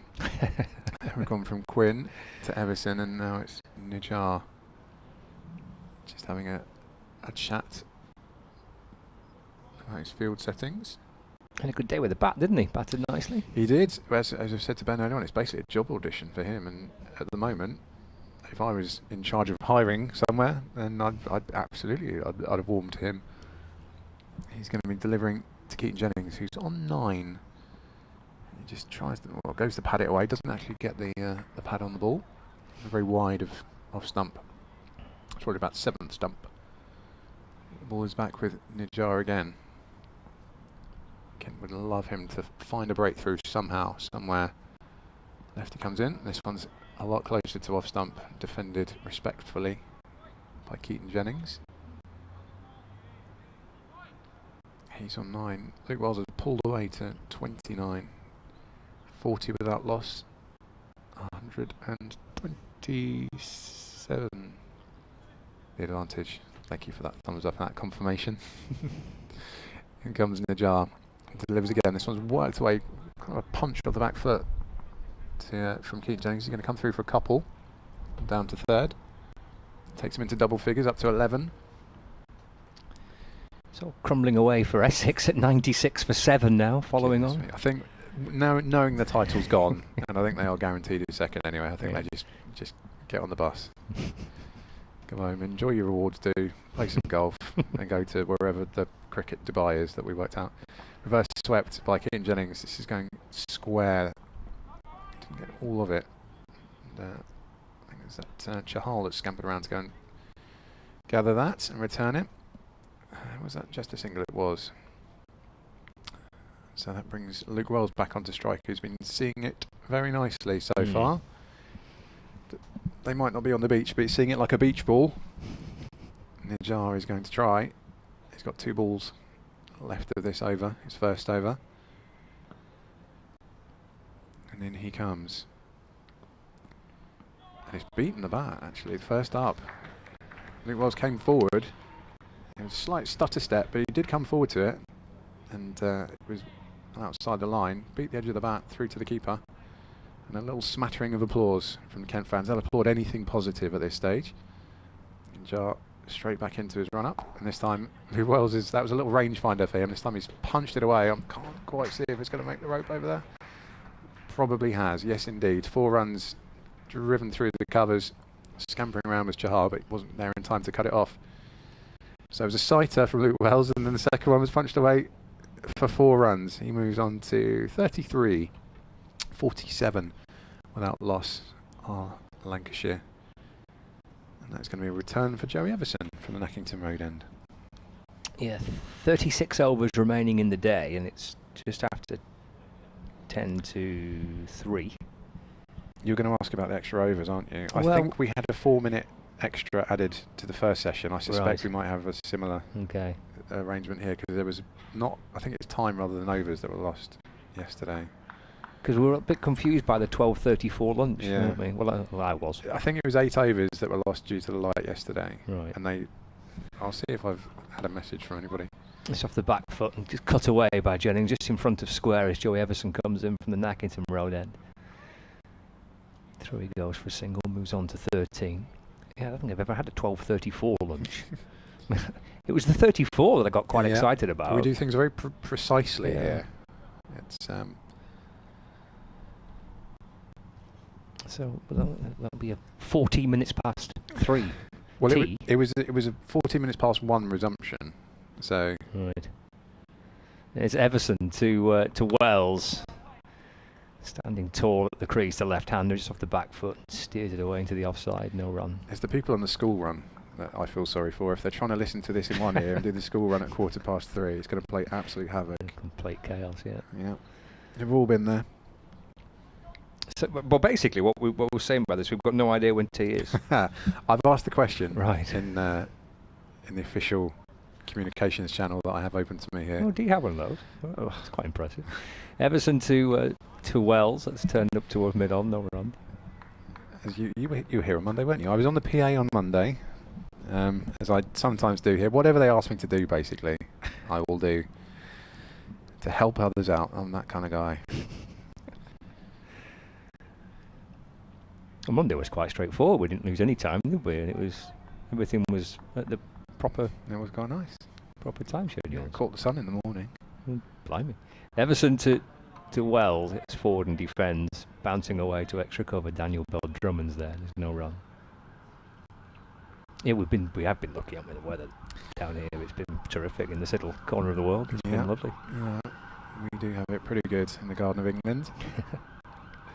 It's, it wasn't the best in the actual summer, but we've had a very nice September, to be completely honest. Everson turns, starts off again into to Wells, and just eases that gently back to the bowler. And again, there is no run. It shows the esteem that I'm held in, that my open communication channel is being ignored currently, so Excellent. I can't provide you any information whatsoever. Excellent. Hopefully, someone will check it at some point, or be listening, of course. Final ball of Joey Everson's second over of the afternoon. 2 slips, backward point, extra cover, mid-off, mid-on, there's a mid-wicket, deep point as well. And Wells just stepping across the stumps and up onto his toes a little and guides the ball safely down into the ground, and Bell-Drummond bounces up from cover to field, and there is no run. So 48 on the board for Lancashire, second innings, 119 runs behind. Jennings on 13, Wells on 33. 2 opening batters in conversation. Lancashire skipper there, Keaton Jennings, nattering away to Luke Wells. Started better second time round with the bat. Lancashire got themselves into a bit of bother early on the first day, using Wells for 5 and Jennings for 4 and Croft for 1. It took Bahannon's century and then Bell and Balderson and Hurst to piece things back together again. It's been a good game of cricket, hasn't it, really, so far? Particularly if you're a neutral. Aaron Nijar comes in from the pavilion end, just worked away by Keaton Jennings into the leg side. There's no run.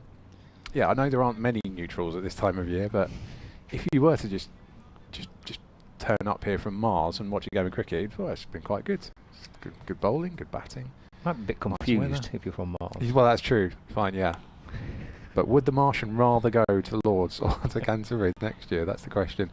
Batted back down the track by Keaton Jennings. No run there from Nijar's second delivery of the over. I do like both options. Yes. Are you saying one up, one down? You can explain that to Worcestershire. Driven by Keaton Jennings down to mid-on. There's a quick single there. No attempt at a shy at the stumps. I don't think it would have made any difference anyway. 14 for Keaton Jennings, 33 for Luke Wells, who's back on strike. 49 is the number of runs Lancashire have accrued without losing a wicket. 2 is the number of balls left in Aaron Nijar's over. Looking forward to having 6 months without having to worry about numbers. It's going to be great. Stick to football. That's for football and rugby, actually. Nijar delivers. Forward in defence comes Luke Wells. Will he defend 2 balls in a row? I'm not sure he's done that at any point so far. Is this next one going to be hit with some aggression? We shall see. Nijar past the umpire and delivers, and it is just nudged away. He's going to get a single for it, nudged away into the offside. That is the 50 up for Lancashire. Second innings. Luke Wells moves on to 34. Keaton Jennings is on 14. And we have one more ball of Aaron Nijar's over.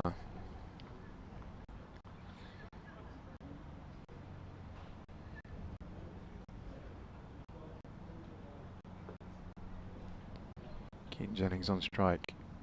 14 to his name.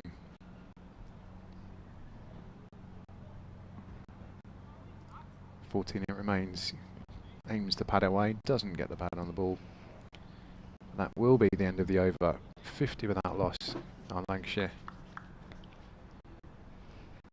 Yeah, Nottinghamshire still 6 down, but 296 for 6. They're only 70 behind with 4 wickets remaining. Ben Slater's still going, 112 not out, and Calvin Harrison unbeaten on 12. I've convinced myself that's going to turn into basically a 20-20. They're going to give them 20 overs to go for 200 tomorrow afternoon, and then see what happens. And they're going to have to risk losing it to win it, Middlesex. Yeah, well, I think they'll just have to take whatever Mulaney offers them, won't they? Yes. Is Joey Everson into the continuing role, the bowling to Wells. Well, he couldn't resist that one. That's outside the off stump, looking to try and carve the ball away. In the end, he plays over the top of it and through to the keeper. No run. Yeah, of course, Steve Mulaney did give a fairly generous declaration to Middlesex at Lords on the last day. 249, I think they chased down in 40 overs on day 4, which was one of Middlesex's 3 wins of the season. Got a bit of stick for that, didn't he? Yes. Everson to Wells. That's driven up towards mid-off, and there's no run. Not nearly as much stick as he'll get if he does it again. Oh dear. Yeah. It's the integrity of the game. That's what we want to see maintained. We want to see Absolutely cricket the winner. We don't want the weather to intervene. We just want cricket to be the winner. Well, you can't do much about the weather, can you? But No. you can do much about dodgy declarations as well. Yes. 50 without loss. Everson to Wells. Straight to ball, which he defends. Back down the pitch. And there is no run. Rangers on 34, Lancashire 117 behind. Am I getting the hook? If you could just stay there for a moment. Oh, no, of course. Oh, you're... Oh, right, yes. Well, we have a little No, that's switcheroo. fine. I never want to outstay my welcome. Ben Watts is coming back.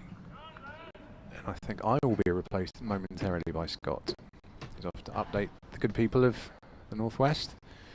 As Everson comes in and delivers. This one's jabbed away by Luke Wells to the offside, but there's no run there. What time's tea? I've asked the question in the official channel and I've not had a response. I've also essentially begged on air for someone to tell us what time tea is and no one has replied. So, Because normally it's 32 overs, but we played an extra over for lunch. I so suspect it's going to be 31 or 30. I suspect it's going to be an extra over or an extra 4 minutes or whatever it is added onto this session as well, because we resumed at 1:14 as Everson comes in, delivers to Wells again, forward in defence, and there's no run. So I suspect another 13 minutes from now, maybe? Guess we had the change of innings. Yeah. Well, they had time on for that, I don't know. Well, you normally lose the 2 overs, don't you? But, yes. There are still 46 remaining at Trent Bridge, I can tell you that, because they are trying to make up for lost time, literally. Notts have passed 300 and picked up a batting bonus point. As Everson delivers, this is punched off the back foot by Luke Wells into the offside, but there's no run there either. It's maiden over from Joey Everson. Lancashire remain 50 without loss. Luke Wells 34. Keaton Jennings on 14. Yeah, it could well be even Stevens come the end of the first innings in that one. Here, I had a tweet actually saying it's from Tony saying it's raining heavily 16 miles away in Ashford. Oh. I don't think we were meant to get rain this afternoon, were we here? So the moment you start to think, oh, Kent need to win this, then the rain comes. Brilliant. That's just perfect. There's obviously bad light as well to contend with. We've got a barometer set. Wait, which way is Ashford? It's that way, isn't it? Oh dear. Right. Let's get the radar up. As if we don't need any more peril in the last 2 days of the season, thank you. There is. It's a teeny tiny little sharp shower. Okay. And it is heading our way. Nijar bowling down the pitch. Comes Jennings and swats him. One bounce. Down to long on for 4. Where's that shot been hiding? Moves to 18. 34 for Wells. The 50 stand. Perfect start for the visitors.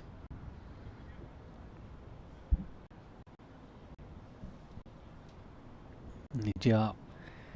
This ball's only 16 overs old. Down the pitch comes Jennings, and this time just kicks it away or pats it into the covers.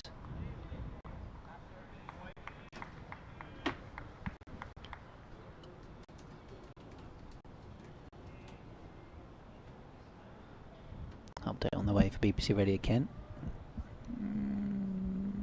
I don't think it's meant to rain here till this evening. I wouldn't trust that. I'm not sure that's the best anymore.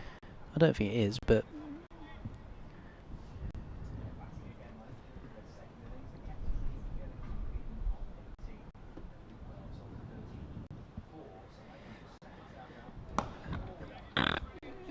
I just said that, Pat, it wasn't going to rain here at Canterbury until 11 o'clock, and now there's spots of rain on my window, and I think it's raining here. So my weather forecast is definitely wrong. Lancashire are 54 without loss. The umpires are coming together. We may well have an interruption here and an early tea at Canterbury. So the openers have put on 54 without loss in their second innings. Lancashire cutting the deficit down to 113 runs. Kent leading thanks to putting on 494 on the board with 136 from Joe Denley, 150th partnership with him and Harry Finch, who made 44. Nidja, who's bowling at the moment, making 42 as well. 55 extras contributing to that Kent score. They're in a position where they're obviously trying to win this game, Kent.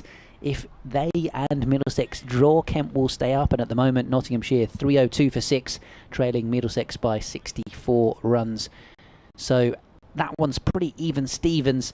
This one here, Kent slightly having the upper hand, but Lancashire have certainly fought back today as they, of course, Kent try to maintain their Division 1 status this week. So the players are staying out there for the moment, and online commentary via the BBC Sport app and website continues with the visitors. 54 without loss.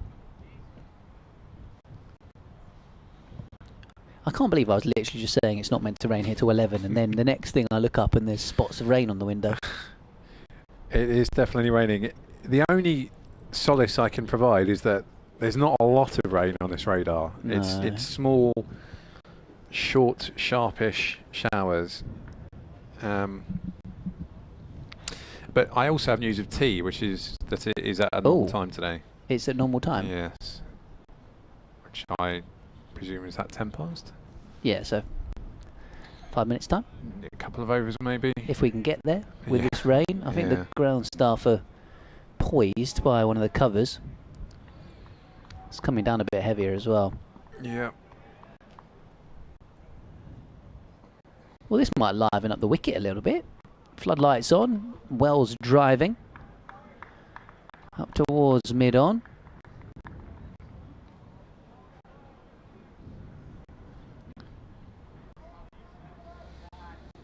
Yeah, so it's 32 overs remaining in the day, so it says on the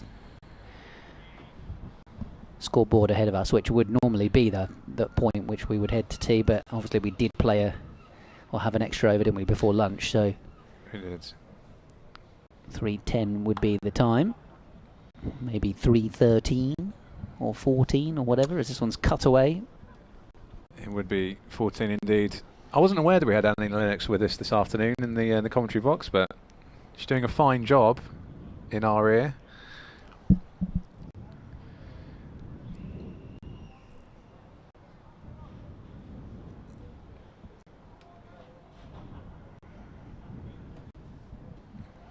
.55 without loss. That's Joey Everson. Bowls. Actually, there's some sunshine here at Canterbury. Slightly bizarre weather situation. And the rain is intensified. There must be a rainbow somewhere. Yeah. For us to enjoy. Maybe over the hospital. Yeah.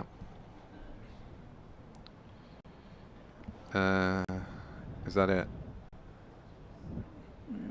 I think that might be it. Is that the rain that is going to bring about the tea break? It looks like it possibly is. Yeah. So the umpires are taking the stumps off. The covers are coming on at the other end.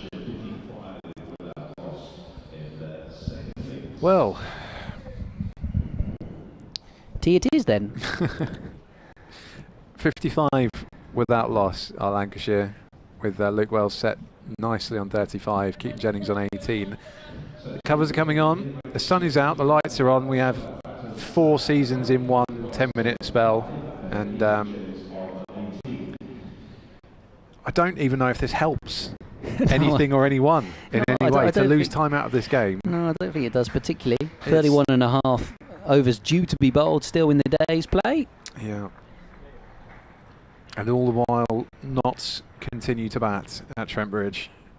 Well, we'll be back in 20 minutes' time, assuming that, I think the rain's already passed us by, to be honest, and starting to look a bit brighter over the horizon, and the sunshine is out over Canterbury, so I think we'll be all right. We'll be back in 20 minutes, bringing the latest from this one. Lancashire 55 without loss at tea, trailing by 112 runs.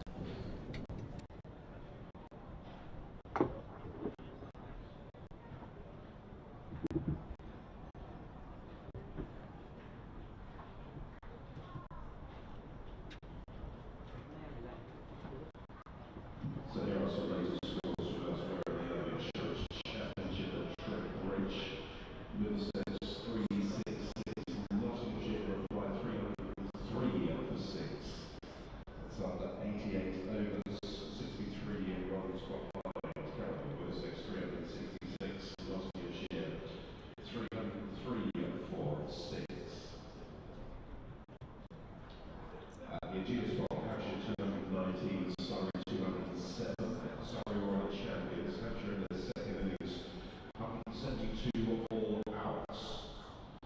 So lead there by 184 runs. At Northamptonshire 369, Essex 211 following on. Essex are 109 for 9. At one point they were 13 for 5. Paul Water scored 73. He is out. Next highest score for Essex 6. So Paul Water scored 73. Next highest score is 6. 110 for night now at Essex. Following on, they're still 48 runs up the highest. The other game in Division 1 away from here is Edgbaston Somerset 215. Warwickshire reply 273. Somerset second innings 13 without loss, 45 runs behind. Into Division 2 at the Riverside. Not a huge amount going on so far today. They are playing currently though, where Durham scored 457 more wickets declared. Leicestershire 143 for 9 in reply, 314 runs behind. At Cardiff, Derbyshire 450 for 8 declared. Glamorgan are 261 for 4, 189 runs behind. At home, Sussex scored 202 in their first innings, Gloucestershire replied with 195s. Sussex piled on the run second time around, 505 for 7 declared. So the victory target for Gloucestershire is 513, which is started that right to the second over Gloucestershire, 7 without loss. And at second inning, Worcestershire promoted 389, Yorkshire replied 232 for 6, trailing by 157 runs. Oh.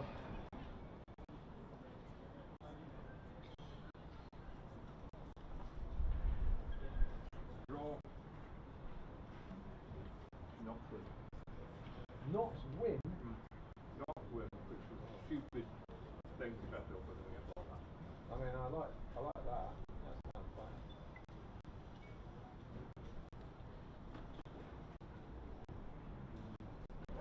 Four. Draw.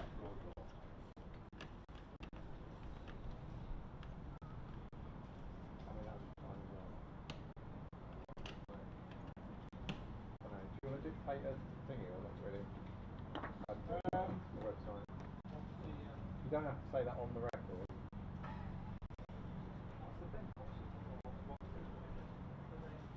Well, you could say that. You say, I have no idea. That's fine. You can type it out and send it to me if you like. I will set up your entry.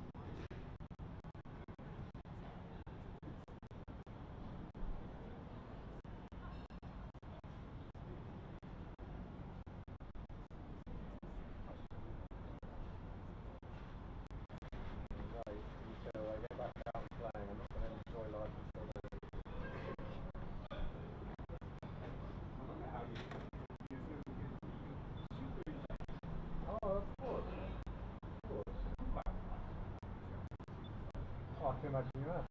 What was 6 games without a win? I can't even remember. Was it the first 6 before? Yeah. Yeah. 5. Yeah. I remember them being probably the last unbeaten team and the last winning team. Right. Thank you for this. I'll try to get it right. That's a big difference.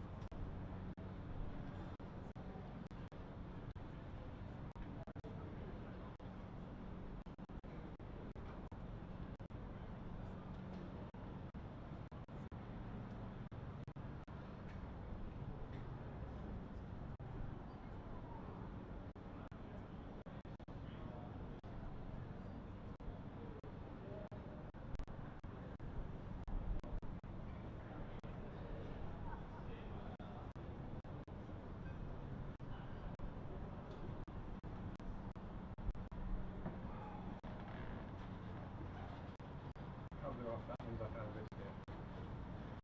Take that.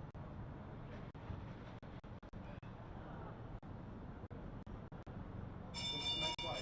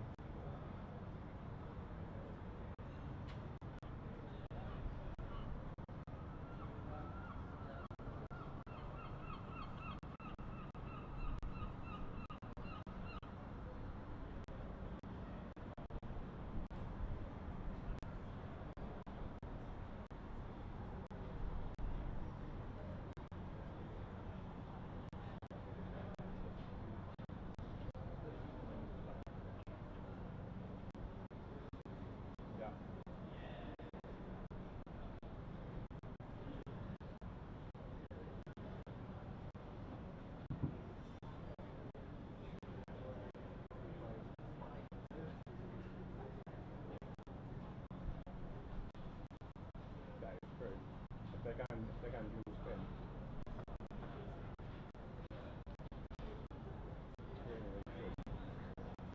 They did. I thought the same thing on day one, though, and then they slowed right down. They did. Really well.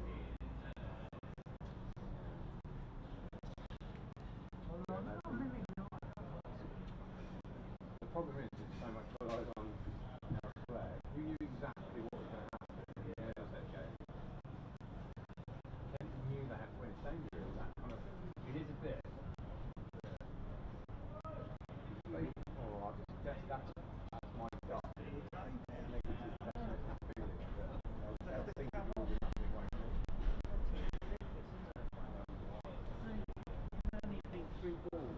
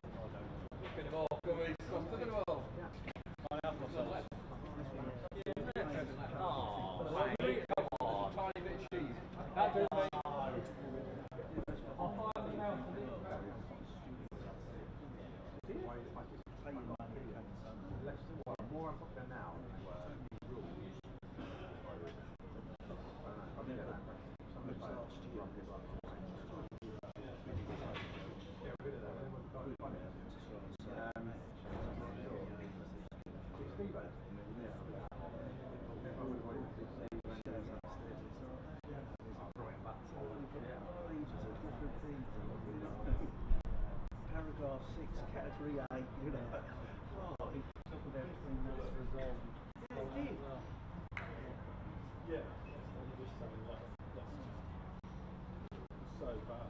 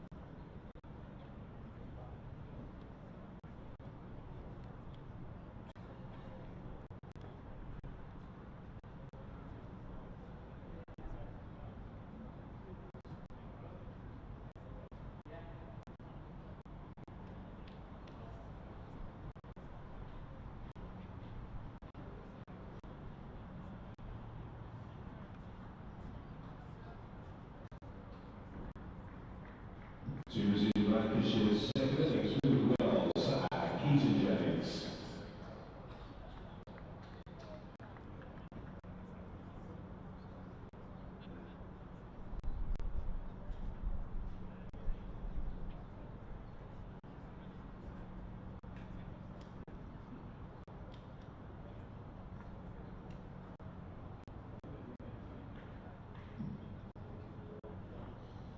Though we are halfway through the 17th over, the players came off for a slightly early tee, so it's finished at 17th over, 3 balls to go at the Nackington Road and Joey Everson.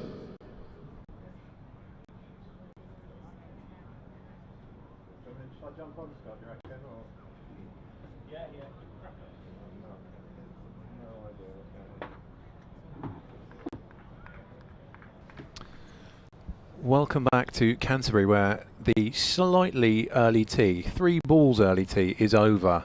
The sun is out and the ball is back in the hand of Joey Everson, who will complete his over, which is there are 32 to come after this one is done. He's at the Nackington Road end, ball in hand. Keaton Jennings is back out there, he's on strike, he's on 18.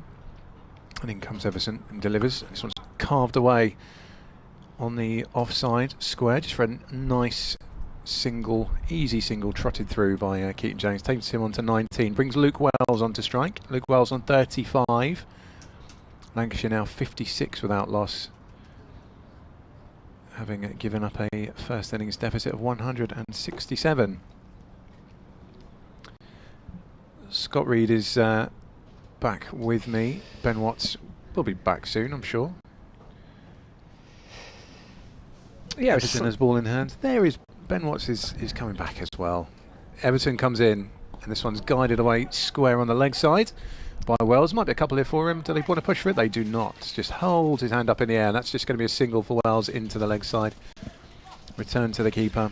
Takes him on to 36, where it takes the strike back to Keaton Jennings. 1 ball to come of this over from Joey Everson, and then I'll hand back over to Ben Watts to guide you through the evening session. 32 overs left on the slate today.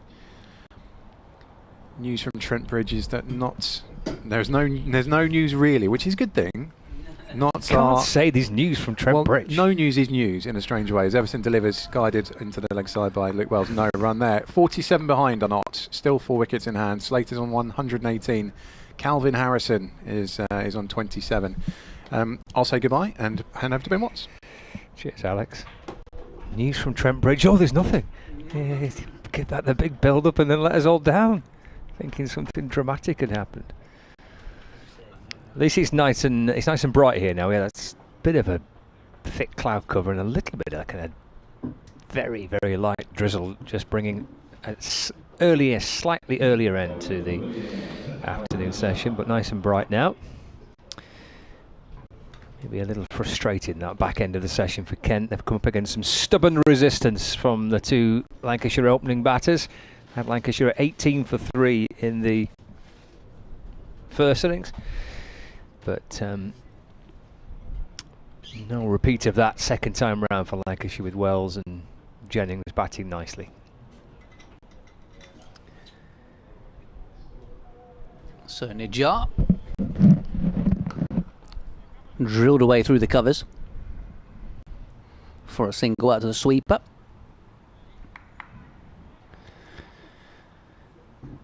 For a single. Here comes that update.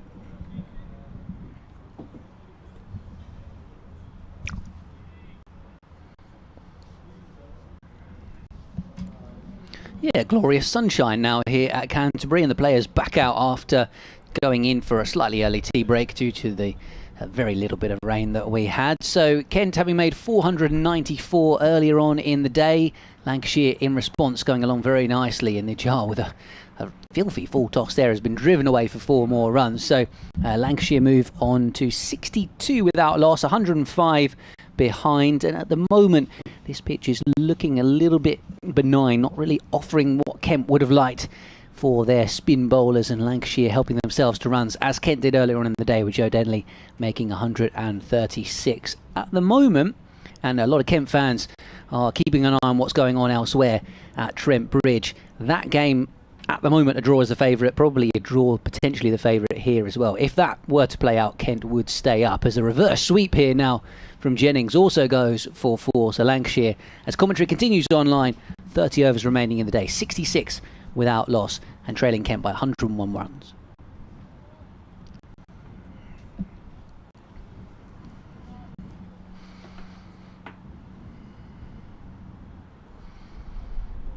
Yeah, strong player of spin, isn't he, Keaton Jennings? That's a pretty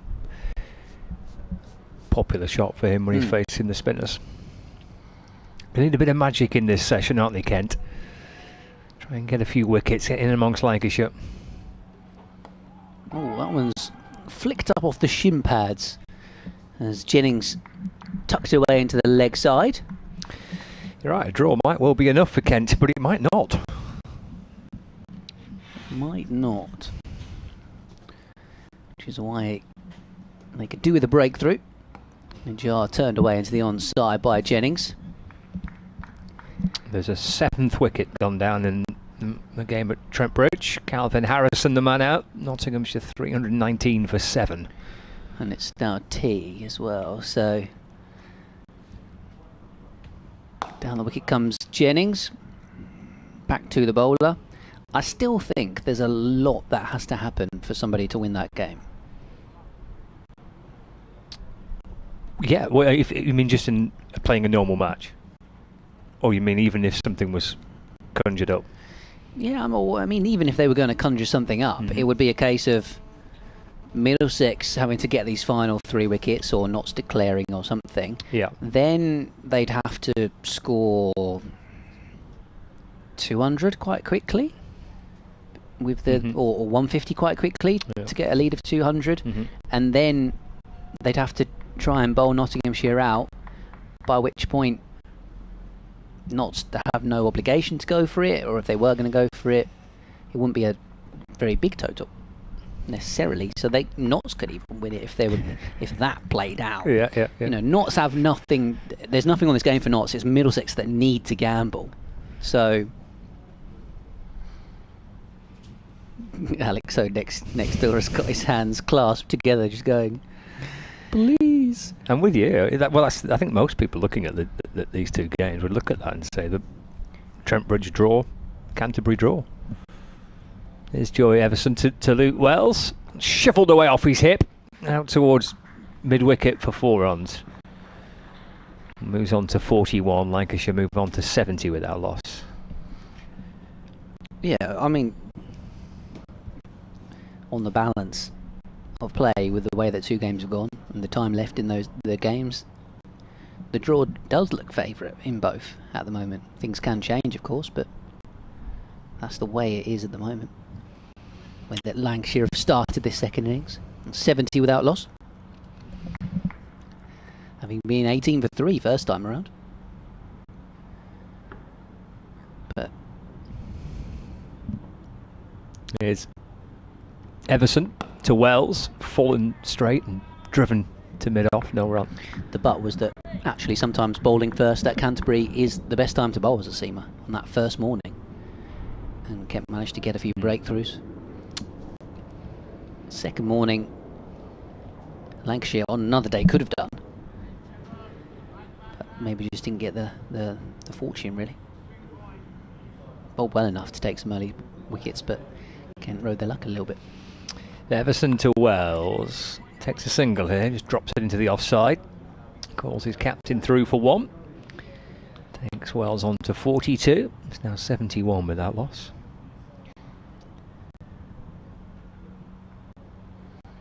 Bringing Jennings back on strike.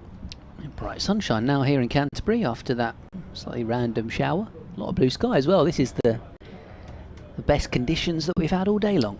Yep, nice and bright. Everson to Jennings. Off the front foot, just leaning into it, defending. No run. There was one result confirmed during our tea break here, which is the victory for Northamptonshire, beating Essex by an innings and 39 runs. Crikey, how many were Essex bowled out for? 119. They wanted to go home. Jack White finishing on 5 for 57, and I'm pretty sure I saw that was 50 wickets for the season for White as well. Forward again goes Jennings in defence, no run. They're off to southern Italy on their holidays or something. One of the stewards is off to Lake Garda on Saturday. Said it sounds very nice. We had someone in Tuscany listening to us, didn't we? We did, yeah. Maybe that's the place to be at this time of the year. End of the over, 71 without loss. Lancashire Wells on 42, Jennings on 27, deficit of 96. I'm going to be keeping an eye on various county cricketers' Instagram accounts over the next few weeks to find out where the cricketing version of a footballer's holiday to Dubai is.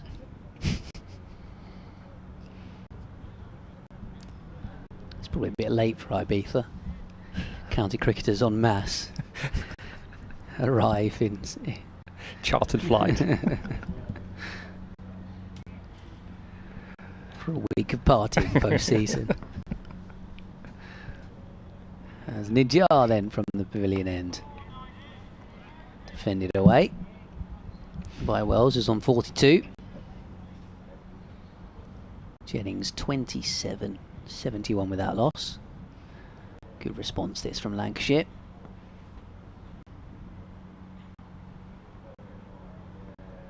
Nijjar flicked away into the leg side for a comfortable run. Well, it appears Lancashire are going to be braving the motorways on Friday at some stage. We did speculate whether they might topple over today and fancy sleeping in their own beds tonight, but it doesn't look like that's going to happen. The hotel's obviously comfortable enough for them. Another night in Canterbury, what's not to enjoy about that? To wonder he's just dropped a little bit deeper at mid-on in his very white jumper. That one turns a bit down the slope from Nijjar.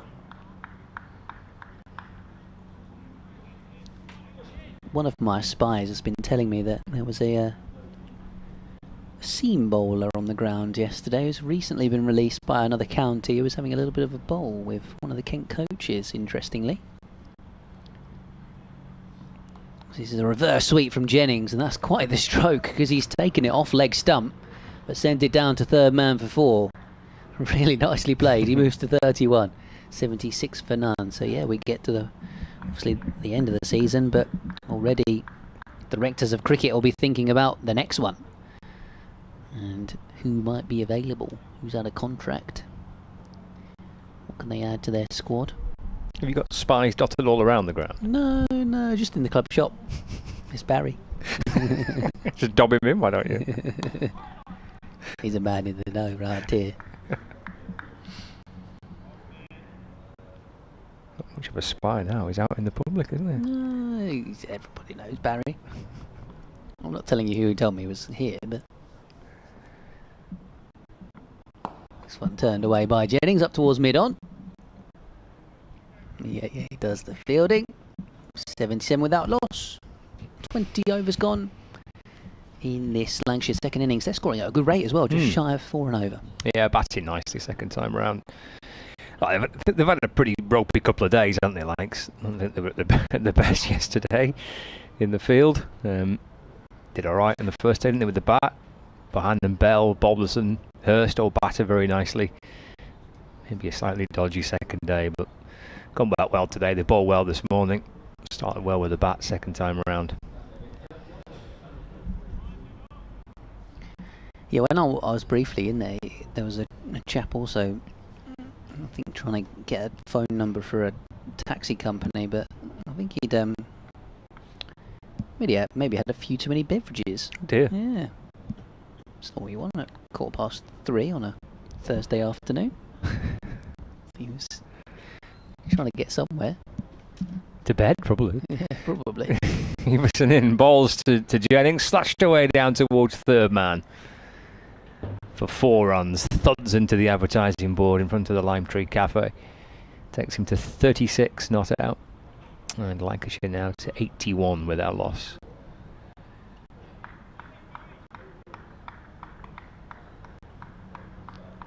With Wells on 43. Well, maybe it's his last day of cricket and he's thought, you know what, I'm going all in. I'm not leaving the ground sober.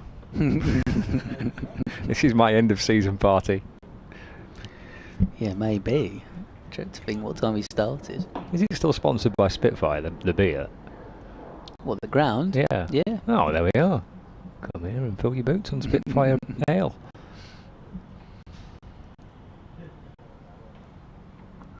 Listening to Jennings. And just dropped away into the offside. Bell Drummond Fields, and there's no run. KentCricket@gmail.com. Gary says, although you say there's no incentive for Notts to engineer a result, what about the prospect of finishing above Somerset in the table? Isn't it a risk-free bet in the sense that Notts can't finish any lower even if they lose? Oh, yeah, I guess so. Yeah. I think... Is that incentive enough to risk a draw when you don't need to risk a draw? Don't know. Off the front foot again by Jennings, eased away into the offside for a single. Like he says, it's no real reason not to, because they're going to finish where they are in the table. But I do wonder if the having lost to Middlesex earlier on in the table earlier on in the season, as Alex was saying, through a slightly contrived situation, will put Stephen Mullaney off putting them in that scenario again. Yeah. Unless it were to be in their favour, and he thinks that they can get their own back and win. You thought that down there, and that didn't work. Well, Everson into Wells. Oh, that's a ferocious-looking back foot pull. Stands there and rehearses it too. Off the back foot, front foot in the air. Whipped away in front of square for 4. Edging towards a 50 now, Luke Wells. 47 not out. 86 without loss. Deficit of 81. that was nicely played. Mid-wicket. Ben Compton was never really in the game.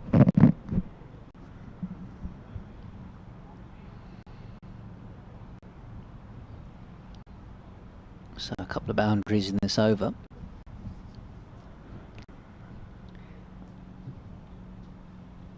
It was in again to Wells, just dabbed away towards mid-on. No run.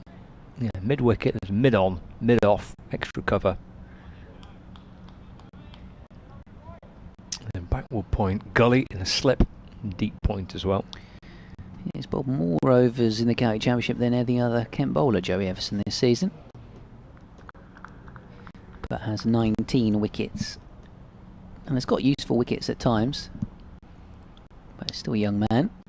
Looking for another one here. It's Wells driving, comes off the inner half of the bat. Looking to drive towards mid-off, and the ball bounces out to mid-wicket.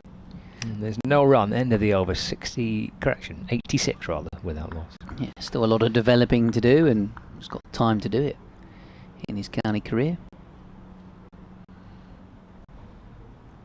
Mentioned earlier on, he's averaged over 30 with the bat. 4 half centuries, his best for the season, 99.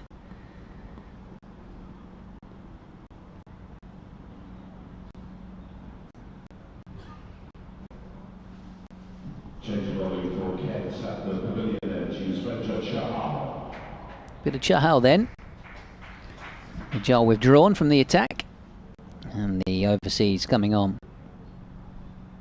So I'm having a bit of a chat with my dad, who's here today. You might be able to see him, Scott, because he's wearing the bright red fleece on the seats away to your right. I can see him, yep.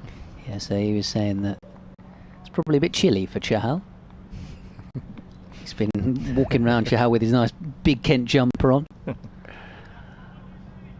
Stripped it off, ready to have a bowl. Your dad looks nice and cosy in his Yeah, red, so red he's jumper. He's probably come pretty well dressed for the occasion, actually.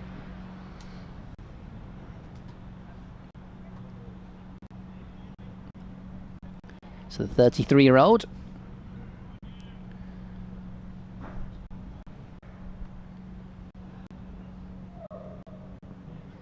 In bowling. My leg spinner, mystery spinner. Apparently used to play chess for India. He's apparently represented India at chess as well as cricket. There's a stat for you. Bowls again and turned away into the onside for an easy single for Jennings. Moves to 38. Represented his country at two different. I mean, I was going to say sports. Just I'm not sure we didn't necessarily consider chess a sport, but where would you categorise it?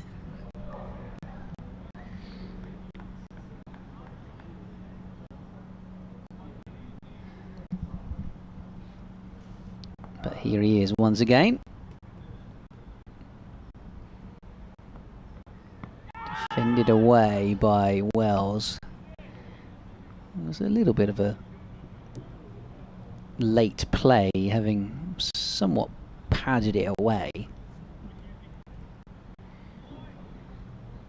Tucked the bat behind the pad to suggest, or at least to try and suggest he'd look to play defensively there. So Chow's first involvement in this second innings, Ian and bowling. Sweep shot from Wells down towards short fine leg, tumbling stop by Matt Quinn. Yeah, so Chow's the only player to represent India in both chess and cricket. The World Youth Chess Championship, though apparently he gave up the game when he struggled to find a sponsor. Apparently he's listed on the official site, the World Chess Federation, ranked inside the top 2,000 as this one's nudged away into the onside. I mean, I thought that's not too bad to be in the top 2,000 chess players in the world, surely. There's some content there for the Kent media team, if they haven't already done a video of Yuzi Chahal playing somebody else within the Kent team. Who could we get from the Kent team to play chess against Chahal? Is the reverse sweep attempted? Is that a shout for LBW? The umpire says no. Quinn's chasing it down towards fine leg. They come back for two. Leg by signalled. So the umpire is presumably thinking that's missing leg stump. For a shout for a while, that isn't it? End of the over, 90 without loss, Lancashire. Just going to see if we can get a look at the replay. In deficit 77 now. Chahal's the interesting one, isn't he? Leg spinner. What impact can he have? He's looked pretty flat through the course of the day. Playing a shot outside the line of off stump, I think.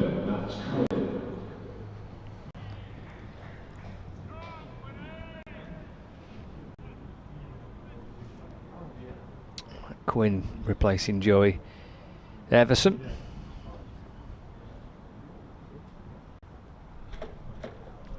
He's chatting to his captain,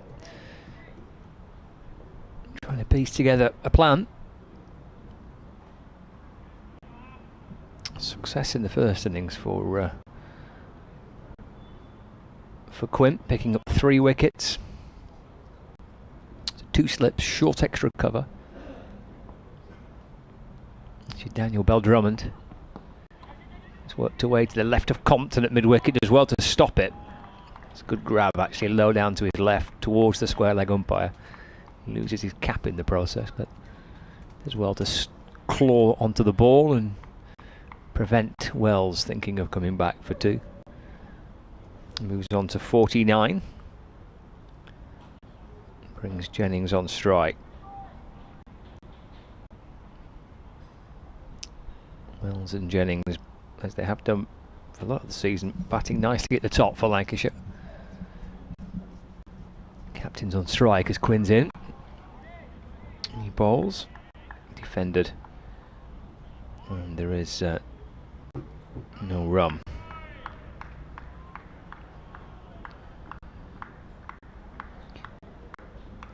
Yeah, I'm clearly slow on the uptake here on the Chahal chess thing, because I'm just looking at the graphic when Kent announced him. Right. That there's also some chess pieces in the background of the graphic. So they're right across it. It's never in doubt. It's Quinn in bowls. It's worked away by Keaton Jennings. Little nudge out towards backward square leg for a single. Yeah, look, here goes the graphic. There's a pawn there and a bishop. Oh, nice. Yeah, it's quite nice work, isn't it? Alex Ho says he should play against Matt Quinn, and you can call it Quinn's Gambit.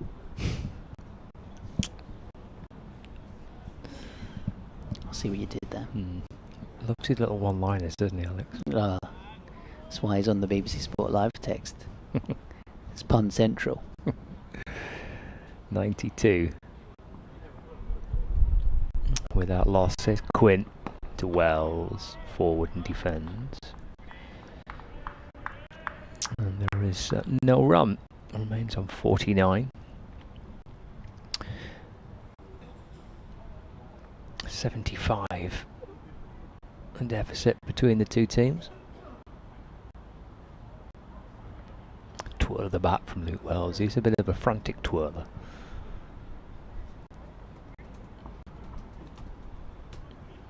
Getting slightly more kind of chilled out at the non-striker's end. Forward again, punching it on the bounce back to Quint. Sticks out his right hand, stops the ball. Gives it a little bit of a polish and lobs it up towards mid-off. Wells takes a moment and just scratches out his guard again. Jennings leaning on his bat with his left hand on his hip. Again he goes to twirl it a few times, Luke Wells. Two slips crouching down, waiting for a chance to come their way, but not now, because Wells off the front foot drives nicely away into the offside. And there is no run. End of the over. 92 without loss, Lancashire. 25 overs remaining today. A deficit of 75 between the two sides. And some extra protective gear being ferried out to the middle. More pads are being put on. Chahal is going to continue. Kent still searching for this first wicket of the Lancashire second innings. Yeah. He's squeezing those leg guards underneath his trousers. And when I say squeezing, those trousers are pretty tight already, so he's struggling to get them over the top of the pads. So he's in at short leg. There's Jack Leading, the captain, at slip, and then mid-wicket Joe Denley, also in theory in a catching position, as Chahal around the wicket bowls, flicked away by Jennings into the leg side. Out to deep square leg for a single, moves to 40. So Yorkshire and Worcestershire, that game's been quite badly affected. Obviously it's a great week for Worcestershire because they've won the promotion, but they're going to try and make a game of it because Yorkshire have declared behind. 262 for 6, 127 runs behind. Yorkshire seemingly determined to try and give themselves a chance of not finishing bottom in Division 2. That's Chahal around the wicket. Sweep shot from Wells, but this won't be the half century. Straight to the short fine leg fielder.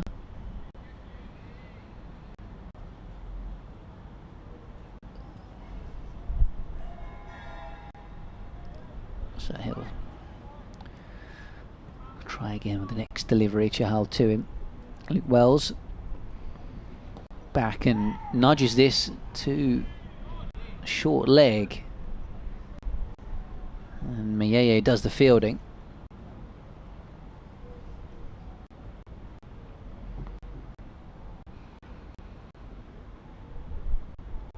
Bowls again, Chahal, fuller delivery, pushes one away into the covers. It will be a quick scamper, but he will make it home. Bell Drummond shot at the stumps. Doesn't make contact, and Luke Wells goes to a half century. 78 balls and 8 fours in the knock.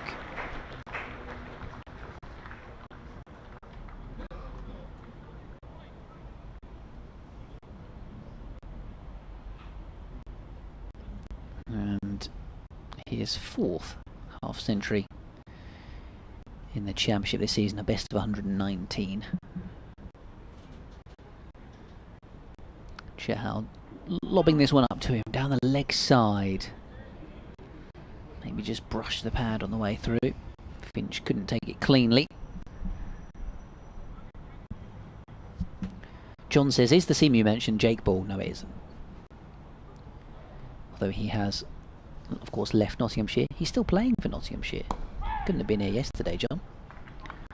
This one is clipped away to mid-wicket, where Joe Denley does the fielding. 94 without a loss. Yep, nicely battered, Luke Wells.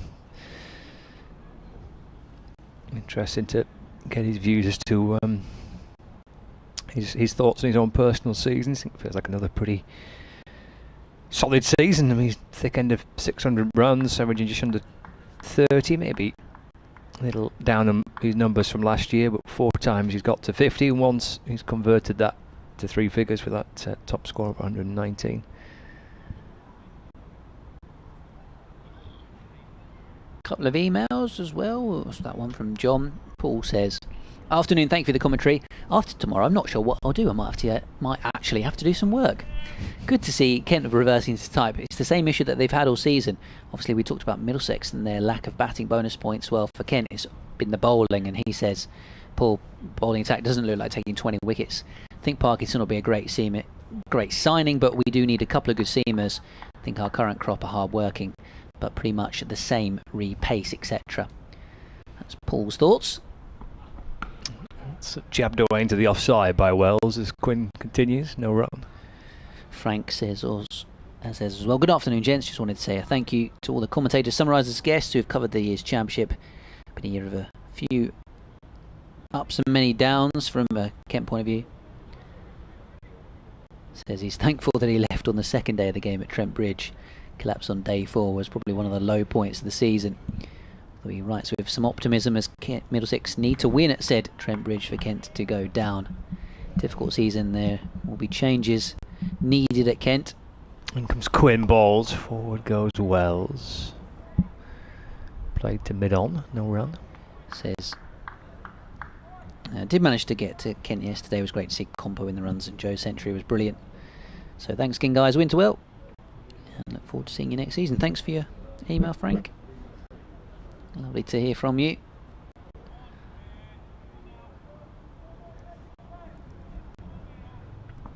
Lovely sunshine here at Canterbury. I'm not sure we need the floodlights on, to be honest. No surprise, it's been all day, isn't it? Wells works it away to the leg side, tumbling stop by Ben Compton at mid-wicket. I think we managed to get to lunch before they were turned on. It was the afternoon that was a bit gloomier, but yeah, at the moment we've got that slightly peculiar scene of sunshine bathing the ground, but the floodlights are on. I think it used to be a rule where I think if they come on, they have to stay on for the rest of the session. I don't know if that's still the case or not. I don't know if it is something to do with something along those lines. It does seem ridiculous, doesn't it? Forward again goes Wells and defends. No expensive run. As well. Absolutely, Don't need to be on. Wasting electricity, everybody. No, but seriously, it absolutely is. Isn't it? They're powerful wattage or whatever it is. So it just seems a bit silly that they're on when it's bright sunshine.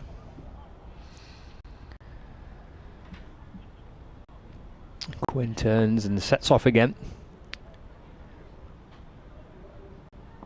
Tap of the bat from Wells, lifts it and gets himself tall in the crease, and then brings his bat down as he turns his ball, which is angled onto his pads, out towards the leg side, and Compton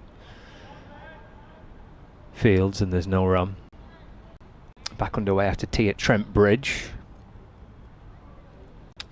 Can Middlesex take the 3 wickets and then get out and bat again?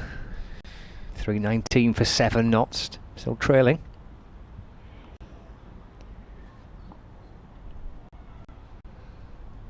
Quinn to complete the over. Punched into the offside by Wells. Daniel Bell Drummond, an extra cover fields. No run. Maiden over that from Matt Quinn. Thanks, Scott Reed. He's going to go off and update BBC Radio Lancashire. So Alex Hode is going to join me. Going to hot seat in the box temporarily.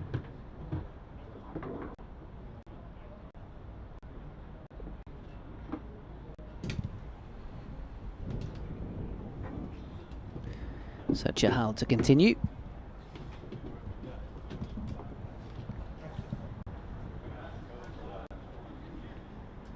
So Jennings on 40. Wells on 50. And this opening partnership for Lancashire second time round unbroken.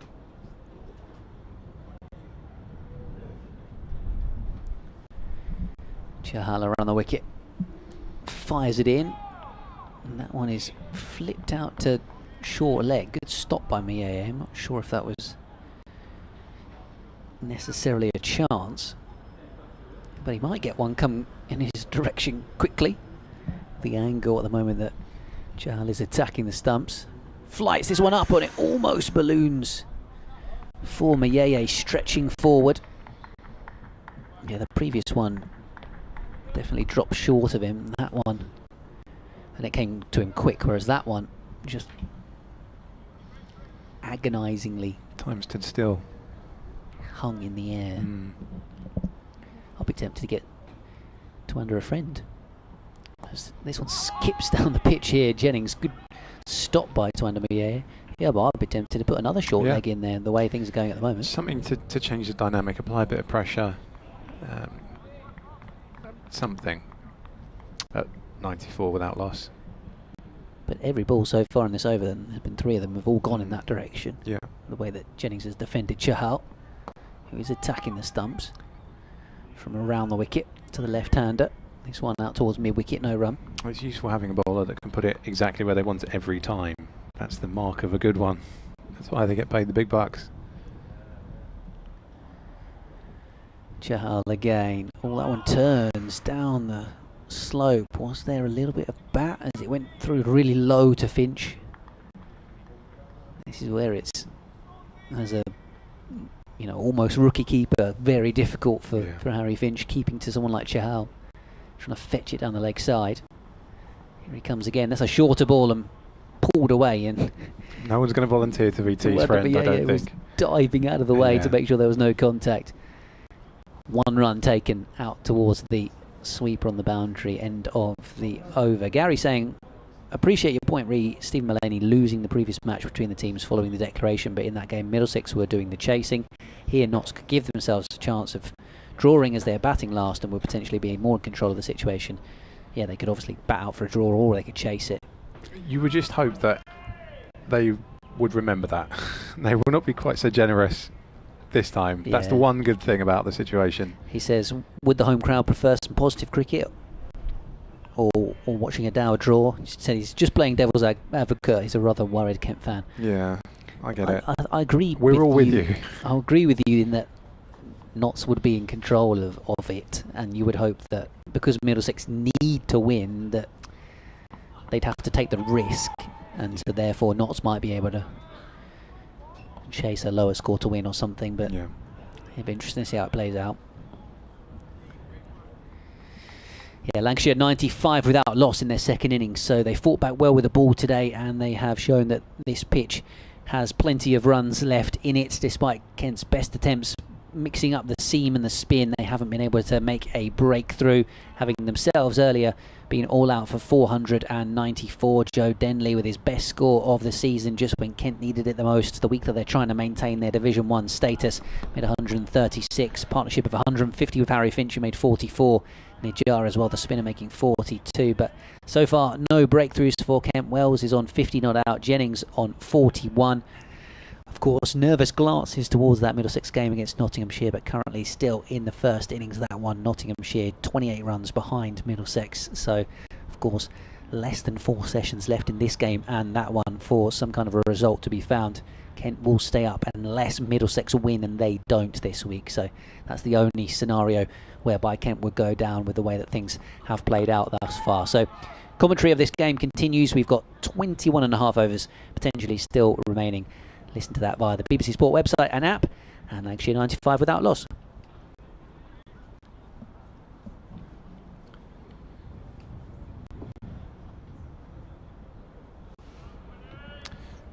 Three dot balls to start from Matt Quinn.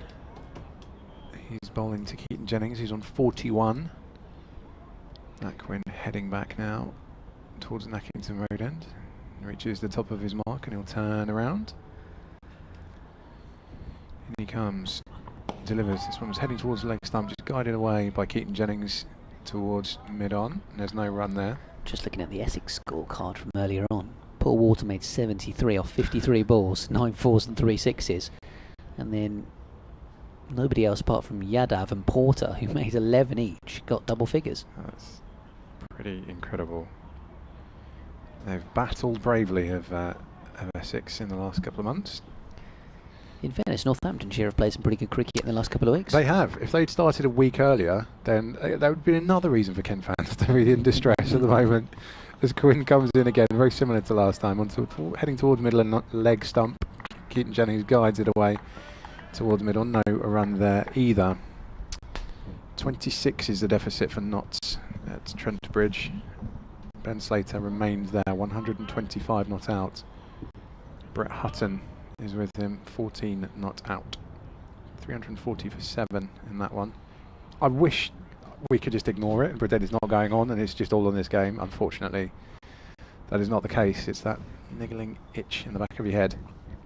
In comes Quinn, bowling once again to Jennings. This one's just batted back down the track to him again, no run. I mean, in theory, it is all on this game if Kent can win it. Yes, but there's that slightly, ever so slightly dangerous feeling that Kent, in the back of their mind, I think, could probably get away with a draw here. We don't need to push it too hard, and that's the danger. That's the, yeah, it's an incredibly tricky situation. I just got a feeling it's going to continue to feel awkward for quite some time yet. That was a maiden over from Matt Quinn. I should have mentioned that as well. 95 without loss, and the ball is being spun back around the cordon, and it's going to be in the hands of Yuzvendra Chahal. Yeah, I see your point in terms of, it looks like a draw will be enough, but you don't quite know what might go on. Again, if this was in May or June, definitely. Chahal, attempted sweep shot. Maybe got glove or something on that, Luke Wells. Chahal's got his hands on his head, thinking that he wasn't far away from getting his man, LBW or something, but it's gone down as runs.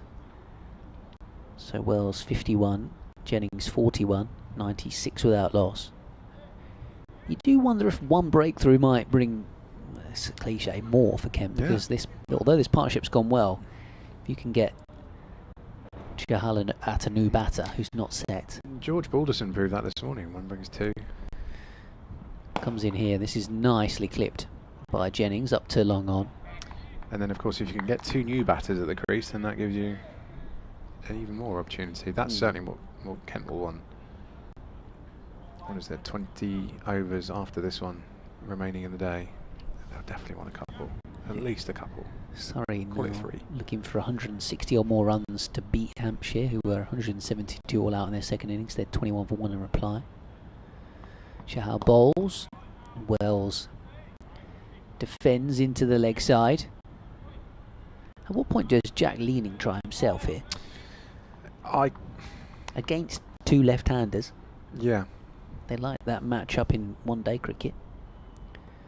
Chahal, down the leg side. There's an appeal from slip in hope rather than expectation. Praying he might have brushed a glove on the way through. That's a good question. It is a good question. What's Sam Joe Denley's bowling status? Are we never going to see him, or certainly not going to see him bowl again this season? Or? Chahal driven back down the ground. Compton chasing after it. They get back for 2. He hasn't really bowled since he bowled 40 odd overs at Northampton. Yeah, which given as a man of 37 plus years, I know that your back is quite precious to you, and if it starts to go, you don't want to be doing anything to make it worse. I suspect he possibly did on that occasion. Chahal bowls. Drop short of short leg. And away for runs. 100 of them for Lancashire. That's what the smattering of applause is. Quite a fair few Lancashire fans in actually this week, particularly on day 1 I noticed. Enjoying the late summer sun down in the Garden of England. Yeah, my dad said he was chatting to a Lancashire fan earlier on who actually lives in South London, so this was almost a home game for him. Yes, very much so. Why not? If you can get out yeah. late September and sit in the sun and you're warm, you don't need your big coat, watch a bit of cricket, knowing that you're not going to see any for 6-7 months. There's fine ways to spend a day. Yeah, just looking at Joe Denley's games he's played in since the Northants one. He has bowled a couple of times, but not many overs. As Matt Quinn comes in again, this one's just guided into the leg side by Luke Wells. But in theory, he could bowl. Yeah, I did wonder. I mean, if the pitch was showing more encouragement for spinners, and I'm pretty sure at some point you'd have that option of Najjar and Chahal and leading and Denley. For now, what is the new balls? The ball's 28 overs old. Yeah, it's nice to have options, isn't it? If you're Jack leaning. We haven't seen Daniel Drummond bowl in this game either, have we? No, he bowled a fair bit last week. Did. Golden arm defended back along the track by Luke Wells, back to Matt Quinn, who picks it up. 64 on his back, apparently awarded because he's 6'4" in height. The 30-year-old. Apparently so, yeah. Oh, okay. I like there's all kinds of random shirt numbers. I can assure you that Harry Finch is not 7'2" though, having stood next to him. Probably half that. Yeah.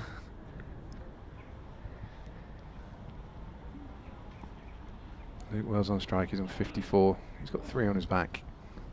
And Quinn comes in, past the umpire and delivers. Punched away nicely by Luke Wells, but straight to the fielder. Cover. He's going to collect that. We were talking off air with David Fulton yesterday about cricketers having like personalised number plates with their top score on. And on my drive over earlier, I did actually see someone that had Tav on their. Wow! It wasn't Fultz himself, but was it? It wasn't Fultz himself, no. And it was just by accident that wow. His nickname is on somebody else's car registration. There was a. Did you hear about the registration here in the ground yesterday? It was in the wrong place. Oh, but really? It was a personalised number plate. I'll come back to this in a second as Quinn comes in, delivering to Luke Wells. Back foot punch into the offside, no run. Yes, I won't give it away because I feel like I'll be breaching some kind of data protection if I said the whole thing. Sure. However, the last 3 letters were LFC. And there was a word before it as well, so clearly someone that's a football fan with strong feelings about LFC, which they had to move their car because they were causing obstruction. Yes, I think Fultz would probably be in the market for a TAV if it came up on those websites. I know people that do look at those sites from time to time. Not for me. Quinn comes in, and this is it's a back foot punch by Luke Wells. Didn't get any of the ball. It's through to Harry Finch. Collective intake of breath everywhere. A slight little shadow rehearsal of that shot again from Luke Wells. He takes a moment to walk up the track, spot of gardening, just collect his thoughts. That couldn't have gone a lot worse for him. I feel like that's about the one player miss we've had for about 20 overs. Yeah. Absolutely, but some encouragement, something to hopefully get Matt Quinn thinking, right, next one. I need something to Kent. Lancashire have got to 100. Fairly short order. It's defended this time by Wells. Back down the track. That's another maiden over for Matt Quinn. A little bit of hope in there as well. Healthy applause. Decent crowd, I think, today.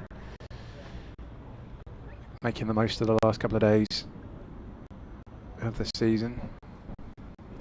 It's a long winter.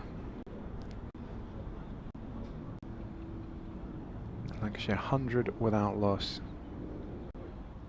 Deficit is 67 still. Luke Wells is on 54. Keaton Jennings is pretty quiet. He got himself to 42. And up at Trent Bridge, not picked up a 3rd batting point. Not really too fussed about their batting points, but they passed 350. They're now, what's that, 12? Almost at parity, aren't they? Yeah, 12 behind, 3 wickets in the hand. Back-to-back fours. Chahal bowls, it's into the ground and then stopped by Miyeye, or at least he got a hand to it, a short leg. The thing, Ben, is that there are still 32 overs left there today. Yeah, that's a fair amount of time, isn't it? It is a fair amount of time. Ben Slater's still going there. Good old Ben Slater. No, for now, don't hex him. This one's edged. Oh, past, leaning at slip. And away for 4 runs. And the safest pair of hands in the team has put down another one at slip off a spinner. He's sat there, well, he's kneeling there, deep in contemplation. I mean, it came to him quick, admittedly. He's very close and it came very quick, but even so, he's still down on his haunches. Can't quite believe it's gone through his hands, I think. No, given the importance of everything, the magnitude of that miss, he will just hope that it doesn't come back to haunt him. A slight reshuffle in the field. Oh, it's gone straight through the hands. It looked... Oh, that one's not far away from Harry Finch's gloves going down the leg side. It might have been a stumping on as well if he'd caught it. Yeah, it's runs as well. Yeah, the leaning one has gone straight through his hands and through his legs. This is a slightly unfortunate 2-3 minutes for Kent here when it comes to making inroads. I can see why Leaning still contemplating that one. Here's Chahal again. Oh, slog sweep, smashed. Leg side, couple of bounces and 4 from Wells. He's still 58. You can see it's still on his mind, but he needs to get it out of his mind pretty quickly and not dwell on that. Does Jack Leaning? He's just turned away, looking at the side screen, back to the game. He knows, everyone knows, but you have to try and put it out of your mind and not let it affect the next opportunity. The Finch one was difficult. Like it was very wide. Well, yeah, for there to have been a stumping, he would have had to put off something quite miraculous. This one's defended out inside edge into the leg side. They come through for a single. Quinn throws at the bowler's end, backed up by Drummond. Looking at the positives, it's a spell of pressure and some chances that Kent haven't really created in the last hour. But you've got to try and take them. 1 brings 2, and at the moment the scoreboard says 110 without loss. Yeah, it should be for 1. Jack Leaning will know that.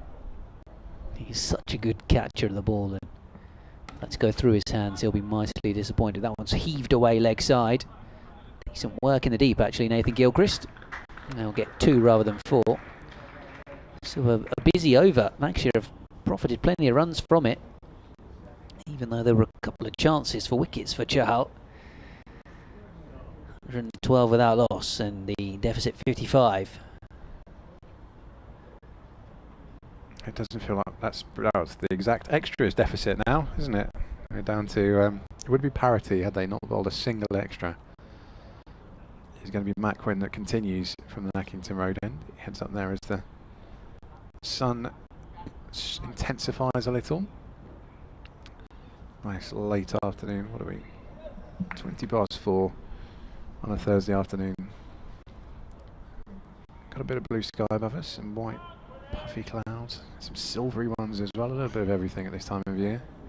The leaves have certainly changed down that Nackington Road in the last 2 or 3 weeks, haven't they? Looking a bit yellowy. Yellow, exactly. Yeah. It's a lovely time of year if you avoid relegation to Division 2. In comes Matt Quinn. He's bowling to Luke Wells, who just defends that into the offside. There's no run. It's like a bit of a breeze is kicked up down there.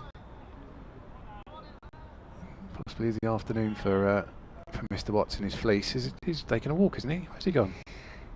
I think he's had to leave early. Oh no! He's had to go. How could you leave in such a this match position? I think he's got a doctor's appointment. Oh, well, that's a good excuse, I suppose. And he's got to let the dog out before he goes to that. So I did know he was going to leave early, actually. Okay, that's fine. Don't take it personally. In comes Matt Quinn again, bowling to Luke Wells. This one's punched down the field towards mid-off, straight to the fielder, and there'll be no run there. Said he did try to get the BBC Sport app working, which is commendable, but obviously when you're in the ground, the action happens before it comes through on yes, it does. On the website. The stream, as someone that has to rely on streams quite regularly as well, getting it in sync is very important because it can lead to kind of early madness. if it's not. If you're hearing things before you're seeing them, or vice versa, it's tricky. In comes McQuinn again. Luke Wells on strike. This was defended respectfully back down the track to him. 3 dot balls from McQuinn. A couple of maidens to precede that. 112 for Lancashire. Nibbling away, well, actually chomping away at the Kent first innings lead of 167.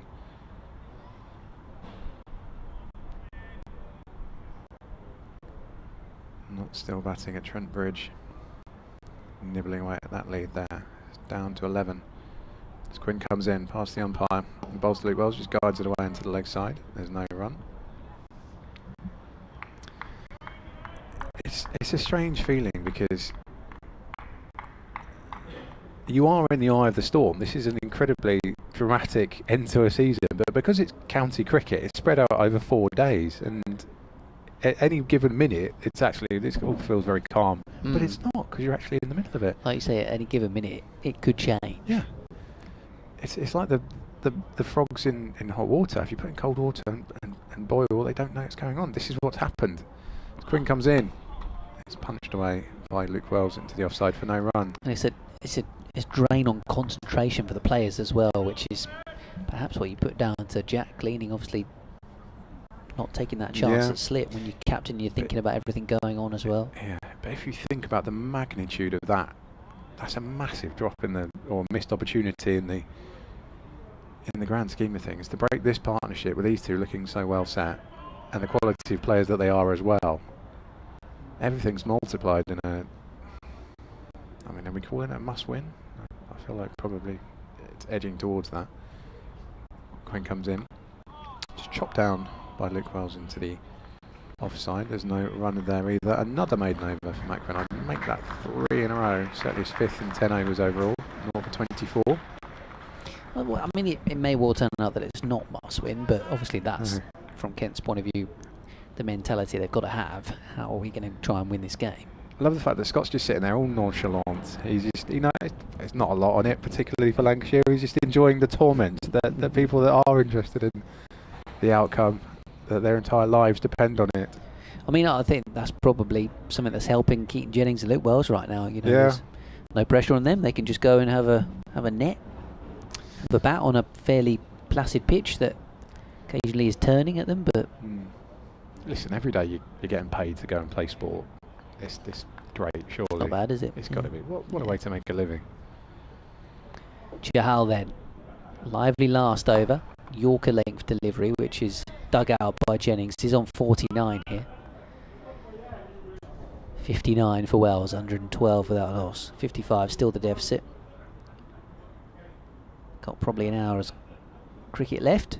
Oh, that one spins again down the leg side, and Finch unable to grab it. Yeah, we play until 5:30, won't we, today? So we will. I was just wondering, what's that 17 overs after this one? It depends if they keep pace on at one end, or if they go double spin. I wonder if we might actually get a couple of extras in. Get more. I think Nijar and Chahal both enjoy this end, don't they? Yeah, and I'm just looking at the pitch. The footmarks are at the far end. You know, this end actually doesn't look that worn, if you will. No. It was at McQuinn on the opening day. He was definitely leaving his foot in there, and obviously to the left-hander. Chahal bowls. Oh, full toss. Reverse from Jennings down towards third man for the single that he... Well, in fact, it's Luke Wells. He's moved to the single that's going to take him to 60. That so Jennings is still on 49. Yeah, the bane of my life, that scoreboard. I need to not look at it. So now Jennings on strike. Chahal. Oh, down the pitch he comes. Little nudge into the onside. There's his 50. From 87 balls with 8 fours. Very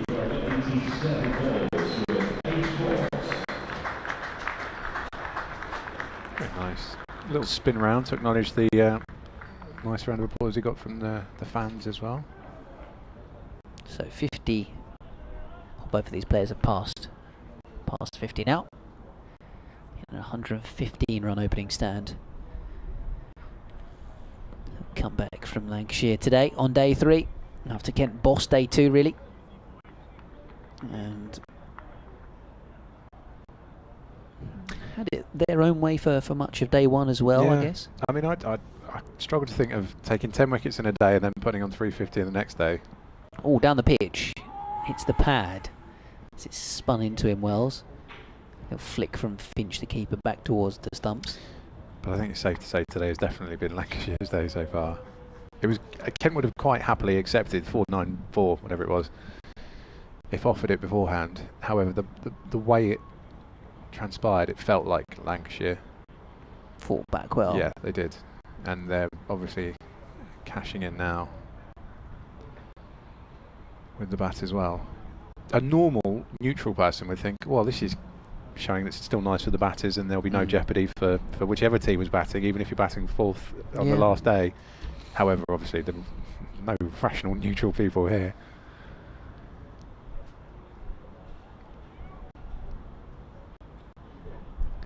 It's going to be another Matt Quinn over from the Nackington Road end. Sun's just gone behind some cloud. Here he comes past the umpire. And that is nudged away by Keaton Jennings into the offside. No run. He's on 51, is he? He is. Abandoned by the scoreboard. It's not updated yet, has it? No. 2 runs is the deficit for Notts at Trent Bridge. Ben Slater's still there, 138. Just how important that is, we don't know yet. This is what we want to know. Quinn comes in, guided away towards point by Keaton Jennings. A big yelp of no. I think that was from Luke Wells, who was sending him back with a better view of it. But they from here on in, I think you need to refer to him as Super Ben Slater. Sir Ben Slater. Yes, he's got the freedom of Canterbury. Albeit he's scored a lot of runs against Kent. Well, that's true. Also, if they hadn't turned up against Kent, then we wouldn't be in this position either. So, anyway, that game continues, rumbling on. 28 overs left there. 17 and change left here. Quinn comes in, bowling to Keaton Jennings. Just guiding up towards mid-on. There's no run. I don't want to put the mockers on him by saying how many. No, I'm not going to say it even out loud because I don't want to put the mockers on Matt Quinn. However, this over is scoreless so far at the midway point.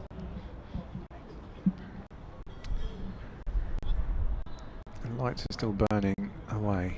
I don't think light's going to be an issue today. The clouds do keep rolling over. Yeah, it's heading up from that kind of south-southwest. It's a bit cloudier than we had it, but it's still bright enough. It is, I agree. This one's defended by Keaton Jennings back down the track to Matt Quinn. No run there. So the Notts score currently is 365 days a year, 7 days a week. Yes, it is. And they are behind by 1 at the moment. 4-7, yes. 3 wickets left. The fact that Hutton bats there, I don't know, I'm not sure quite what's to come. Dane Patterson showed he was perfectly capable of holding his bat. Yeah, and Hutton was a thorn in Kent's side, wasn't he? With the amount of time he batted. That probably was the partnership that got Notts the draw here 2 weeks ago. Hopefully that's prepared them well for this current situation. We should see Quinn in. That was angled in towards Keaton Jennings, who just defends it back along the track to him. Spins it away. Let's have a little bit of TLC while he strides back towards the side screen at the Nackington Road end. The chairman of the Matt Quinn fan club is getting behind. Yeah, come on lads. The Come On Kent Brigade are back. Yeah, he's great. I'd love to know which town he's the crier for. Because, I mean, I'm a big fan of his. If he isn't the town crier of somewhere in Kent, then he really should be. He's missing a trick. Yeah. He could probably do the PA announcement during a power cut. In comes Matt Quinn. This one's jagged away by Keaton Jennings. Into the offside. There'll be no run there. That is another Matt Quinn maiden over. Lost track. I think that's 4 in a row. Certainly 6 in 11 overs. 24 from Matt Quinn. Job well done for the 30-year-old who collects his cap. Yeah, trying to build pressure with him keeping it tight at one end. Yeah. Daniel Drummond giving him a pat on the back. Yeah, I think so. It's nice. Nice to see. I think there might be some drinks coming out, possibly. The way that they've got rid of their helmets and bats, yes. Otherwise, I reckon there might be a breakthrough any minute. Lancashire have decided they're not playing for the time being. No. I mean, I know we get used to the drinks when the temperatures are up. I know we get used to the drink sprays, but it's not surely warm enough to warrant that now when you're only having 2-hour sessions anyway. Is that parity? Have I just missed a run in the Notts game? Yes, Slater's hooked it down to fine leg. He has. 366 for 7 Notts. The scores are level. It means absolutely nothing. But it's all time out of the game. 88 overs at Trent Bridge. 96 overs on the slate for tomorrow.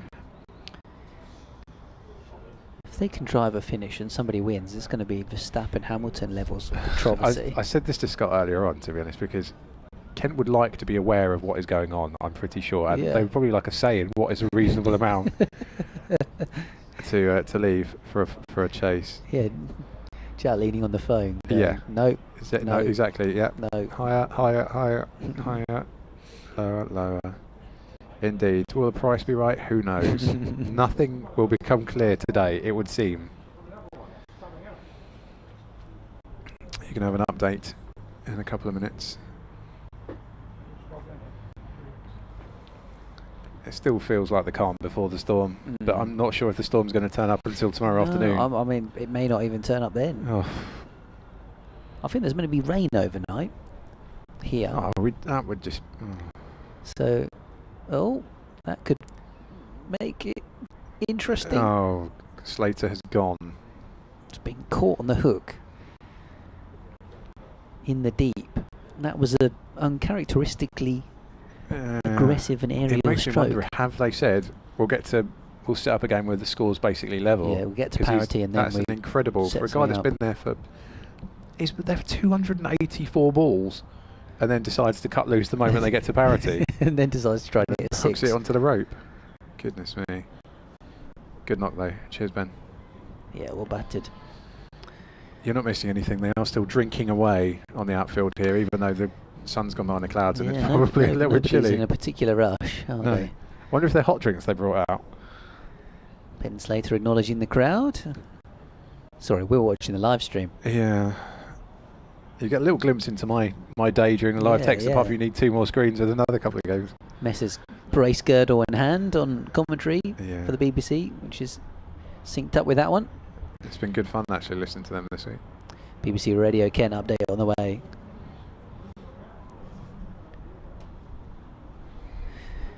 Well, as of right now, nothing's happening because the players are having a drink, but they will be back in action in a moment with Lancashire 115 without loss. We've got an hour's left of the play, and they are 52 runs behind at the moment, so we could be at parity come the end of the day. Kent's hopes of trying to skittle out a few wickets just haven't played out really. The wicket has played better than perhaps they would want it to, albeit the best chances they had came in the space of 2 balls when Chahal, the spinner, the Indian international, the overseas player, got the outside edge of one of the Lancashire openers' bat, and it burst through the hands of Jack Leaning, the captain, at slip.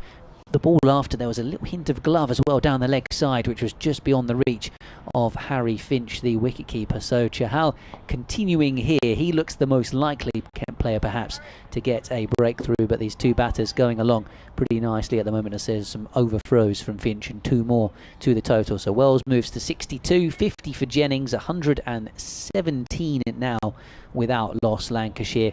And at the moment, in the other game that we're keeping an eye on, they are pretty much level pegging in terms of the scores, Middlesex and Nottinghamshire. So if that match were to end in a draw, Kent would stay up. There is a chance though that Middlesex will have to try and force a result. They'll try and set up a situation where they could potentially win the game, but Nottinghamshire would also stand to benefit from that as well. Kent will just basically be hoping that Middlesex don't win, because if that happens, they will stay up. So Kent are doing their best here, as well as they're certainly the fans and up in the commentary box.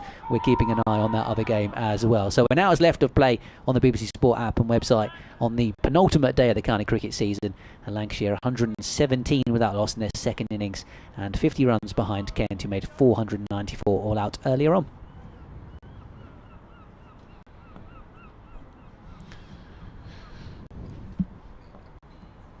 Chahal bowls, defended away. I'll finish off this over and then we'll get Scott in.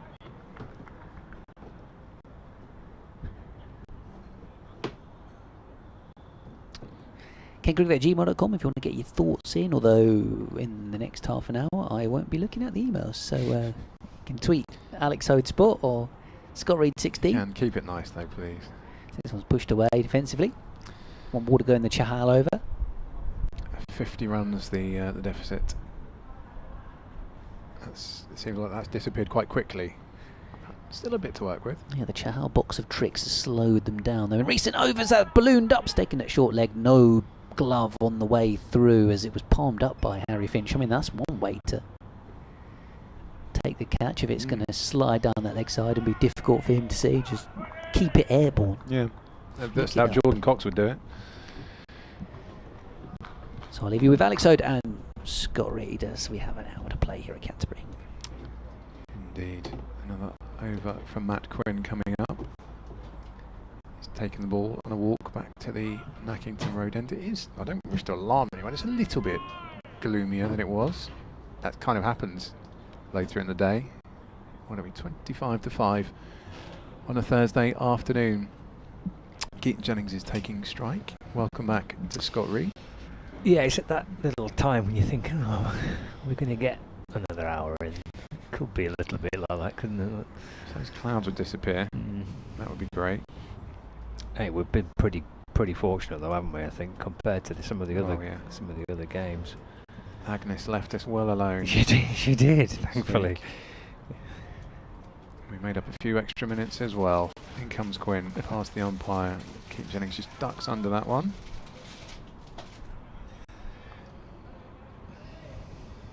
Let's see, was that? It wasn't a no ball, was it, for height? Not going to the scoreboard. I think so, no. And generally they're pretty good. I suppose if we're thinking about light being a problem here, it's probably the same for Trent Bridge, isn't it? They've done a couple of RT camera shots of the sky with the floodlights are burning away brightly there, and it does look pretty gloomy. Not nearly as bad as it did yesterday. But they've still got 27 overs remaining at Trent Bridge. Of course, couple for the change of ends as well as Quinn comes in. He's bowling. This one's guided away off his legs by Keaton Jennings into the leg side. And that will bring Luke Wells back onto strike. Luke Wells on 62. Keaton Jennings is 51. And that's 118 for no loss. What do you reckon? Just that one chance, that edge to leaning? That was the big one. That would have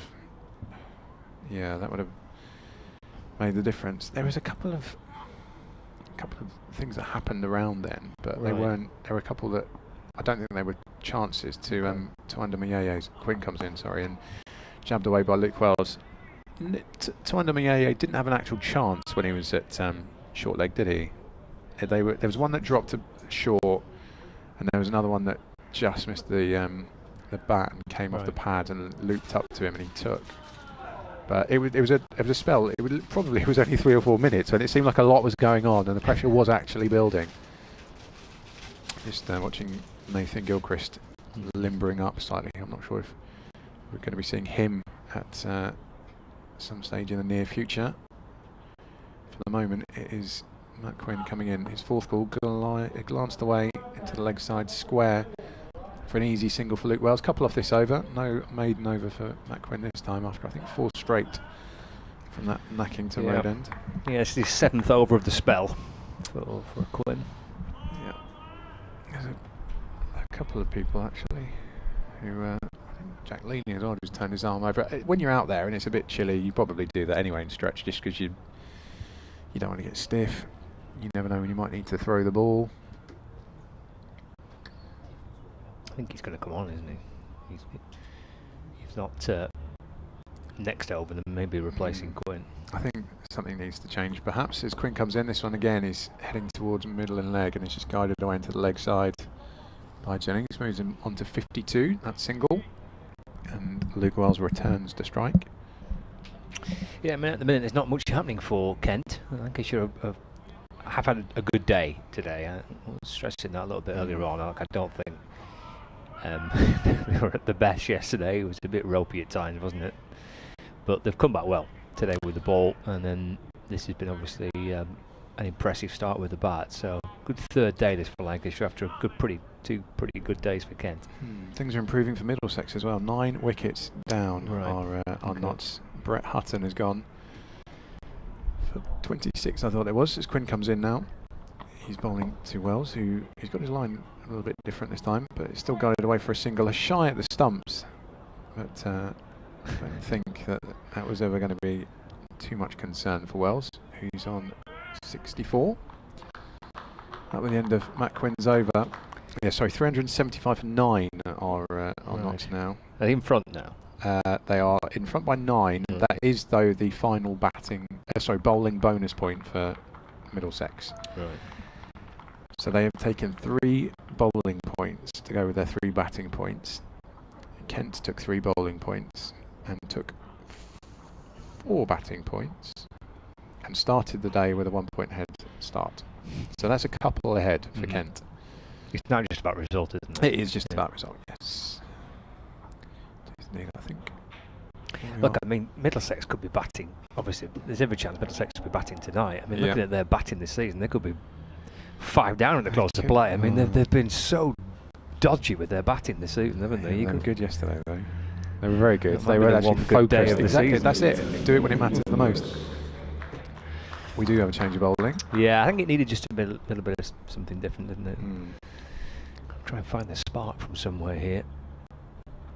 A draw, as we know, as we've been saying, could well be enough for Kent, but it's that agonising possibility that it might not be. Agony is the right word, Scott. Thank you for recognising that is our current state. No, I'm all right. Yeah, I was just feeling. I think I'm trying to get an idea of what you boys were thinking and feeling in the commentary box. I'm not sure that's because we're all together. We're possible. A team. Well, that is nice of you. Thank you. Thank you very much. But I'm the relaxed part of the team. You are very relaxed. But I'm still part of it. As long as you're not enjoying the torment. There's no pleasure being derived from any of this. I can only imagine what Kevin Hand's like today as well. He was going through the mill yesterday. It is a tricky one when your hopes and dreams are aligned to that of a team and you can't affect anything. All you can do is try and tell people what's happening. So Gilchrist replacing Chahal. 5 over burst with a new ball at the start of the Lancashire second innings. 5 overs, 2 maidens for 11. And he's got Luke Wells on strike, who's 64 not out. 121 without loss, Lancashire. Here's Gilchrist over the wicket to Wells, forward and defends to mid-off, and there's no run. Deficit of 46. Gilchrist did get Luke Wells. It seems a very long time ago now, in that first hour of day 1. Yes. I'll be hoping to complete the double. Yes, caught behind by Finch for 5. It was a good first hour of the day, wasn't it? Really good. For Kent. Defended by Wells, solid on the front foot. At that point, I don't think anyone thought we'd necessarily be here now, let alone potentially here at the same time tomorrow. Let's milk this fantastic 2023 County Championship season for all it's worth. Going deep into the final day. Exactly. Leave nothing. Gilchrist to Wells. And defends. Full face of the bat. Ball bouncing back down the pitch. No run. Jack Leaning's at second slip, twirling his arm over as well. I promise this will be the last time I mention batting points. The fact that Middlesex have actually got that point means that the gap is 2. It would be horrendous if Middlesex went down by 1 point and that point was deducted for a slow over rate against Somerset in May. Gilchrist to Wells, smothering the ball away into the offside, no run. Nobody wants the margin to be that fine and for that to be the reason, I think.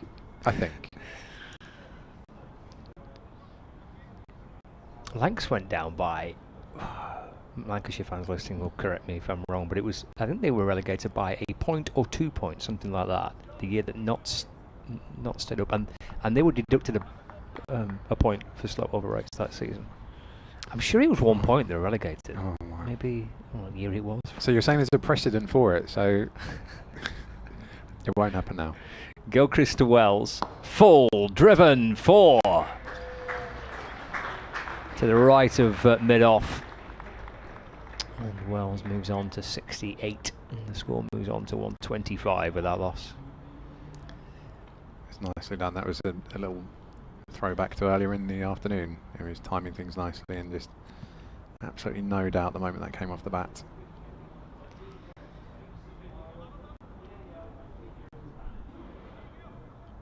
On 25 on the board for this opening partnership now. 42 behind. Gilchrist to Wells. Shuffles back and nudges the ball off his hip. Away to deep backward square leg. For a single. 126 without loss after the end of the 36th over of their second innings. So yeah, I'm trying to think that the season would have been 2018 because in 2019 they won the second division title. So it would have been the 2018 season, and I'm certain that it was a point that Lancs got relegated by it, and there were definitely docked a point that year for a slow over rate. It's cruel. It's cruel. No one wants to see that happen again. Going down by 2 points when you've had one deducted is fine. Absolutely fine. Jack Leaning was warming his shoulder up a little bit earlier on. He's coming on to take over the bowling from Matt Quinn at the Nackington Road end. Captain will be very keen to atone for that missed opportunity. And the ball just flew past him and that slip off Chahal. Must have been, what, 4 or 5, 6 overs ago now. Leaning will turn it over. He's bowling to Luke Wells, who punches it into the ground. Straight to the fielder at cover. There's no run. Wells has played very nicely so far, but he's not seen Leaning yet. This time he's guided it away square on the offside. Off the back foot, but there's no run there either.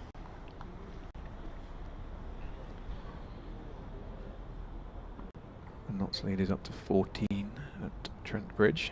As Leaning comes in, another one back foot, high elbow punch from Luke Wells. No run there either. You talk about agony. I mean, Middlesex fans would just be absolutely desperate to get their team out there batting and try and move the game on. Yeah, they will.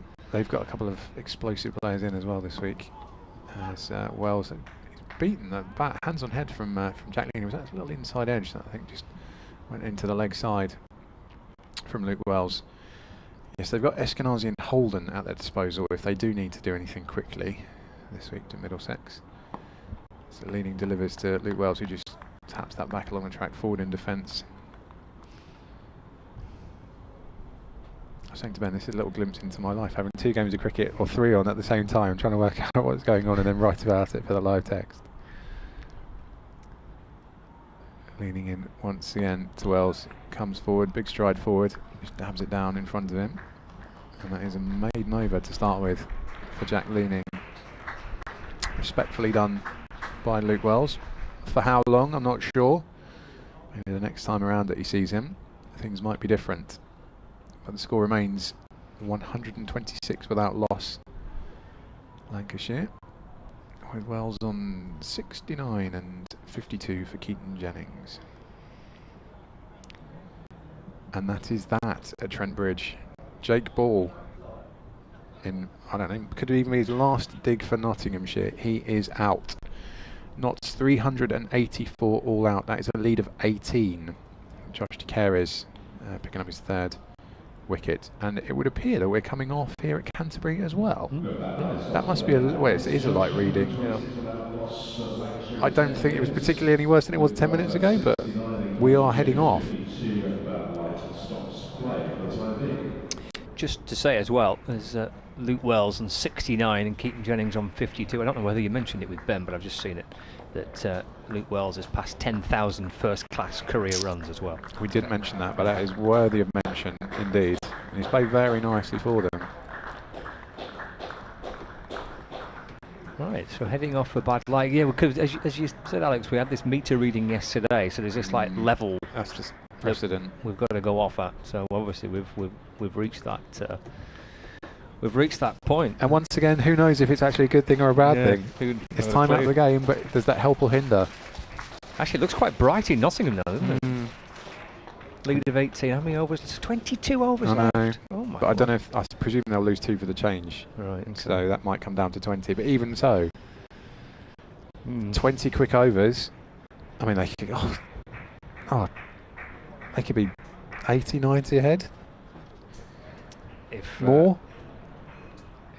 If they really put the pedal to the metal. Goodness me.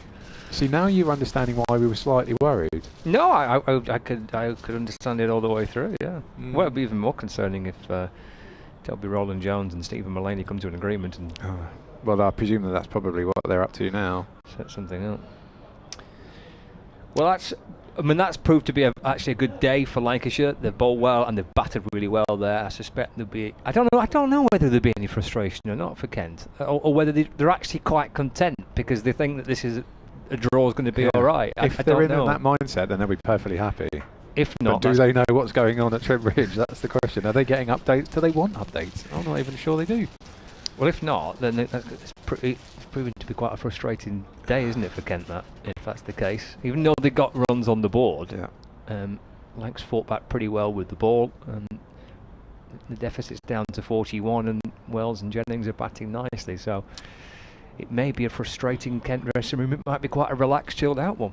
The fact that the umpires are still out there, obviously they can see the direction of the weather coming better than we can. I presume it's over behind the Cowdrey stand or over the hospital side of the ground.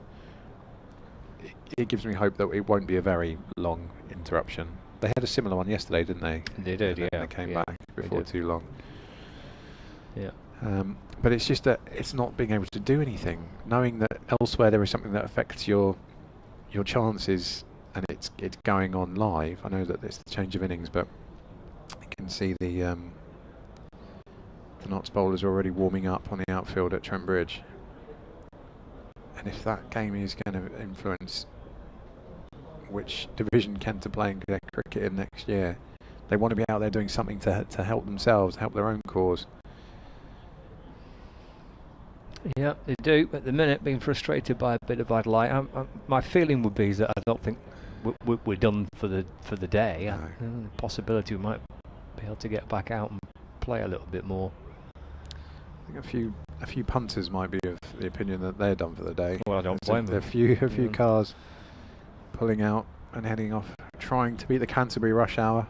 Notorious. Can get busy on this road down here. Really Is it Dover Road? Yeah, it is. Walked up there this morning. Unfortunately, the people that there's a handy shop there, which is very convenient, which is why it's called a convenience store. But a lot of people trying to get in there at the wrong time after work, and then you've got the punters coming out as well. Yeah. The wonderful, my favourite Nackington gates are over there because I have to drive that way, and there is another exit there that gets you onto the Nackington Road, and sometimes they are open after play, but for a very, very short window.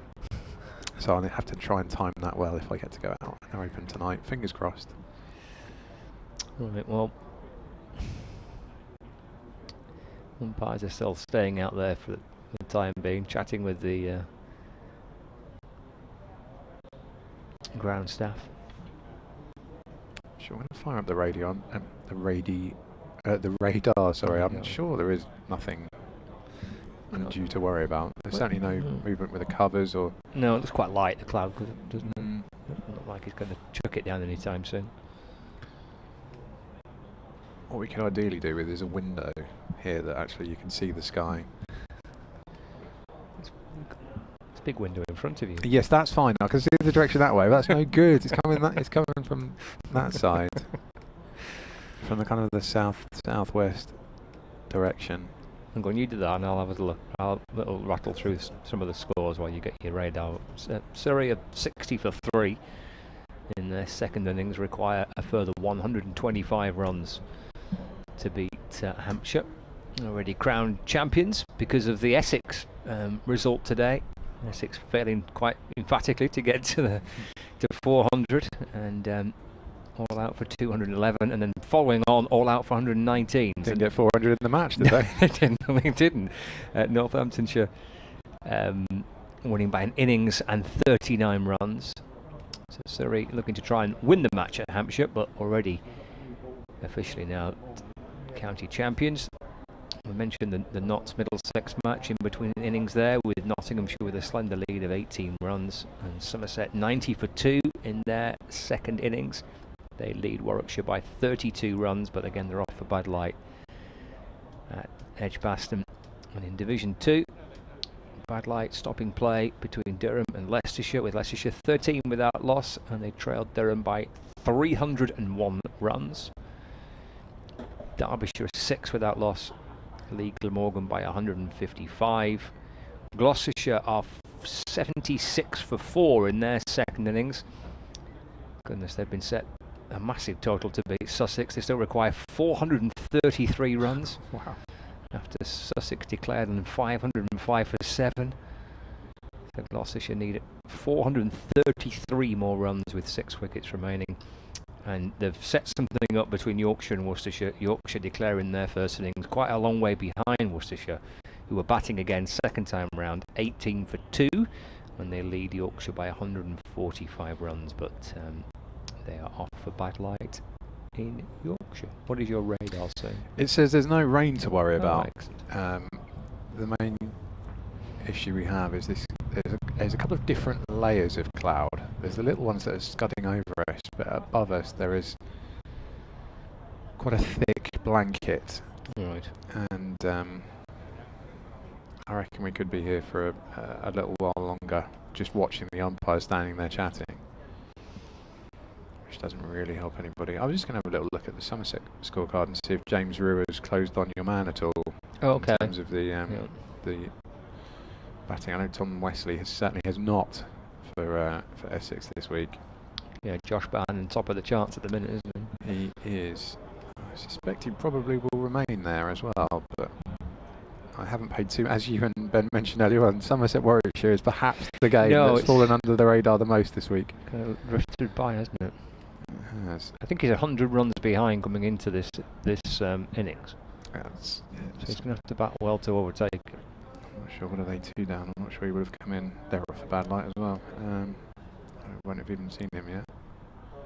He only made 6 in the first innings too. I think he's safe. You can crown him.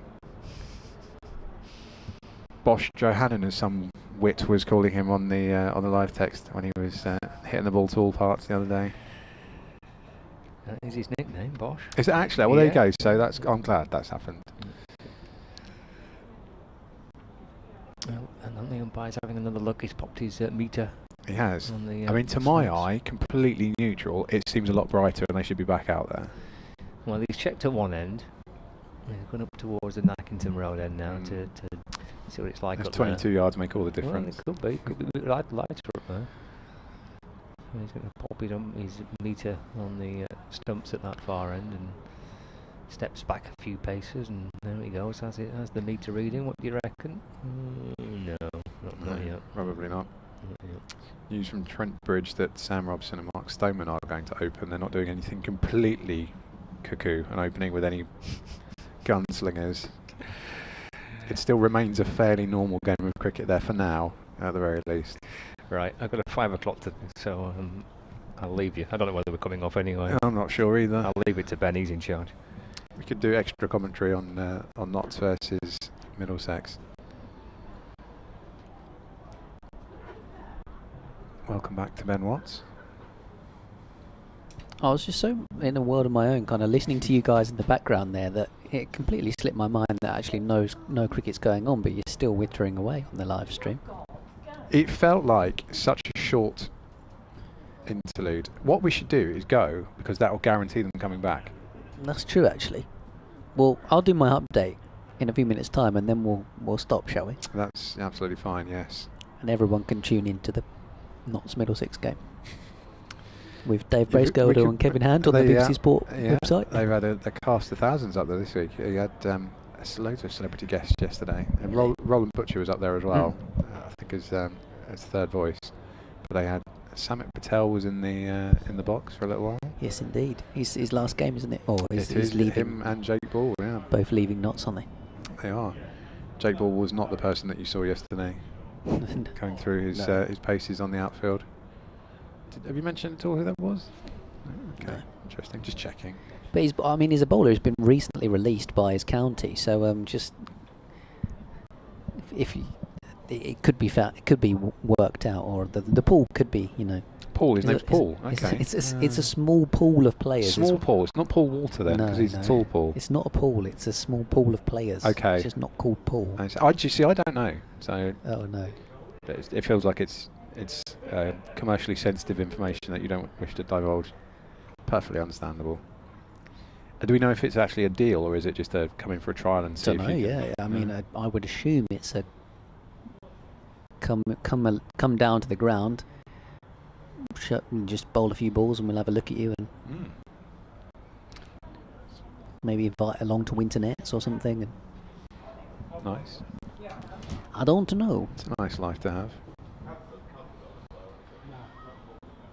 But Kent will certainly be looking to restock their ranks.